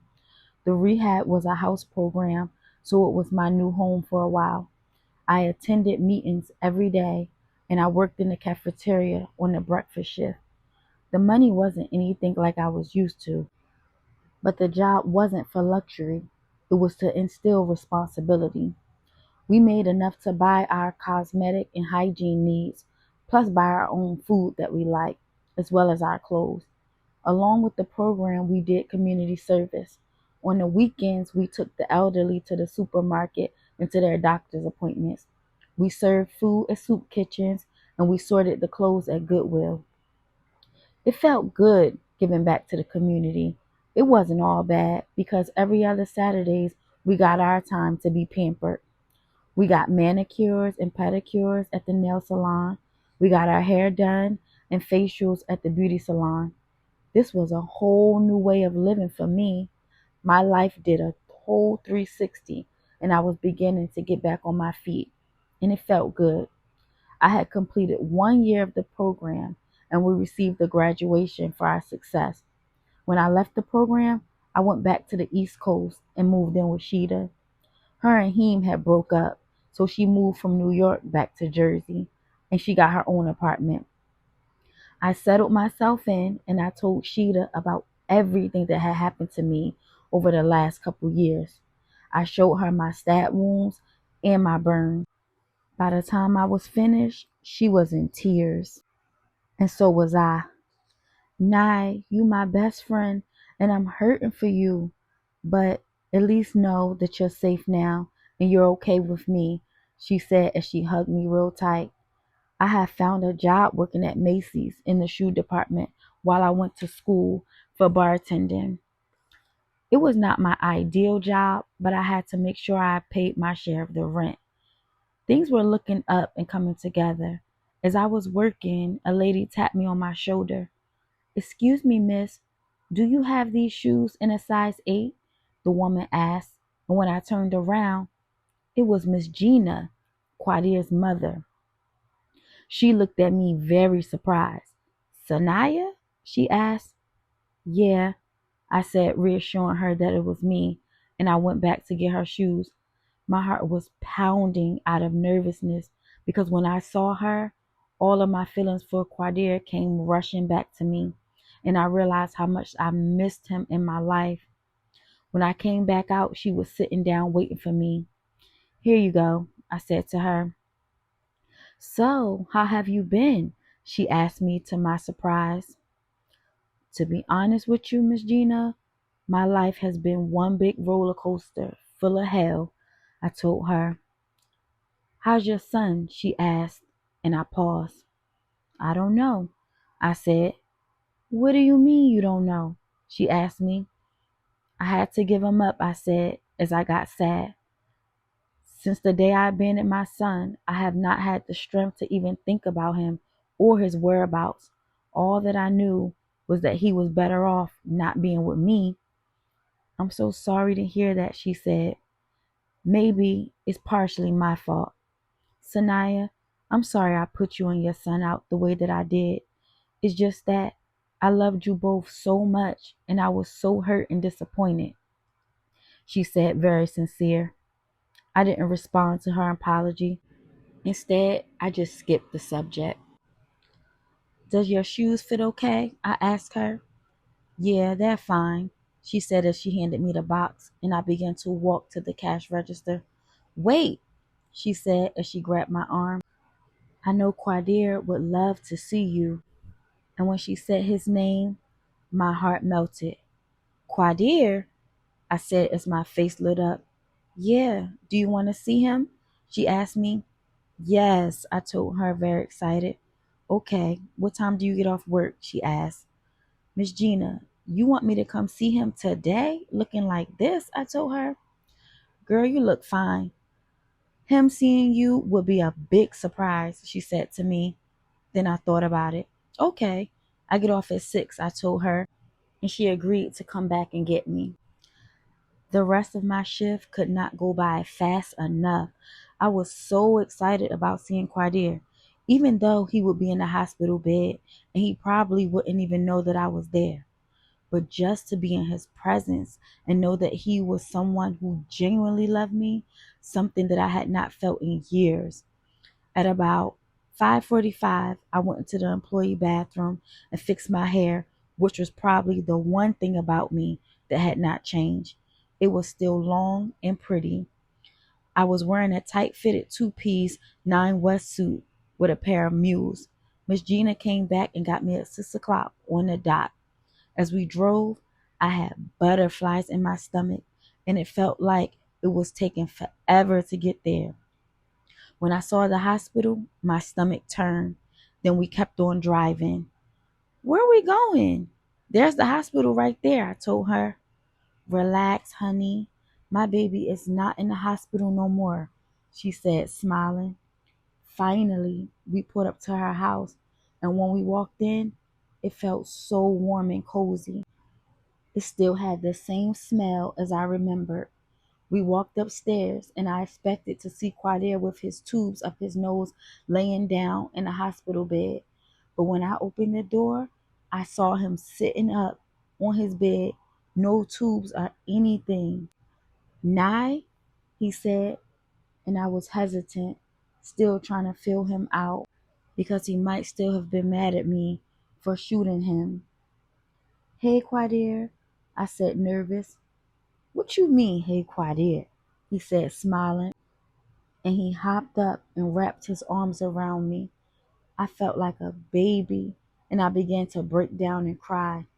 Don't cry, babe, he said as he wiped the tears off my face and kissed me on my forehead like he used to.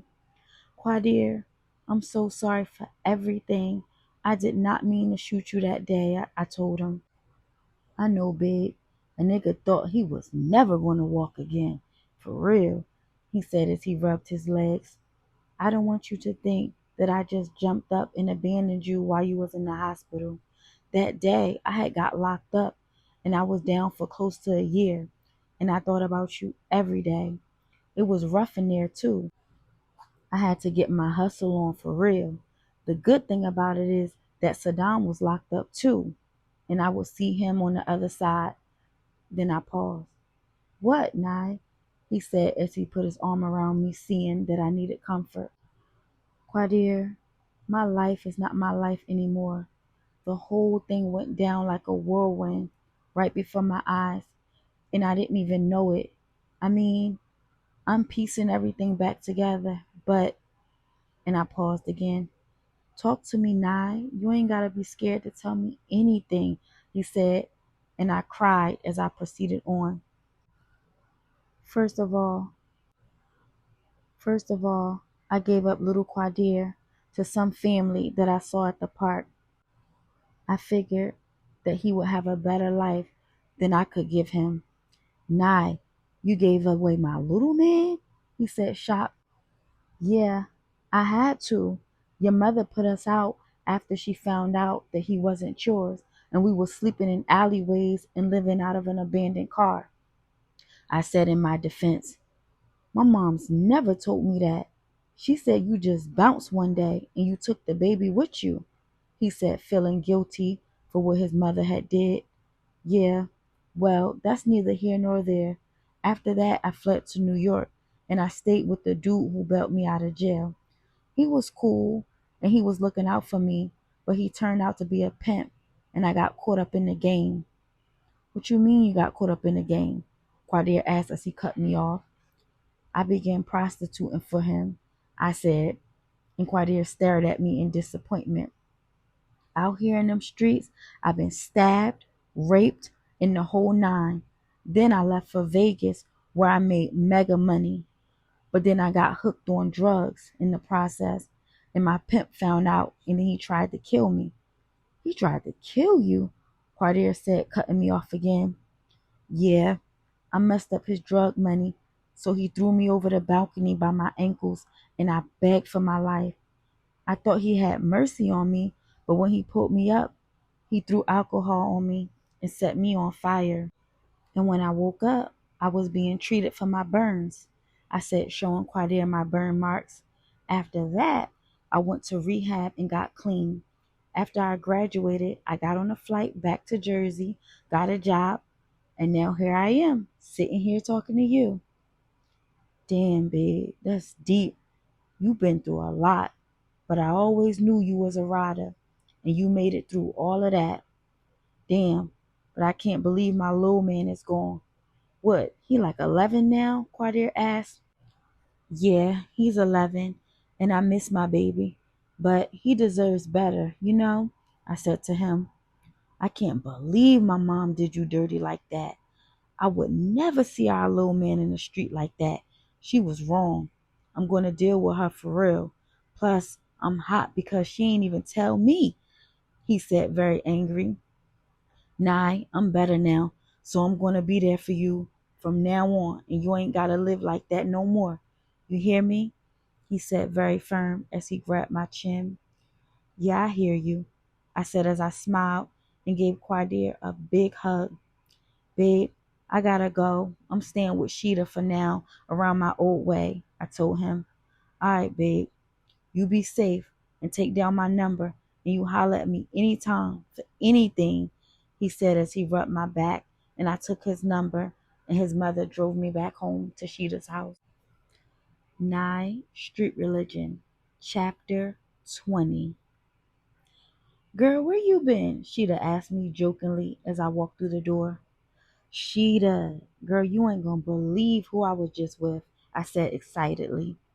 Who? She asked, curious. Girl, Quadir, I said as I screamed.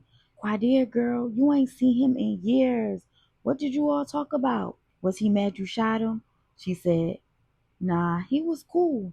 Girl, being with him brought back so many memories of how my life used to be, and I missed him like hell. He's still the same old sweet Quadir, I said, as I felt like I fell in love with him all over again. So Quadir back in the picture, huh? She'd said. I don't know. I just want to be good friends for now. I've been through so much, and I can't be who I used to be when I was with him, you know? I said to her. I would see Quadir from time to time, but I would not allow myself to get close to him again. I spent most of my time working and chilling with my girl Sheeta. She was still off the hook. Finally, I was having pure fun again, and for the first time in a long time, I felt like I got my life back. But there was still one person from my past that I had not left behind, my boy KD. He would call to keep in contact and beg me to let him come to visit in Atlantic City, but I would always refuse. He was cool, but mentally I was not ready to allow him to become a part of my circle again. He would always tell me that Kiari would ask about me, and even though me and her were cool, I wasn't beat for her rap either. As time went on, she'd start messing with some dude from Philly. He was cute and he had a couple dollars, but there was just something about him that I did not like. He was suspect for real. Sheeta was really into him, so much so that she would call out from work and stay in Philly for weeks at a time. Eventually, she lost her job, and I had to work overtime and bust my ass to keep up with our rent.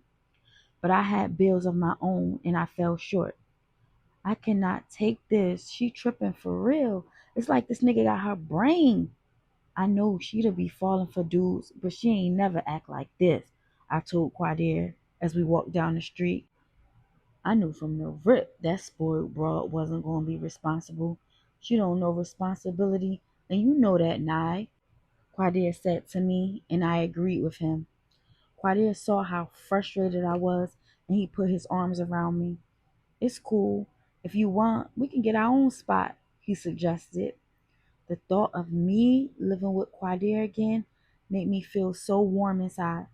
Quadir, you serious? I asked him. Yeah, I found this 2 bedroom spot uptown and I move in next week, he said to me. Okay, okay, I think I'll sleep on it, I said to him. Later that day, when I came home, there was a big yellow sign under the door and it read, Eviction Notice. It must have been there for a while because me and Sheeta had only 2 weeks left and the landlord wanted us out. Quadir was a lifesaver and his timing was impeccable. I wasn't tripping because Sheeta's name was the only one on the lease and I knew by then Quadir would have his place and I was out. As I walked around the house, I noticed that it was dirty as hell. The floor had trash all over it and the dishes were piled up in the sink. I heard voices coming from her room. Sheeta, I yelled, but she didn't answer. And her boyfriend walked out the room with his boxers on. What's good, Chris? Sheeta in the room? I asked him. Nah, she ain't here, he said as he opened up the refrigerator and got a Corona when I heard a girl laugh. Chris, why you lie and say she ain't here? I said jokingly to him and I headed toward her room and Chris grabbed my arm. Chill, Nye. I told you, Sheeta ain't here, he yelled at me. Chris, who's that? The naked girl said as she walked out of the room. Bitch, what you mean who's that? I yelled. Who the fuck are you? And why you in my crib with my best friend's men? I yelled as I tried to charge at her, but Chris was holding me by my waist trying to control me.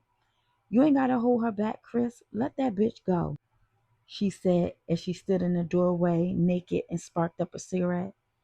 Bitch, I'm about to show you a bitch, I said as I tried to squirm away from Chris. Chris, what the hell is wrong with you? I yelled. You messing with another broad in my best friend's crib? I said to him as I punched him in his face and Sheeta walked in. What's going on? She said as she saw Chris holding his jaw. Girl, this nigga got a naked broad in your crib, in your room, I said to her, expecting her to flip out. But Sheeta just looked at Chris and looked at the girl and turned to me and said, Nah, it's cool. Don't worry about it. So, Sheeta, you cool with this? I asked her in shock for her being so passive. What you need to do is mind your business, the girl said to me. Girl, screw you, I said to her. Nah, just fall back, Sheeta said to me as she went in the room and Chris followed as the girl slammed the door behind them. What the hell just happened? I said to myself. The Sheeta I knew would have put her foot in his ass and the girl's ass for real. I was overwhelmed by the situation, so I packed my bag and stayed at Quadir's house for the night. Quadir, babe, I decided I am going to take you up on that offer, I told him as I sat on his lap with my head on his shoulder. I knew you would, he said jokingly, and I looked at him and smirked. Nah, for real, nah, on a serious note, I know I can't do for you how I used to, and I know you like expensive clothes and jewelry and riding around in hot cars, but I ain't eating like I used to. After I recovered, I felt blessed and I left that street stuff alone, he said, almost looking ashamed. Quadir, you don't have to explain anything to me, nor do you have to feel guilty for not having the money you used to have. I'm the one who needs to be apologizing. I love you from the bottom of my heart, and I'm just so grateful that you're alive. And the truth is, I've been through so much that I'm thankful for my own life. We both have changed in a lot of ways, but I'm willing to try this relationship again on a different note and see where it takes us, I said as I rubbed his face. See, that's why I love you for real. Always down for a nigga, no matter what, he said as he kissed me on my lips. Later that week, me and Quadir had moved into our apartment. It was small, but it was just the right size for us. I now had to do something I had never done before. I had to pay bills. Me and Quadir split the utilities down the middle and we went half on the rent. I was still holding down my job at Macy's and Quadir paid his share by working at Walmart doing overnight stock. He made about $15 an hour. We lived the lives of normal civilians instead of ghetto superstars. Me and him, we were doing good. We held down our apartment for about 7 months with no problems. This is bugged out, I said to Quadir one rainy day while we were laying in the bed hugged up. What? Quadir asked. I cannot believe I am lying here in your arms in our own house. No drugs, no violence, no stress, just us, I said to him. Yeah, he said, liking the idea as well. Babe, I cannot apologize enough for accidentally shooting you. If you were gone, I don't know where I would be right now, I said as I rubbed his chest. Nah, I've been thinking lately that we should have a baby, he said out of the blue. A baby? I asked, surprised. Yeah, I want a little son or daughter to love. Man, life is short, and it was almost a wrap for me, and I don't want to leave this earth without having any kids, he told me. Quadir, I don't know if I'm even capable of being a mom. Plus, I'm still dealing with the fact that I gave my son away to complete strangers, I said as I remembered my precious baby. Yeah, I've been thinking about little man a lot too, and I think we need to try to find him so we could be a family, Quadir said to me. Quadir, it is not that easy to just drop back in his life. He is 12 now, and he is accustomed to his new mommy and daddy. I'm not going to pull him away from his happy home. Not only that, but I don't even know where he is, nor how to find him. Nah, that's your flesh and blood. And you making excuses? If that's the case, I'll go on the internet myself and look for him, because I think he needs to be back with us, Quadir demanded, and he was dead serious. He started looking for little Quadir ASAP.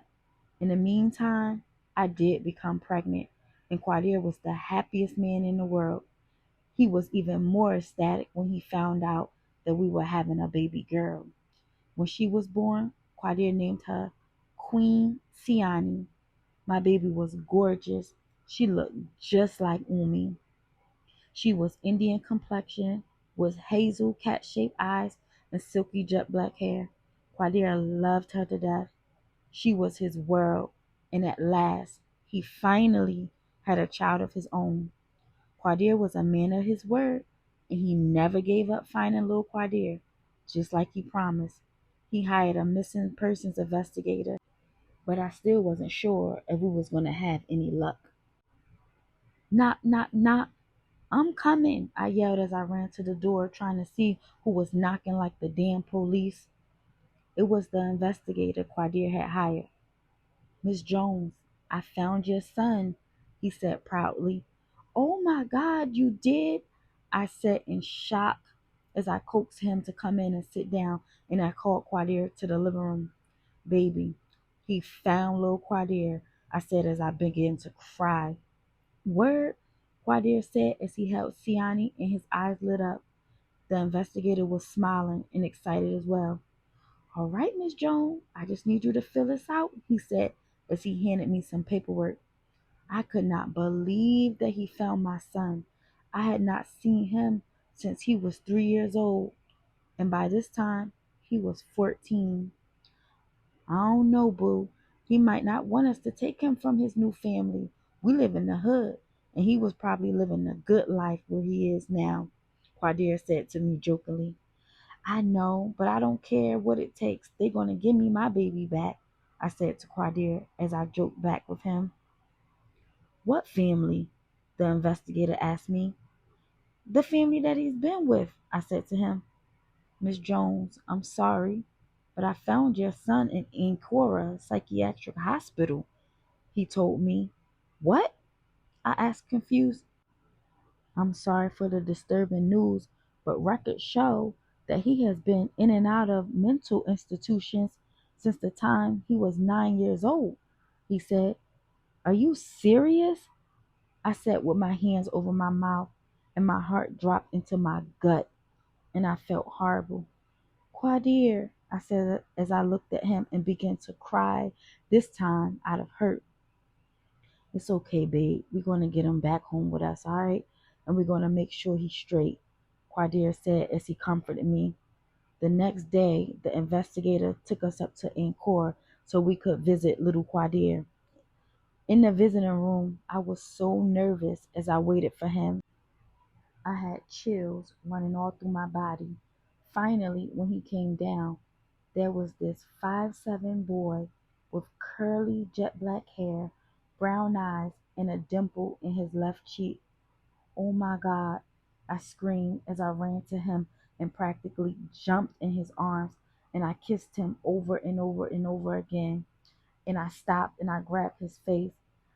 "Oh my God, you look just like your Uncle Sahir," I said. Then Quadir got up and hugged him real tight, and we all sat down. As the excitement ceased, we saw that little Quadir did not look happy. "Little Quadir, what's wrong?" I asked him. "My name ain't Lil Quadir, and who are you? And what the hell y'all want?" he said with much anger as he looked at the floor. "Baby, I'm your mom," I said to him, "and I'm your dad, and this is your baby sister, Saniyah," Quadir said to him. "Man, I ain't got no mom, and I ain't got no dad. Y'all bugging," he said. "Baby, I know you might be a little confused, but I can explain everything. You're my son.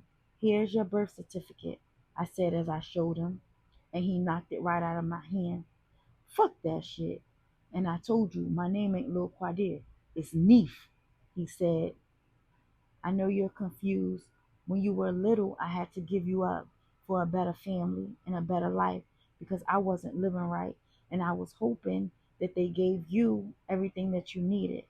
I know I can't just pop up and expect you to receive me right away, but I want you back with us.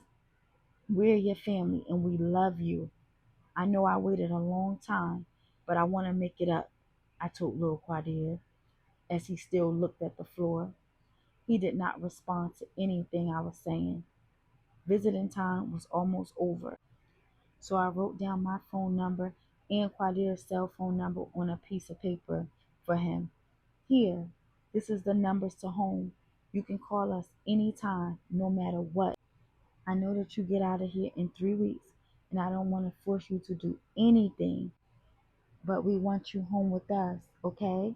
I told him as I slipped the number in his pocket. When visiting was over, I gave him a kiss and Quadir hugged him, and we left. "Babe, you think we made the right decision by finding him?" I asked Quadir as we drove home. "Hell yeah, he's going to need time to adjust. That's all," Quadir said.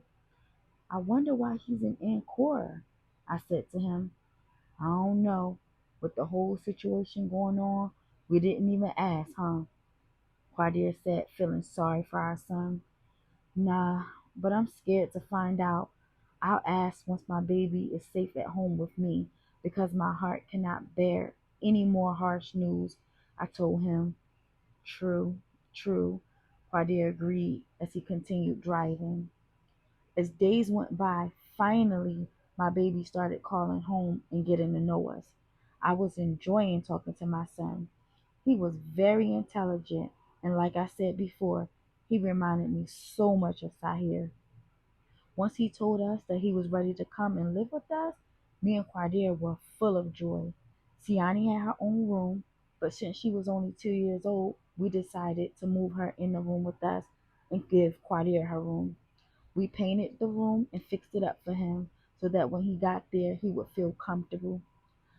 "Okay, baby, this is home," I said excitedly as we walked into the door as a family. He stood there for a while, looking around at his new surroundings. Then Quadir showed him to his room. "This is all you, little man. You got your 30-inch flat screen TV with the remote, I even made sure I hooked you up with an Xbox so I can beat you in Madden, Quadir said as he laughed. But little Quadir did not crack a smile. All right, man, put your stuff away and we're going to go to the gym and lift some weights, Quadir said as our son still did not respond. What's good with you, little man? I know you're a little nervous, my dude, but it's going to be all right. You home now and we family. I'm your dad and I love you. And I'm going to take care of you, all right? And show you how to be a man, Quadir told him. Little Quadir just stood there and gave him an evil look. You ain't no man, he said harshly. What? Quadir asked confused. Nigga, you heard me. You ain't no man. Don't no real man leave his so-called son.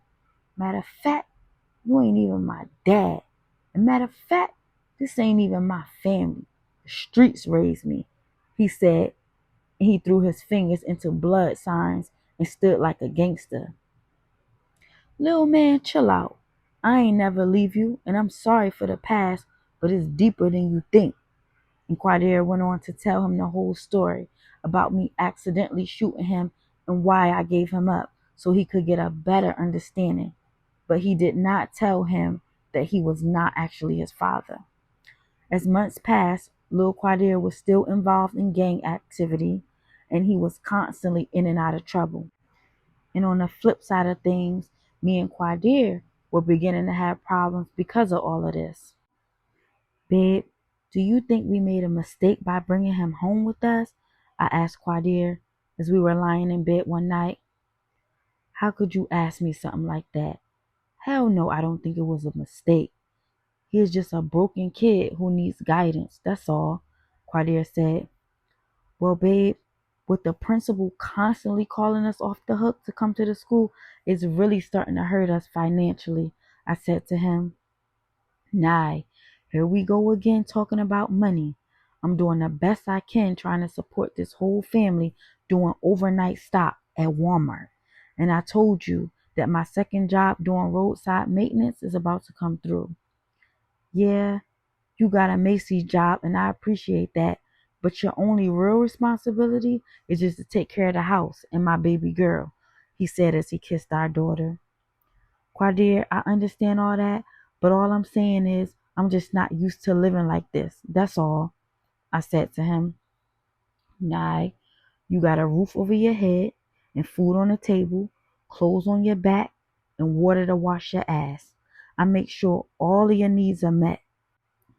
What you tripping now because a nigga ain't out here hustling, driving trucks and benzos no more, and you ain't in couture and Chanel from head to toe? Nah, all you're about is material things. I'm going to give you all those things again, just like I used to, but just in a different way. I've been through too much to turn back to them streets, and you know that. So I don't even know why you bugging out, Quadir said as he began to get angry. Babe, I hear you, but at times I do get stressed out. That's all. I love you and I need you, but I have to adjust to all of this. Man, forget adjusting. You need a reality check for real. Ain't nothing like it used to be. I'm trying to make it better for me and for these kids and be here for my family.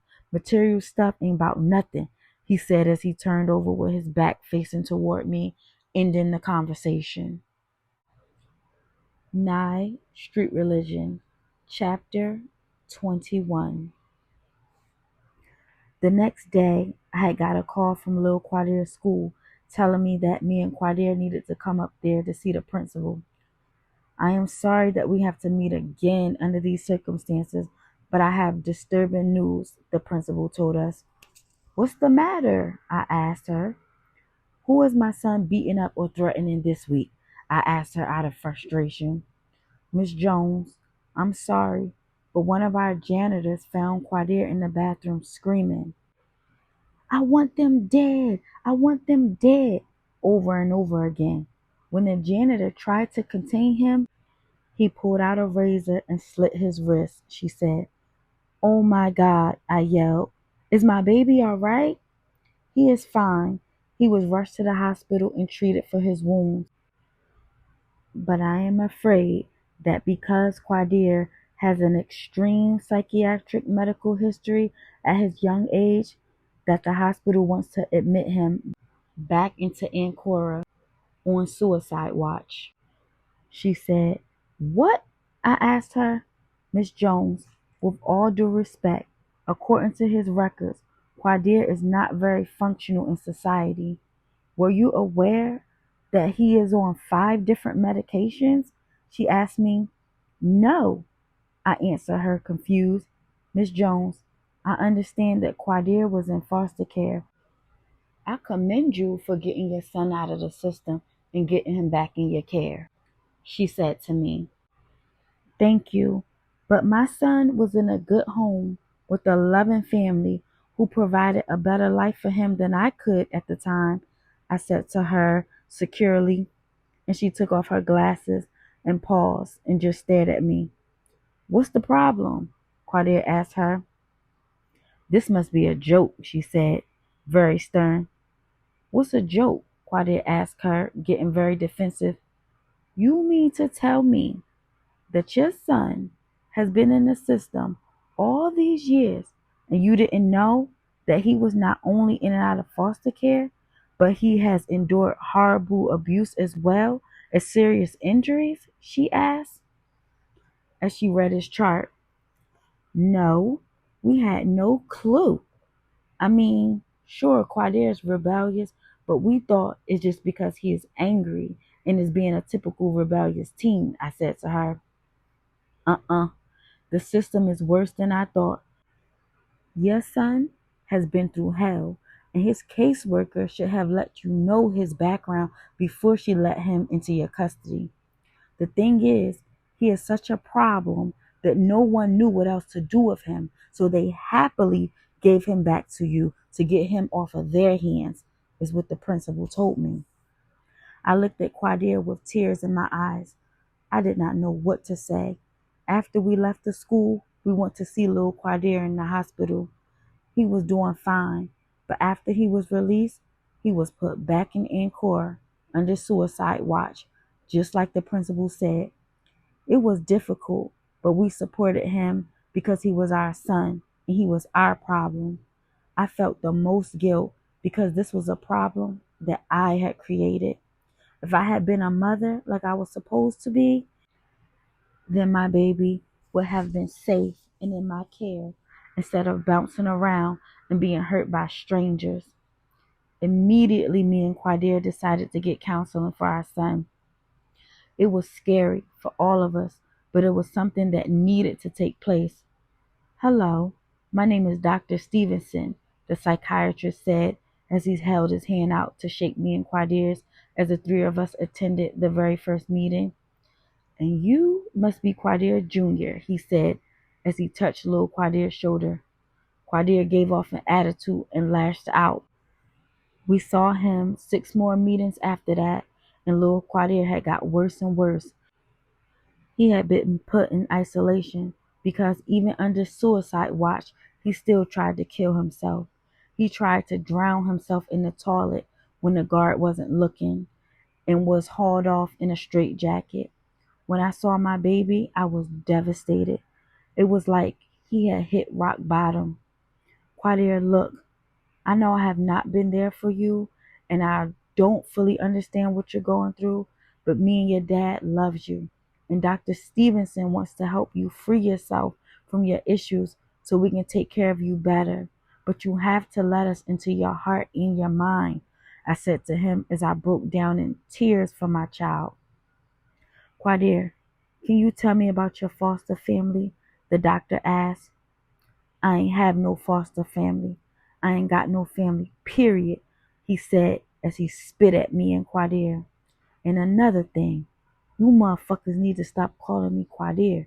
I already told y'all my name is Neef," he said, filled with anger. "Okay, Neef, I'm not going to pressure you. You can tell me anything you want, and I'll just sit and listen to anything that you have to say," the doctor said as he leaned back in his chair. "Yeah, right. You don't give a fuck about me. You just trying to get a check like everybody else," Lil Quadir said. "That's not true. I said as I interrupted, and the doctor looked at me, gesturing me to let him talk. Who hurt you? The doctor asked, and Lil Quadir was silent as he looked at the ground. Nobody hurt me, because nobody can hurt me no more, because I'm in charge, and I'll kill a motherfucker if they ever hurt me again, he said in rage. As time went on, Quadir continued to lash out. Meeting after meeting, he slowly began to warm up, little by little. We found out that the family I left him with did take him, but he only stayed with them until he was 5 years old. It turned out that the father beat the mother, and the foster care took him out and took Quadir away, where he stayed in a boarding home for homeless children. From there, he bounced from home to home and was taken out because he was constantly in the hospital for a broken leg, broken arm, broken ribs, different injuries, and he was underweight. The next home was filthy, from what he told us. There was dog and cat feces all over the place. His foster mom was on drugs, so he had no clothes, and the teachers would report that he would come to school wearing the same stuff every day. He had bruises, and he was antisocial. From there, he bounced back and forth. He told us horrifying stories. The one that hurted me the most was his last home, where he was treated like a dog. He lived in the cold, dirty basement where he said was rat and roach infested. His foster parents only let him come upstairs to clean their house. He was not even able to eat at the table. His foster parents served him food on the floor, where he had to eat with his hands, and they didn't let him drink water unless it was from the toilet. My son was beat daily for no reason at all. He was tortured and forced to eat feces, and it would make him so sick that he would throw up. And then even when he threw up, he was forced to eat his vomit. He told us that there was an in-ground cellar in the floor, almost the size of a large coffin, and that's where he was forced to sleep. His stories were gruesome, so gruesome that I could not bear to hear anymore. It was no wonder he went mentally insane. After we heard this, I wanted to find those people and kill each and every one of them with my bare hands. It was like someone took a saw and plunged it through my flesh. That's how sick and hurt I felt from what I heard. I helped Lil Quadir as much as I could, but I agreed that he should have stayed in Angkor to continue to see his psychiatrist to get special help. I felt like crap as a mom and began to fall into a deep depression from the guilt, alongside the fact that me and Quadir had been running into financial trouble. Nye, Street Religion, Chapter 22. Damn, where the hell all these bills come from? I asked Quadir out of frustration. Nah, cool out. We always had those bills. We've been out of work so much handling Lil Quadir that money is tight right now. But it's gonna be alright. We can catch up. That's all, he said as he fed Siani. You know what, Quadir? Screw catching up. Nigga, you need to get a better job. I screamed at him. A better job? He asked defensively. I work my ass off doing doubles and sometimes triples to make sure we can live. You work part-time at Macy's and your whole check don't even cover groceries, he said as he exploded. Quadir caught his temper and he calmed down. Nye, you need to chill for real. I know you a little stressed and so am I, but you're not gonna be in here disrespecting me. Remember, I'm the breadwinner, not you, Quadir said very firm as he finished feeding the baby. Nigga, screw you. You ain't getting no bread. You ain't nothing, I said as I stormed out the door. As I was walking down the street, I got a call on my cell phone from my girl Sheeta. Girl, what's up? Where you been? I asked her. I'm good, Nye. I stay in a motel downtown. A motel? I said, shocked. Nye, come and visit me, Sheeta said. When I got there, it was a sleazy motel that looked like it should have been torn down a long time ago. When Sheeta opened the door, I was in disgust. Sheeta's hair was matted all over her face, her teeth were yellow, and she all around just looked a mess. What the hell happened to you? I said as I entered the room. Nye, Chris left me, she said as she began to cry on my shoulder. Why? I asked her, easing away from her because her underarm smelled like onions. I don't know. He took all my money and just left, she said, still crying. Sheeta, I know you love him, but that nigga ain't about nothing anyway, I told her. Then I made her get in the shower and comb her hair as I straightened up the room. Afterwards, we sat and talked for a while. I told Sheeta about little Quadir and how stressed I'd been about the whole situation. But the whole time I talked, Sheeta was antsy and irritated. Nye, you mind if I smoke? She asked. Girl, no, go ahead, I said as I was finishing my conversation, when to my surprise, Sheeta pulled out a small pipe and stuffed it with crack. You hit the pipe now? I asked as I smacked it out of her hand. Sheeta flew to the floor to retrieve it, and we began to fight. Finally, Sheeta grabbed it from me and ran into the bathroom and began smoking it. I banged on the door, but she wouldn't let me in. Eventually, I gave up and just sat on the bed and let Sheeta do what she do. I sat on the bed as the horrible aroma from the crack filled the room. To me, it began to smell like roses. Even though heroin used to be my drug of choice, it brought me back to the days when I was getting high out of my mind and nothing else mattered. When Sheena finally opened the bathroom door, she was high as a kite, and ironically she asked, Nye, you want some? And I could not resist. She'd handed me the pipe, and right then I officially became something that I thought I'd never be. I became a crackhead. As time went on, I hung out with Sheeta heavily and heavily to the point where I lost my job and I wasn't even coming home to Quadir and little Siani. I even stopped going to little Quadir's therapy sessions. Actually, I had neglected my baby boy altogether. It was all about me again. I had linked up with Sheeta's crack connect, a dude named Scythe. I had went back to prostitution to support my habit. I didn't have it going on like I did when I was with Nice. I had became a ran down hoe named Destiny. 5 months passed and I was totally strung out.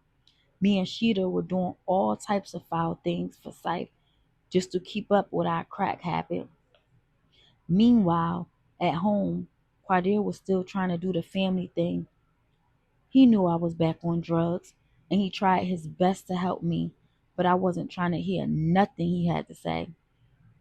My life only had one love in it, and it was crack. Since I was out tricking all the time, his mom watched Siani and he continued to work and support Lil Quadir, getting help in Ancora. Me and Sheeta made money on the side from Scythe for doing low budget porno flicks that he was selling out of the trunk of his car. It didn't matter because all the money came right back to him anyway. I was cool with it as long as he kept us smoked out, but word traveled fast. Quadir was a working man, but he still had his ear to the street.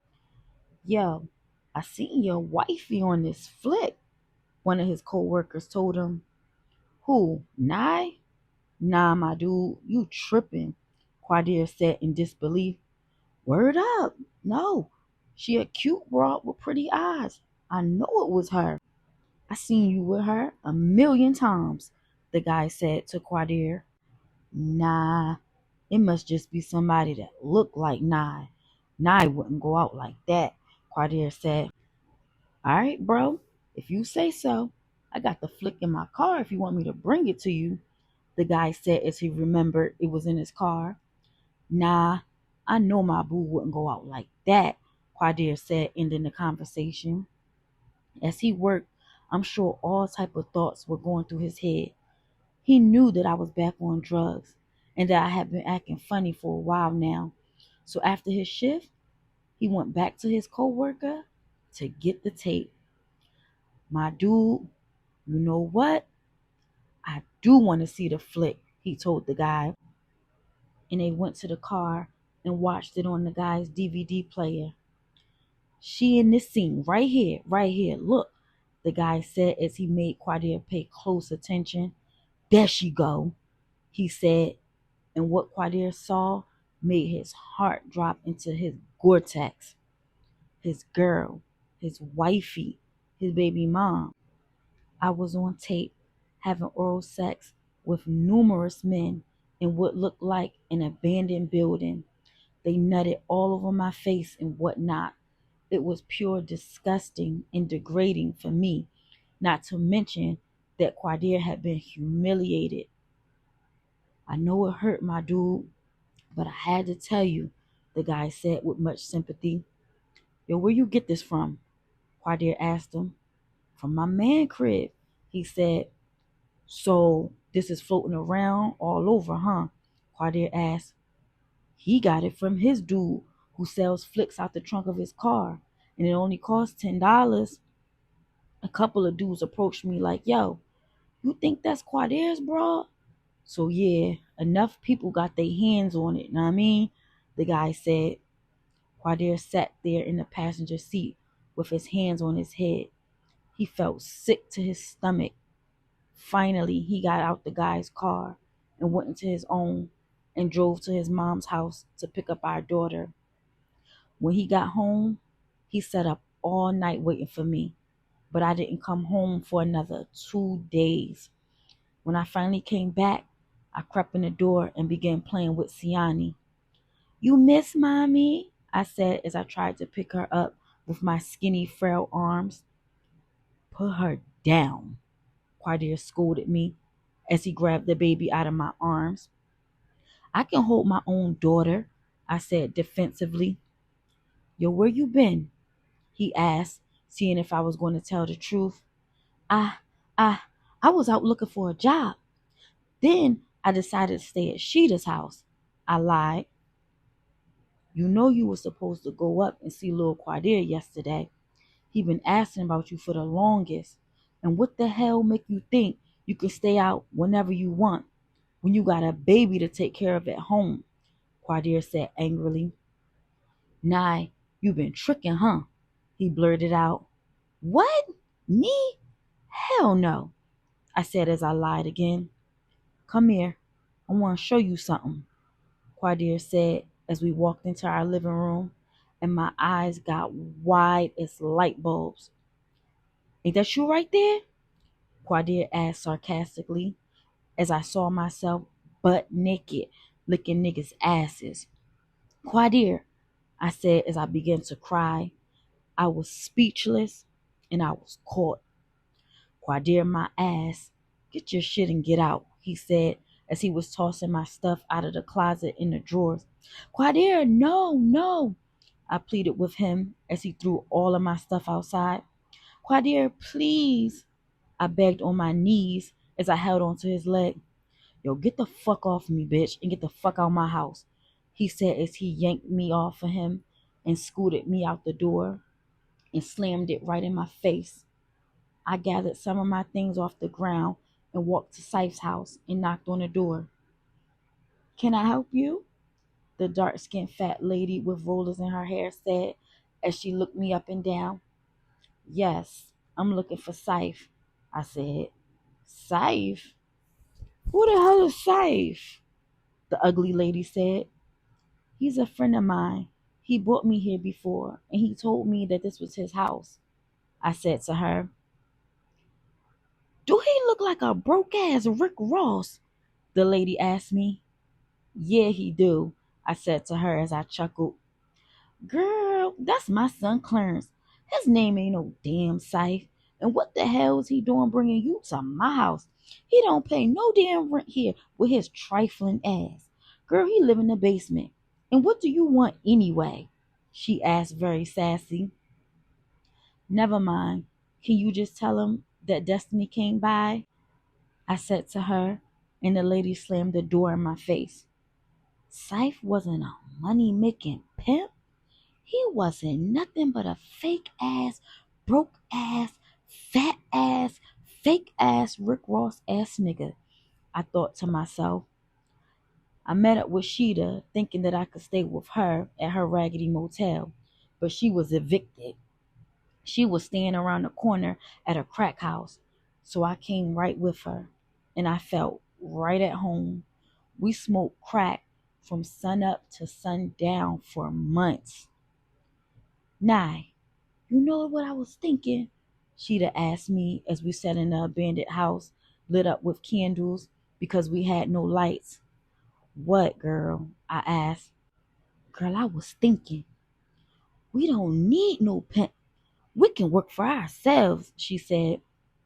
Sheeta, what the hell are you talking about? I asked her. I'm saying that we can get all the money ourselves.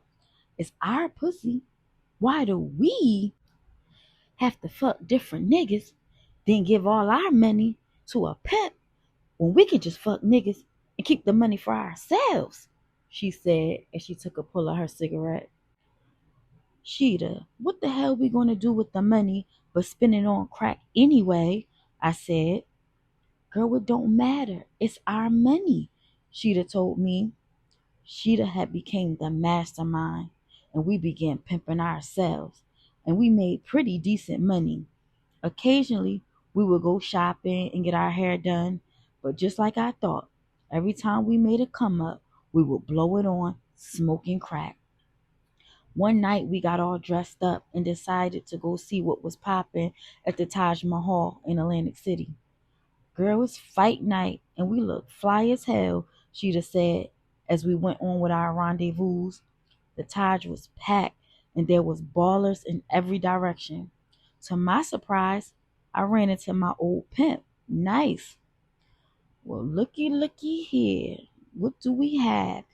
Look at Miss Saniyah, he said as he spun me around. It's a small world, he added. What's up, Nice? I said, uninterested. Sweetheart, we had some good times.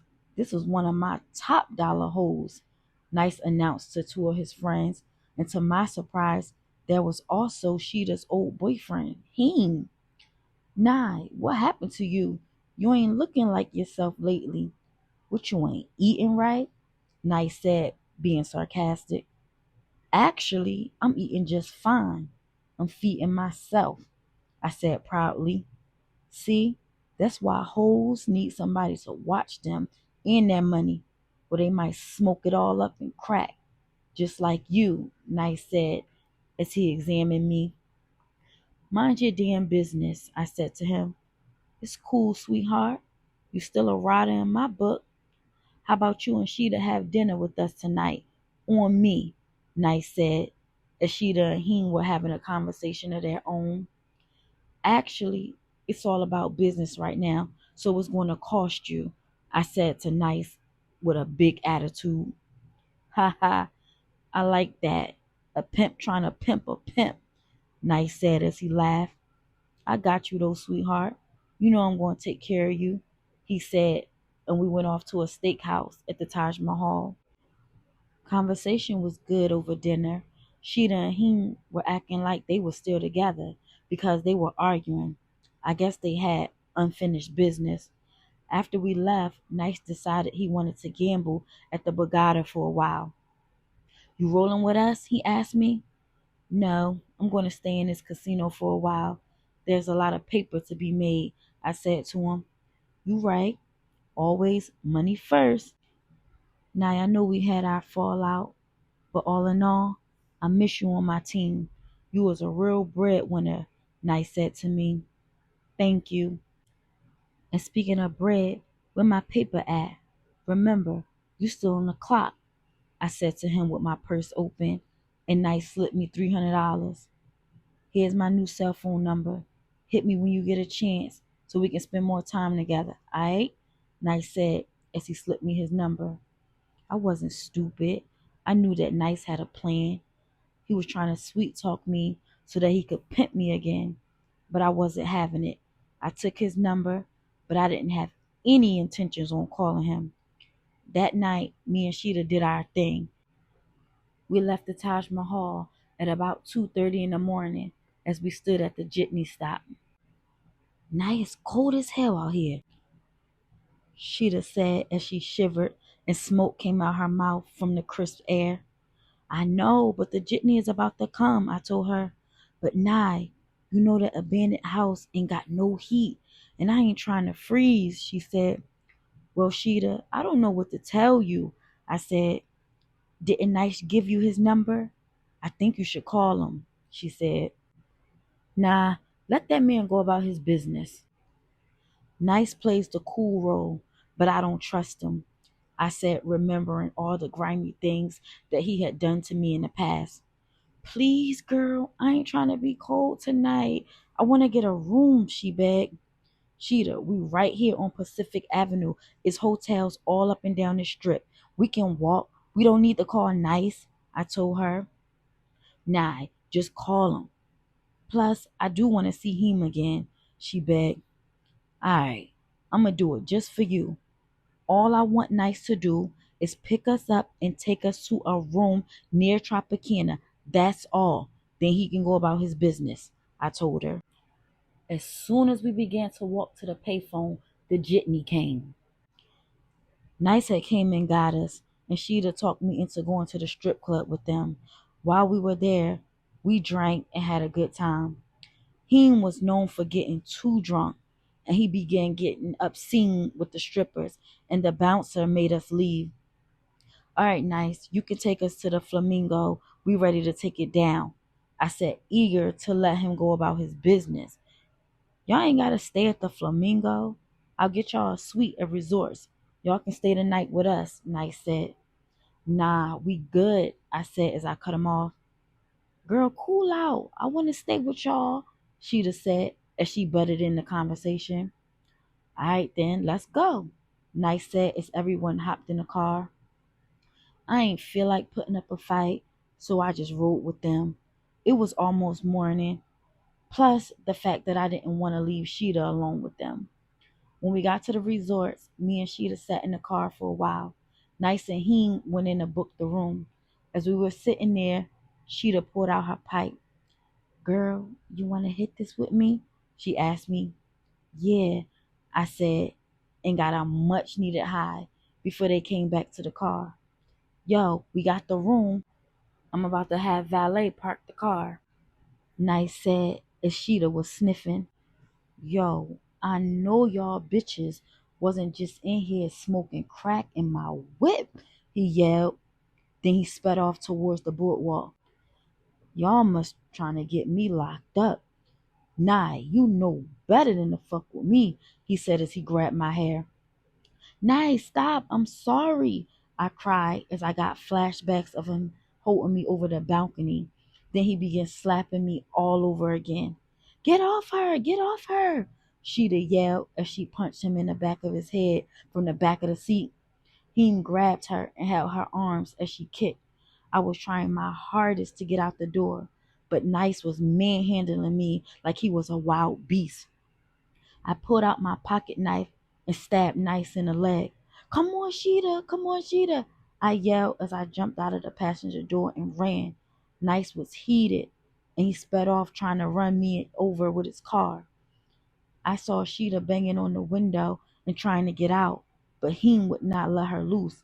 Finally, I got to the street, and Nice followed me down Pacific Avenue, and I thought I was safe since there was traffic and people around. When they stopped at a red light, I ran to the car and opened Sheeta's door, and she hopped out. But her stiletto got stuck in the seat, and Nice pulled off, and he dragged her with him. Oh my God, I screamed. Stop the car, stop the car. I kept yelling as I chased them. Sheeta's frail body was tossed on the pavement like a rag doll. Finally, The police saw what was going on and pulled them over. Sheeta had been drugged almost 100 feet, and she practically had no more skin, and every bone in her body was broken. She was dead for sure. The ambulance came to get her, and I had to witness my best friend's brutal death. They arrested Nice and Heen, and I walked past the scene like I didn't know any of them.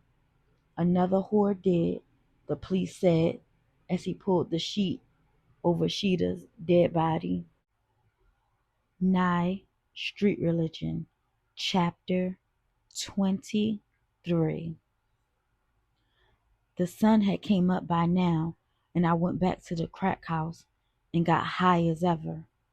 When I came down, I called Quadir. "Hello," he said. "Quadir, please don't hang up," I said as I cried. "What you want, Nye?" he said. "Babe, I need you right now. Sheeta's dead," I said as I cried even harder. "I'm sorry to hear that, but Nye, you need help. You need to stay out of these streets," he said. "I know, and I need you to help me. I need you to help me get my life back." "Quadir, I'm so sorry," I said. "Where you at?" he asked, and I told him where I was, and Quadir came and got me and brought me home so I could get cleaned up. Sheeta's funeral was a few days later, and she had a closed casket. The next day, Quadir took me to see little Quadir at Encore. "Where you been?" he said as he blasted me. "Baby, I'm so sorry. Mommy's been sick," I said to him. "You left me just like you did before." "No, baby, I'm sorry, but I hate to see you like this," I said as I began to break down and cry so hysterically that the nurse had to escort me out of the visiting hall. Quadir was able to stay for the remainder of the visit. Afterwards, he met me in the car. "Nye, listen, you can't keep popping in and out of his life. He's trying to get his issues together, and you ain't helping matters by bringing your issues in here, all right?" Quadir said, frustrated. I just sat there silent, looking out of the passenger window. "And I think you do need to get some counseling for yourself and attend drug meetings," Quadir added. "Quadir, I'm fine. I don't need no type of help," I said, very defensive. When we got home, Quadir began making phone calls. He was on the phone for long periods of time, writing notes and whatnot, while I was tending to Siani. "Come on, little Siani, let's take a bath," I said happily as I swung little Siani in the air. We were in the bathroom playing water games when Quadir walked in. "Yo, Nye, I found this spot for you. I found you a sponsor, and the place sounds decent. They help you rehabilitate yourself from drug use and give you job training to earn your degree. It sounds like it will be real good for you," Quadir said to me. "What?" I burst out. "Quadir, who the hell you think you are trying to ship me into a rehab that I don't even need?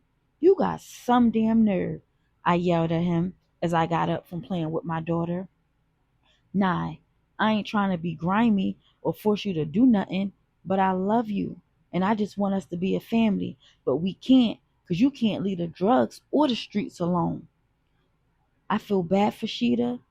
I know she was your right hand, but damn, Nye, why you can't see that could have been you? And next time, it might be you. You playing with your life, and I ain't trying to see you go out like that, for real," Quadir said as he sat on the toilet very stressed out. "Well, I already told you I got my ish together. I don't need no programs. They good for nothing. I already went to rehab, remember? I did all of this before, and I ain't doing it again. This is my home and my family, and I'm not going to be forced to do anything," I shouted as I grabbed Siani out of the tub and stormed away. "Nah, you going," Quadir said firm as he stormed right behind me.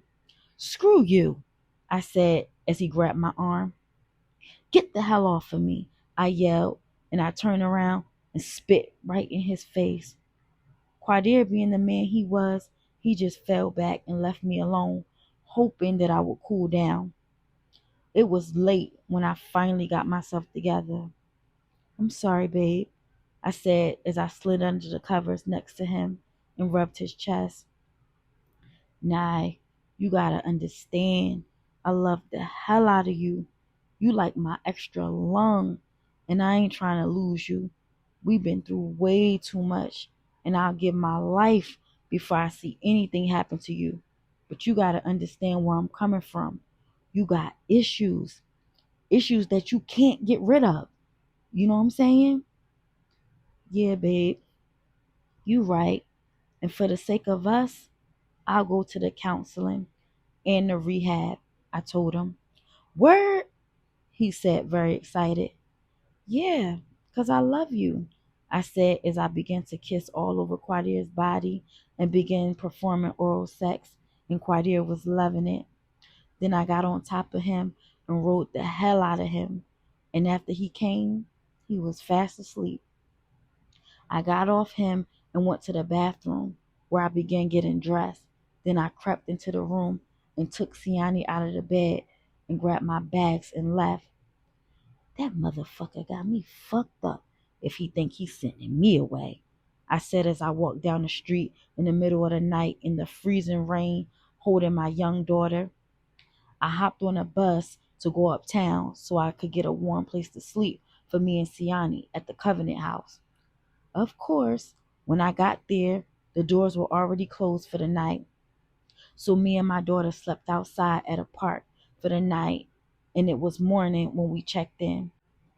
Siani was whiny and cranky all day because she had caught a bad cold from being outside in those conditions.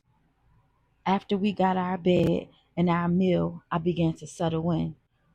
"Okay, baby girl, this ain't home, but it will be for now," I said to Siani as I got her out of her wet clothes and put on the handy-downs they gave us at the Salvation Army.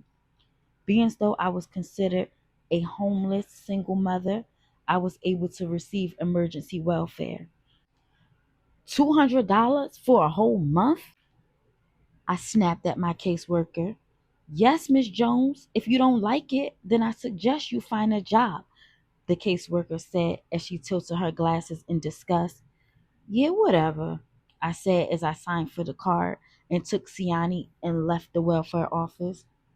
"I gotta get something to eat," I said, frustrated, as Siani was crying from the top of her lungs from hunger pains.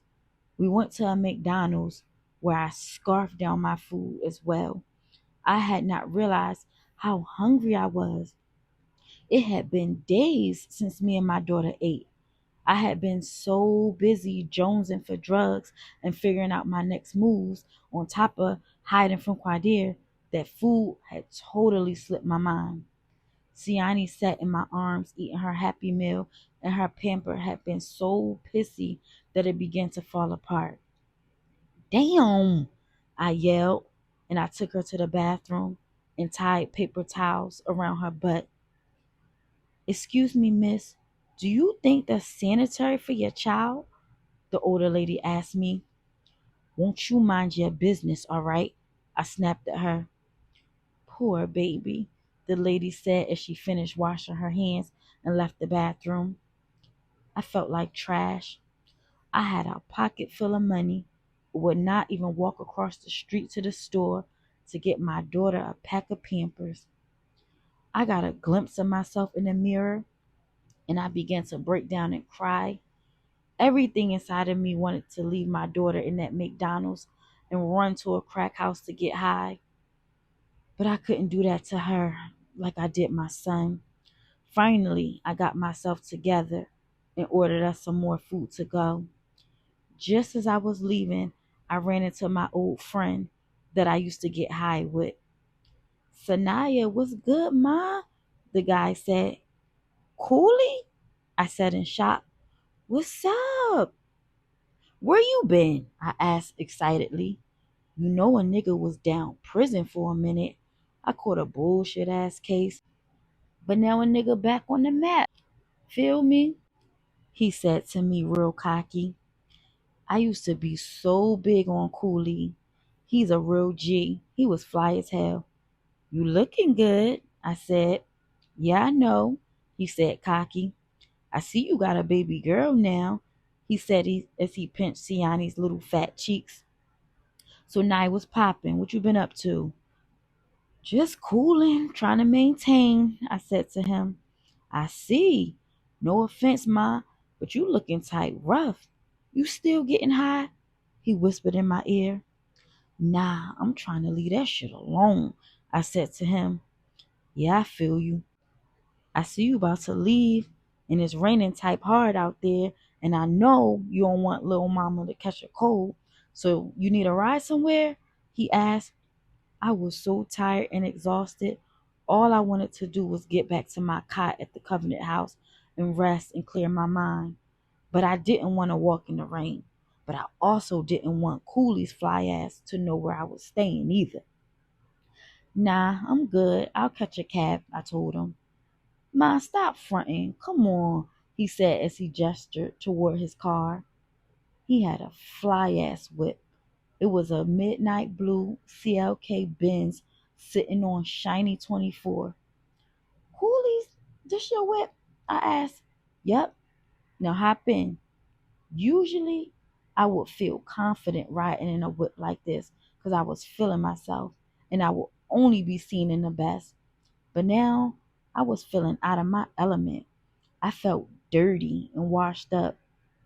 When I met Cooley, I wasn't as fly as I used to be, but I still looked good. I still had a little class left.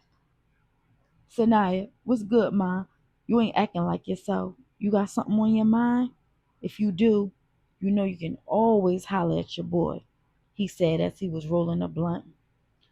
Cooley, I need to get high right now, I blurted out, and I began to spaz out. Chill, chill, Ma, chill. Take a deep breath. I thought you told me you left that alone, he said. I did, Cooley, but it's hard as hell. I got too much shit going on in my life right now, I said to him. Ma, listen, I know it ain't easy, but you too pretty for that type of lifestyle. You know a nigga like me had it bad too. I didn't know how to get off either. When I came home, niggas was all in my face throwing that shit at me. And I could have fell weak to the drug, but I was tired of it, Nye.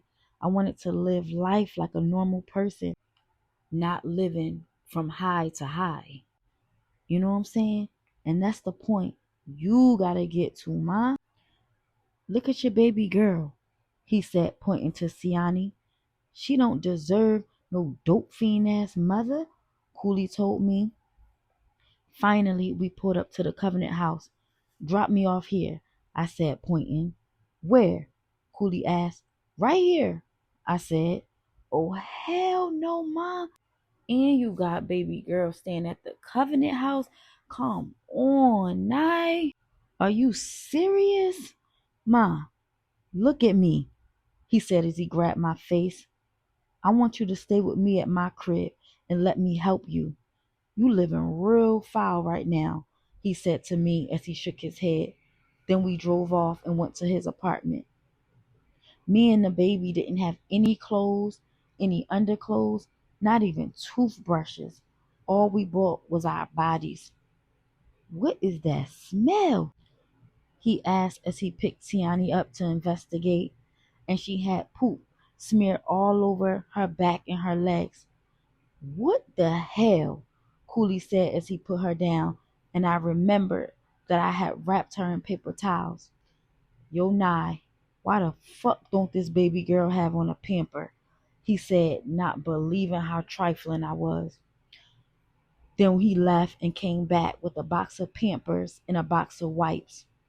He had night clothes, t-shirts, jeans, shoes, barrettes, hairballs, body wash, and the whole nine. Cooley had it looking like it was Christmas for real. Cooley, you ain't have to do all this, I said as I looked through all the stuff that he had bought for Siani. Yeah, I did. I love the kids, man. And she need all this stuff. Baby girl, too pretty to be living like this, Cooley said to me as he held Siani in his arms. And tomorrow, you next.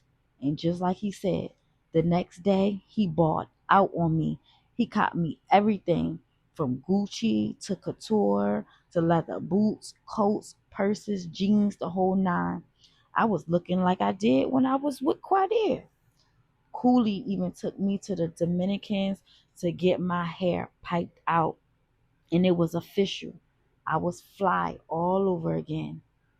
Cooley, I appreciate everything for real, I said as we ate dinner at Red Lobster. Ma, it's cool. Listen, you know I was feeling you always, and I cannot see you out here like this. I'm drug free now, and it's a good look, and I can help you get on track too, he said as he grabbed my hand.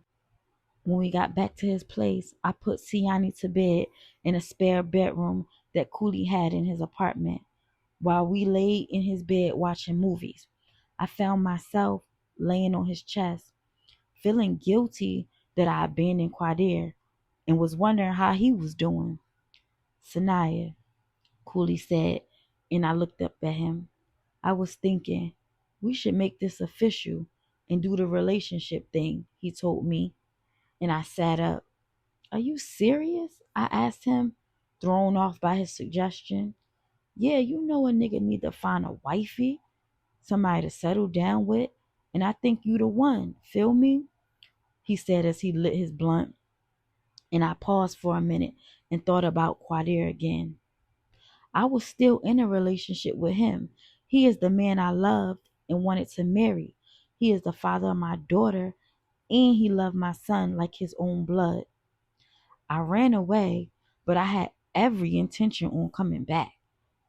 Then I came out of my deep thought and said, yeah, I think that's what's up. I want to be with you too, I told Cooley, totally contradicting myself. Alright then, you officially my babe, and I promise I'm going to treat you like a queen, he said as he grabbed me and began kissing me. Then he laid me down, and I felt his warm, wet tongue between my legs, and it was feeling so good. Then we started having sex in all type of exotic positions, and Cooley had me come back to back to back. Quadir had a nice pipe game, but he didn't have nothing on Cooley. Cooley was the truth, and just off the sex alone, I fell in love with him. Time would pass, and I had Siani calling him daddy and everything. We was really doing the family thing, going on trips to Sesame Place, Florida, cruises, and all of that. Nye Street Religion, Chapter 24. I had took Siani to the grocery store to pick up some food when I spotted Quadir, and my heart dropped. His back was turned, and I was sure he didn't see me. So I tried to get away when I heard him yell, "Nah!" And I walked faster, not daring to turn around. Then he ran up behind me and grabbed my arm. Yo, where the fuck you been with my daughter? He yelled, and he tried to grab Siani out of the cart. Get off of her! I yelled. Hell no. Nye, you know what? You can go out and do whatever you want with your life. I don't even want you back. You left me for the last time. I put up with too much. First you damn near took my life. Now you trying to take my heart?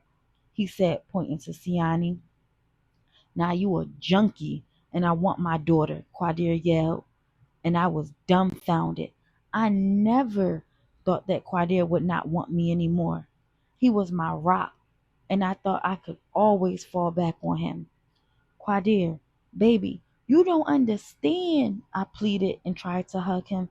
Hey, yo, get the fuck off me, he said as he pushed me off, and I saw anger in his eyes. Then, to my surprise, I saw little Quadir walking up holding some ice cream and a bag of Funyuns. My baby, I said as I went to hug him, and he shrugged away. Yo, don't touch me, bitch. I hate you, he said as he spit in my face. Yo, chill, little man. Chill out, Quadir said. Yo, you can do what you want, but I'm going to have my kids. Both of them. You messed up little Quadir's life. You will not mess up Siani's, he scolded. Quadir, I want to be with you, babe. You know I got a problem. Please, please, don't do me like that, I cried. Nah, it's too late.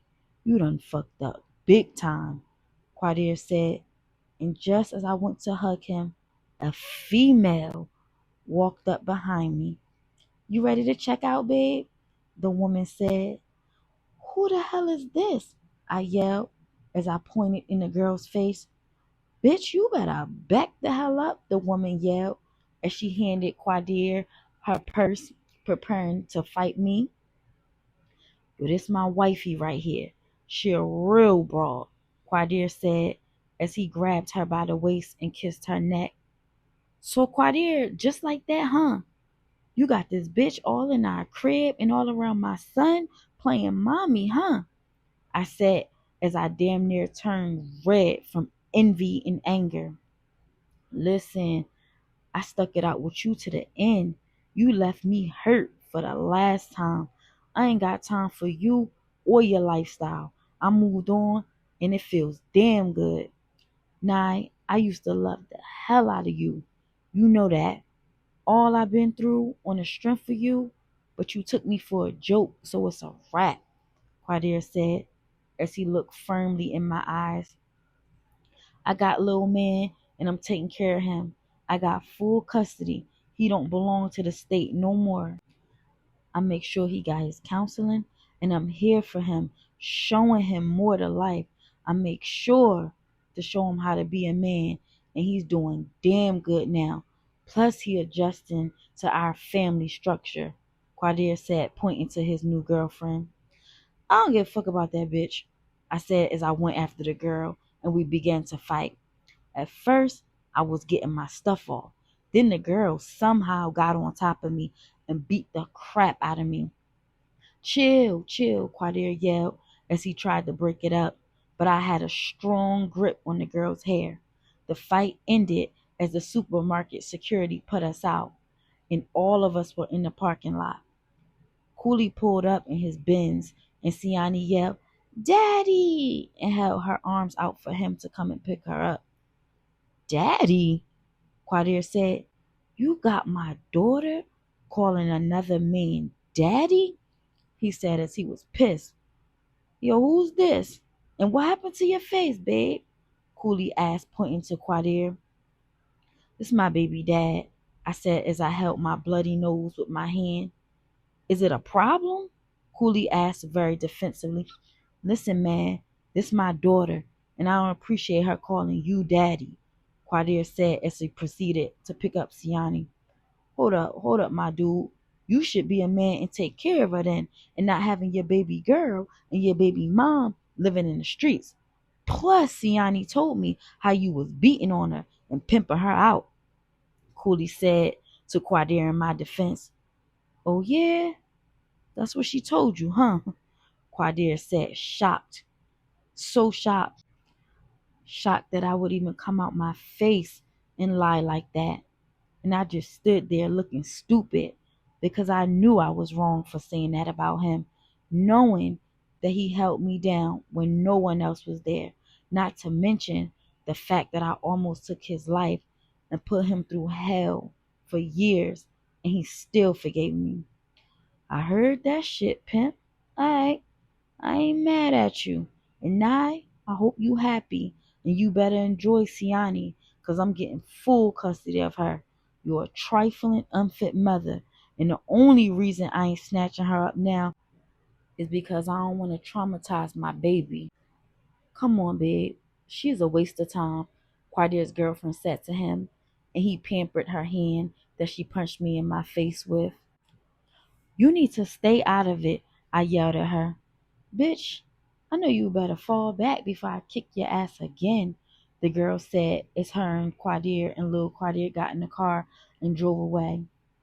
I left with Cooley, and that whole day I was frustrated and hot inside that Quadir got a girlfriend and kicked me to the curb. On top of that, I was genuinely worried that he was going to take Siani from me. I knew that he loved his kids and he meant every word about taking her. Ma, you alright? Cooley asked as he noticed me stressing. Yeah, I'm good, I answered as I sat on the couch with my hand on my head. I didn't handle stress well, and everything inside of me wanted to run and get high, but I was trying to leave the drugs alone. They already messed up my life thus far. Babe, get dressed. We're going to hit the club and have a couple drinks and have some fun. I don't like seeing my queen without a smile on her face, Cooley said as he kissed me all over, trying to make me feel better. Babe, stop. Who want to watch Siani? I asked as I giggled from his kisses. I got my little sister to come over. I told her I'd give her a couple dollars, he said to me, and we got dressed and hit the club. We was in there having a good time. The DJ was doing his thing, plus I had a couple drinks in me, and I was feeling good. Babe, I gotta go to the bathroom, I said as I gave Cooley a lap dance. The bathroom was packed with girls. It was so foggy from smoke that I could hardly see. As I came out the stall to wash my hands at the sink, I was approached by one of the girls. Yo, ma, you want to try this? The girl said as she showed me 3 lines on a sheet of paper, and my heart skipped about 5 beats. Heroin? I thought to myself. I wanted to resist temptation so bad, but the force was way too strong, and my addiction just took over my whole body. And before you know it, I snorted all 3 lines. And when I looked in the mirror, my nose was bleeding, and I felt like I was in space. Damn, that's some good shit, I said to the girl. Hell yeah. This your first time? The girl asked me. Nah, I did heroin plenty of times, I told her. Heroin? One of the other girls said. Ma, this ain't no heroin. This shit is official crystal meth. Heroin ain't got nothing on this kind of high. Here, take my number. You're gonna need more of this, the girl said as she wrote her number down on the back of a pack of mattress. I never heard of crystal meth before, so I didn't think anything of it, and I went back on the dance floor with Cooley. I began sweating profusely. Damn, babe, that alcohol got you leaking, he said as my shirt looked like I had just stepped out of a pool. Babe, it's too hot. I'm ready to go, I said to him, and we left the club. On the drive home, I felt like I was hallucinating, and I became paranoid. Babe, you good? Cooley asked. Yeah, I'm okay, I answered as I fanned myself, then rolled the window down for more air. When we got home, Cooley paid his little sister, and as she was leaving, out of nowhere, I just stripped naked right in the living room. Ma, cool out, cool out. Our company ain't even leave yet, Cooley said as he looked at me like I was crazy. Babe, it's hot as hell in here, I said as I turned the ceiling fan on and stood directly under it. Girl, it is not that hot. It's dead winter, his sister said as she zipped up her North Face. Cooley felt like I was being inappropriate, but he didn't say anything until after he walked his little sister to her cab. Yo, what the hell is good with you? Cooley asked as he noticed that I was bugging out. Then I began caressing him sexually and fell to my knees and began performing oral sex. Chill, chill, he said, moaning as he was enjoying the feeling. I was always a good fuck, but that night I was performing like a true porn star. I was so good that Cooley didn't even know what hit him, and he had forgot all about what he was mad about. In the morning we woke up and Cooley was already gone. I still felt woozy and immediately hopped on the phone and called the girl from the club. Hello, the girl said. Hey, what's up? I met you last night at the club and you told me to call you if I needed to cop, I said as I was hooked already. Man, listen, I meet a lot of people at the club who cop from me. What's your gangster? And what you need? the girl said in her strong New York Puerto Rican accent. I think it was called meth something, I said, not knowing exactly what it was. Alright, ma, be easy. Not too much talk over the phone. Meet me in the parking lot at the club in like an hour, alright? And I got that for you, alright? The girl said, and we hung up. I caught a cab to the club, and the girl pulled up about 20 minutes later. Oh, okay, ma. Yeah, I remember you now. I knew you was going to be calling ASAP, the girl said as I hopped in her car. How much you need? The girl asked. I don't know. This is new to me, I answered. Ma, come on. You ain't new to it. Not the way you snorted them lines, girl, the girl said to me. Nah, I used to snort heroin, but I gave it up, I said to her. Damn, boo, this ain't no heroin. This shit better than crack, the girl said as she put the meth on some glass to ration it out. How much money you got? The girl asked. I got $20, I said as I pulled the money out. $20? The girl said as she laughed. You want to get high on $20? Girl, my shit is top quality. Man, you're going to have to come at me with more dough than that. I'm going to give it to you this time on the strength, the girl said as she handed me the glass, and I snorted it, and I immediately felt like I was floating on air. Then me and the girl parted ways. I got home after Cooley, and once again, I stripped because the meth had me hot as hell. Cooley walked in the bedroom with Siani in his arms as I laid across the bed with my legs wide open. That's what I'm talking about, my boo waiting on a nigga, Cooley said as he laid on top of me. Siani, go play, Cooley said as her little legs ran out of the room. We had sex, and afterwards I slept all day. When I woke up, Cooley had cooked dinner, and he wanted to do the family thing. But all that was on my mind was getting high again, and I became very antsy and easily agitated. Ma, what's wrong? Cooley asked as we ate dinner. Nothing, I said to him.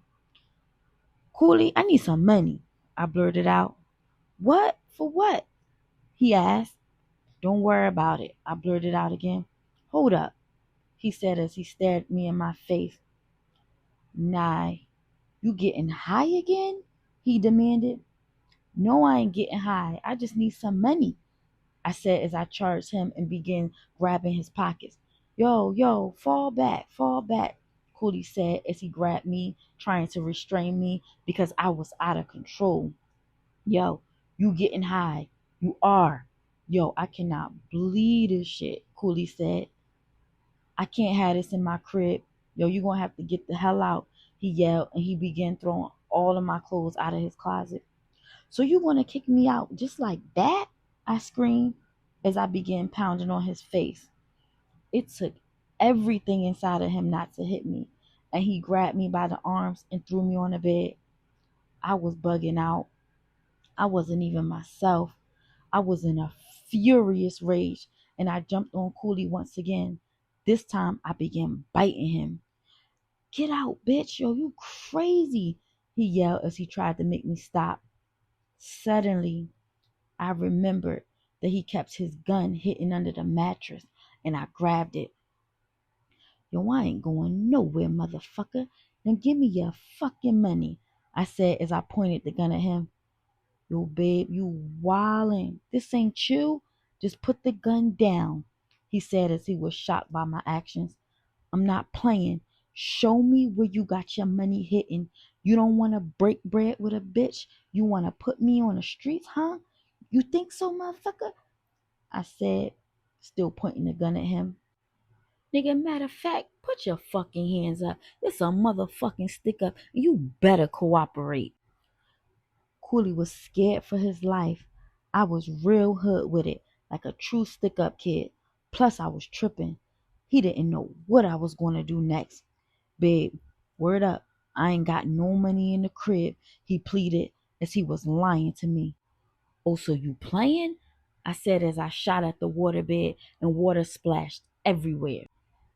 Nigga, keep playing with me, and next time it's gonna be your face flying off. I threatened him as I cocked the gun back and pointed it at him again. Cooley pulled the money that he had hidden in the drawer, and I immediately snatched it out of his hand. Yo, nigga, what the fuck is this? I said, upset, as it was only $800, and I threw the money in his face. Cooley wasn't a big time hustler, but I knew he was eating a little in the streets. All the while this was going on, Siani was crying because she was scared. Fuck it, just give me your car keys, I demanded. Chill, Nye, not the Benz, he pleaded. Yo, give me the keys, I yelled, as I became more angry and began waving the gun all around hysterically.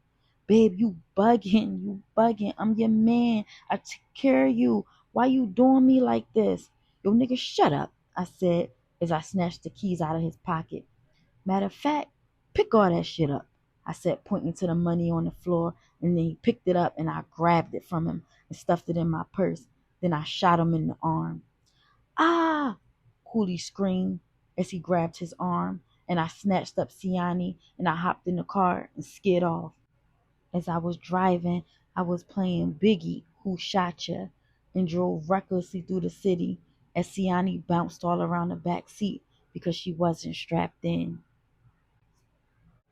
Nye Street Religion, Chapter 25.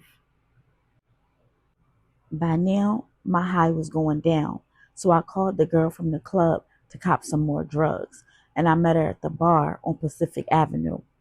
I pulled up in the Benz with the music still blasting, and I drew a lot of attention to myself. What's good, Ma? What you got for me? The girl said as she walked to the car and leaned in. What can I get for $800? I asked her eagerly. I can get you a nice deal. Come here, the girl said as she pointed to the bar. I was hesitant because I knew that Siani was in the car, but I had got out anyway. When I walked in the bar, it was really sleazy and it had a bad vibe. Come up here, my brother gonna take care of you, the girl said as I followed her up the flight of steps. When we got up there was about 4 girls. But before I could even say anything, one of the girls punched me in my face and I stumbled. Then she snatched my pocketbook and took the money. And next thing you know, all the girls were beating me up. They punched me and kicked me in my face and stomach. I was screaming because they were beating me so bad that I had thought I was going to die. Finally, the girls had got tired and they hopped off me and they left. I was lying in a pool of blood and I tried to get up, but my side had hurt so bad that I didn't realize that one of my ribs was broken. A guy had came into the room and I begged him to help me, but instead he raped me and the pain was excruciating. My vagina was already aching from being kicked so much, and the guy was just ramming himself in me like I was some type of animal. But every time I moved, I felt my broken bones grinding against each other. When he was finished, he made it a point to nut right in my face. At this point, I was so lifeless and limp that the guy thought I was dead. So he put my body in a trash bag and he threw me in a dumpster. I was so petrified and I made sure to pretend to be dead because if he knew I was alive, he definitely was going to kill me. I felt my body hit the cold concrete, but I was a rider and I had been through plenty of adversity in my life. So I used my survival skills and poked the hole in the trash bag and made my way out. At that point, I didn't care that I was bloody and damn near naked. All I thought of was Siani and was she okay? I made my way to the parking lot, bent over from the pain in my ribs. And by this time, my face was black, blue, and swollen from all the blows I took.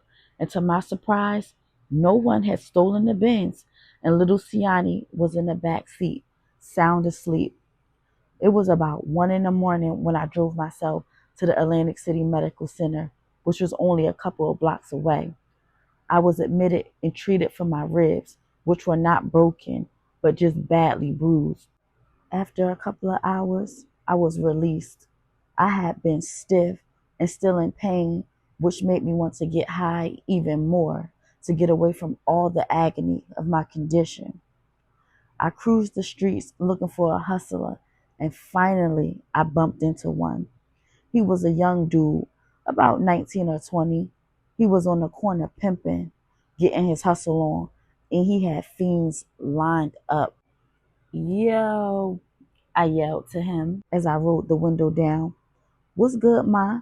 He said as he noticed my badly bruised face. You got crystal meth? I asked him. And the dude just looked around suspiciously. Ma, fall back. You might be 5-0, he said, trying to blow me off. Nah, it ain't even like that, I said, trying to be sexy, forgetting that my face was all messed up. The dude looked around. Then he finally walked up to the car. I don't pimp meth, but I got some smack, he told me as he leaned up against the car. Soft or hard? I asked. Hard, the dude said. I was used to snorting. I wasn't used to smoking crack.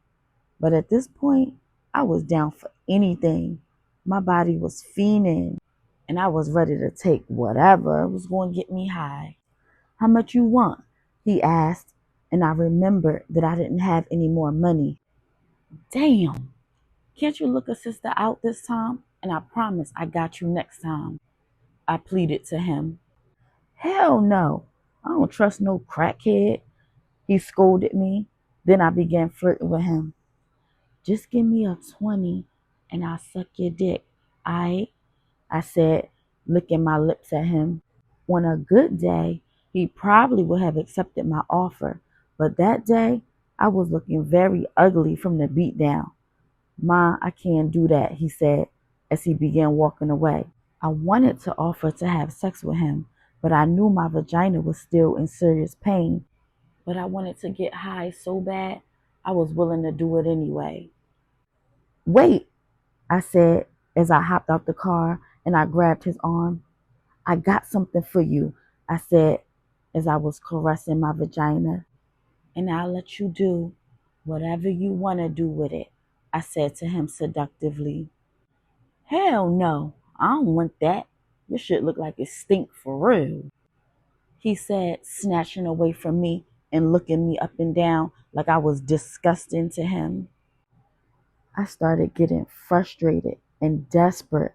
The crack was calling me by my name, and I was willing to do anything.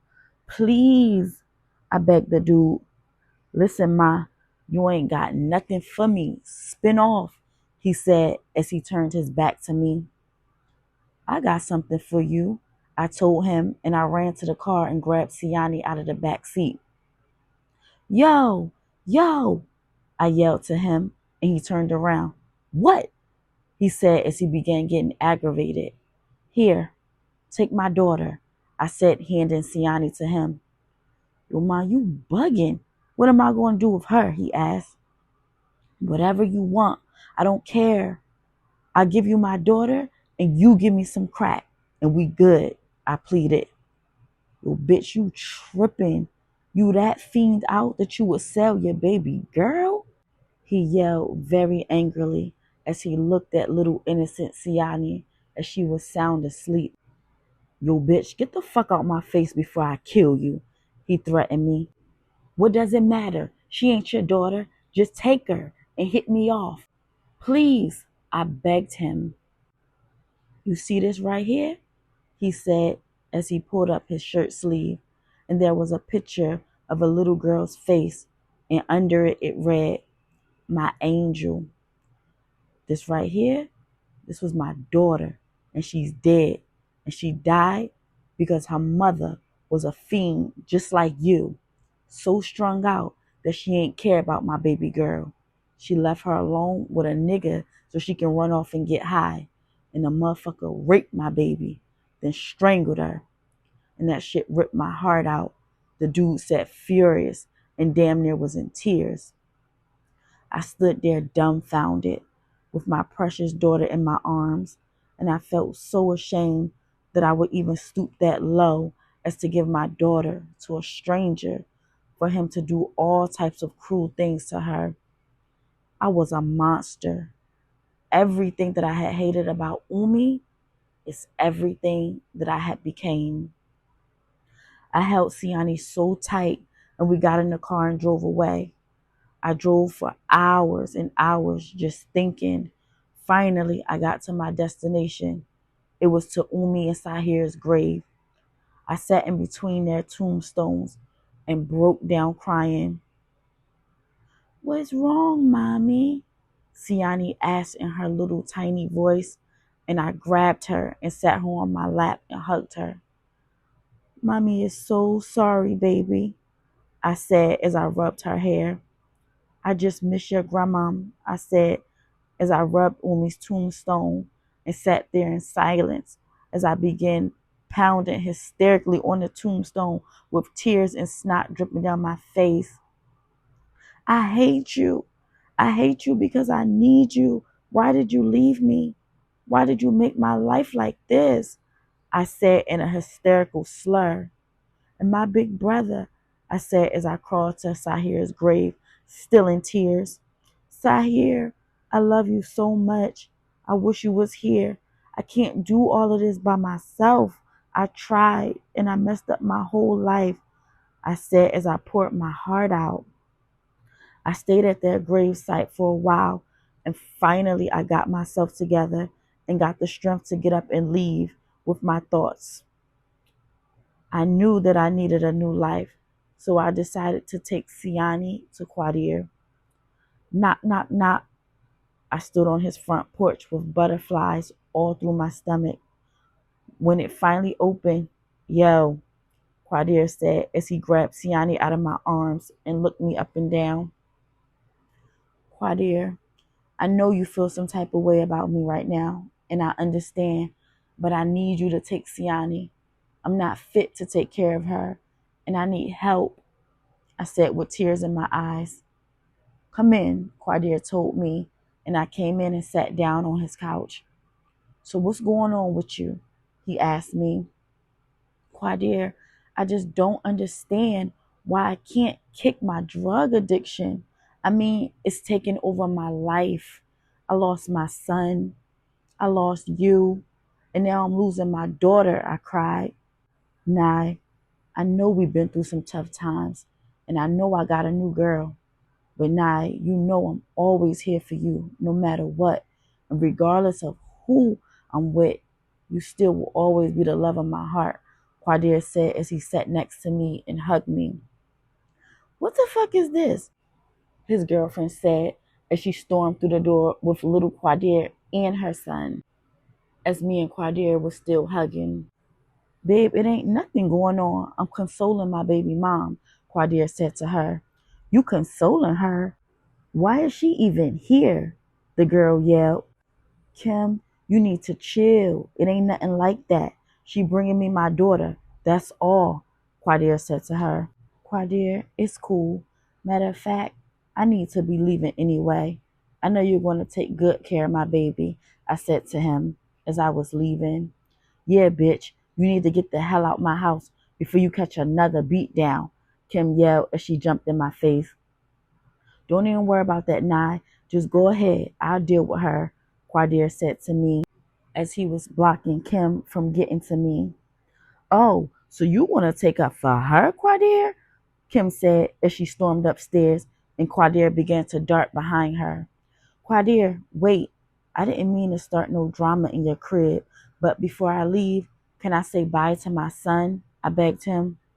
"Yeah, that's cool," Quadir said as he led me to little Quadir's room. "Hey, baby," I said, very hesitant, as I sat next to him on his bed.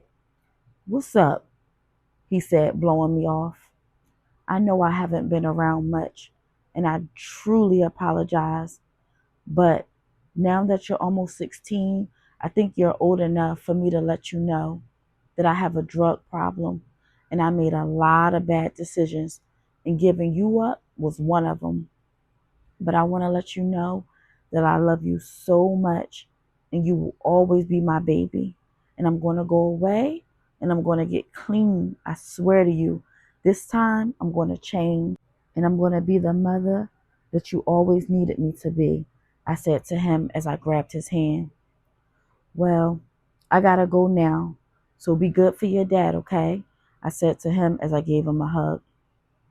Mom, I love you, Lil Quadir said, and it sounded like music to my ears. Baby, what did you say? I asked him in shock. I said, I love you, Mom, he told me again. Oh my God, you never said that to me. You really do love me? I said, almost in tears. I love you too, son, I said, grabbing him so tight that he could not breathe. Bitch, get out of my house, Kim said as she came storming in the room with a knife in her hand as Quadir was trying to stop her. As I was walking past Kim, she swung a knife and almost poked me in my stomach. Are you crazy? I screamed and became furious and punched Kim in the face. Quadir tried to stop the altercation, but it was too late. We had already started fighting. I had took all of my anger out on Kim and I beat the hell out of her. Bitch, you gonna die! Bitch, you gonna die! Kim screamed as Quadir dragged me out the house and escorted me to my car. Yo, your girl was crazy. That bitch needs to be easy, Quadir, or I'm gonna catch a case, I swear, I said to him as I got in the car. It's cool, Nye. Just go ahead and do what you need to do for you. You know I'm always here for you, Quadir said to me as he leaned in the car and gave me a kiss on the forehead. Thank you. And I know you're going to take good care of both of my babies. You've always been an amazing father. And I respect you for loving Lil Quadir like he's your own son. Despite the circumstances, I told him sincerely, man, that's my son no matter what happened in the past. Quadir said to me as I smiled at him. Little Quadir walked out to the car with Saniyah in his arms. Say bye to mommy, he told her. Bye, pretty girl. Mommy love you to death, and I'll be back, okay? I said as I gave Saniyah a big kiss and a big hug. Mom, when you leaving? Lil Quadir asked. Oh my God, I just love to hear you call me mom. It makes me feel so good. You just don't know, I said to him as I grabbed his hand and kissed it. I'm leaving in a couple days, I answered him. All right, cool, but I want to see you before you leave because I got something for you, he said to me happily. Something for me? What is it? I asked surprised, and Lil Quadir laughed. Just a little something to let you know how I felt about you over the years. It's a gift from me to you. That's all, he told me. Aw, baby, I'm flattered. I'm definitely going to make sure I see you before I go. And I love you so much, I said to him as I gave him a kiss and I drove off. I had called a special rehabilitation center over in Barbados where I had family. I figured I needed to get out of America to get clean, but I didn't care. I was going to do whatever it took to get my life back on track and to be there with my kids. All week, I had felt all mushy inside and excited that little Quadir had finally come around, and I could not wait to see what he had for me. He had changed so much. He was so positive and loving, and his positivity gave me the strength that I needed to succeed. And I could not wait for us to be a family again. Even if I wasn't going to be a family with Big Quadir, I was looking forward to having my Siani and my little Quadir. Nye, Street Religion. Final chapter. Chapter 26. On the day that I was leaving, I woke up so excited and refreshed. Time to turn over a new leaf, I told myself. Quadir was the only family that I had, so he came over to my hotel and helped me pack and took me to the airport. Well, this is it, he said as he loaded my bag onto the luggage cart. Quadir had brought Siani along with him so that she could see me off too. Give us a hug, Quadir said with Siani in his arms as he squeezed me so tight and gave me a big kiss on the cheek. I love you, he said to me. I love you too, I told him as Quadir looked at his watch. Well, your plane is departing in about 30 minutes, so you better get going, he said to me. I know, but I was trying to stall because I wanted to see Lil Quadir before I left. My baby told me that he had something for me, and he seemed so excited, and I didn't want to disappoint him. But I guess I better go before I miss my flight, I told Quadir, and I gave him a hug, and he drove off. I stood outside for a while as I waited for an airport employee to come and get my luggage cart. As soon as I began walking, I heard a yell, Mom, Mom, and I knew the voice all too well. And when I turned around, I saw a young boy wearing a black hoodie that covered his face walking towards me with his hands in his pockets. Quadir, my baby, I'm so glad you came. I thought I was going to miss you, I said as I smiled from ear to ear with my arms wide open, so pleased that he came. And the boy kept walking towards me, and as he got closer and closer, he began to pull something out of his pocket. I began to get frightened, and then I realized that was not my son. But by the time I did, I was face to face with the boy, and my heart dropped as the boy took off his hood and pulled something black out of his pocket and pointed it straight to me. Oh my God, I screamed and dropped my purse. Excuse me, miss. I found this black leather Gucci wallet, and I wanted to know if it belongs to you, the boy said to me as he handed me the wallet. No, babe, this is not mine, I said to him as I handed it back to him, and I felt a little embarrassed for screaming, and the boy pulled his hoodie back on, and he kept walking. I laughed to myself, and just as I was about to walk into the airport doors, I heard a voice, Yo mom, again. And when I turned around, this time it was my son. Mom, I got something for you, he yelled as he was running toward me. What is it, baby? What is it?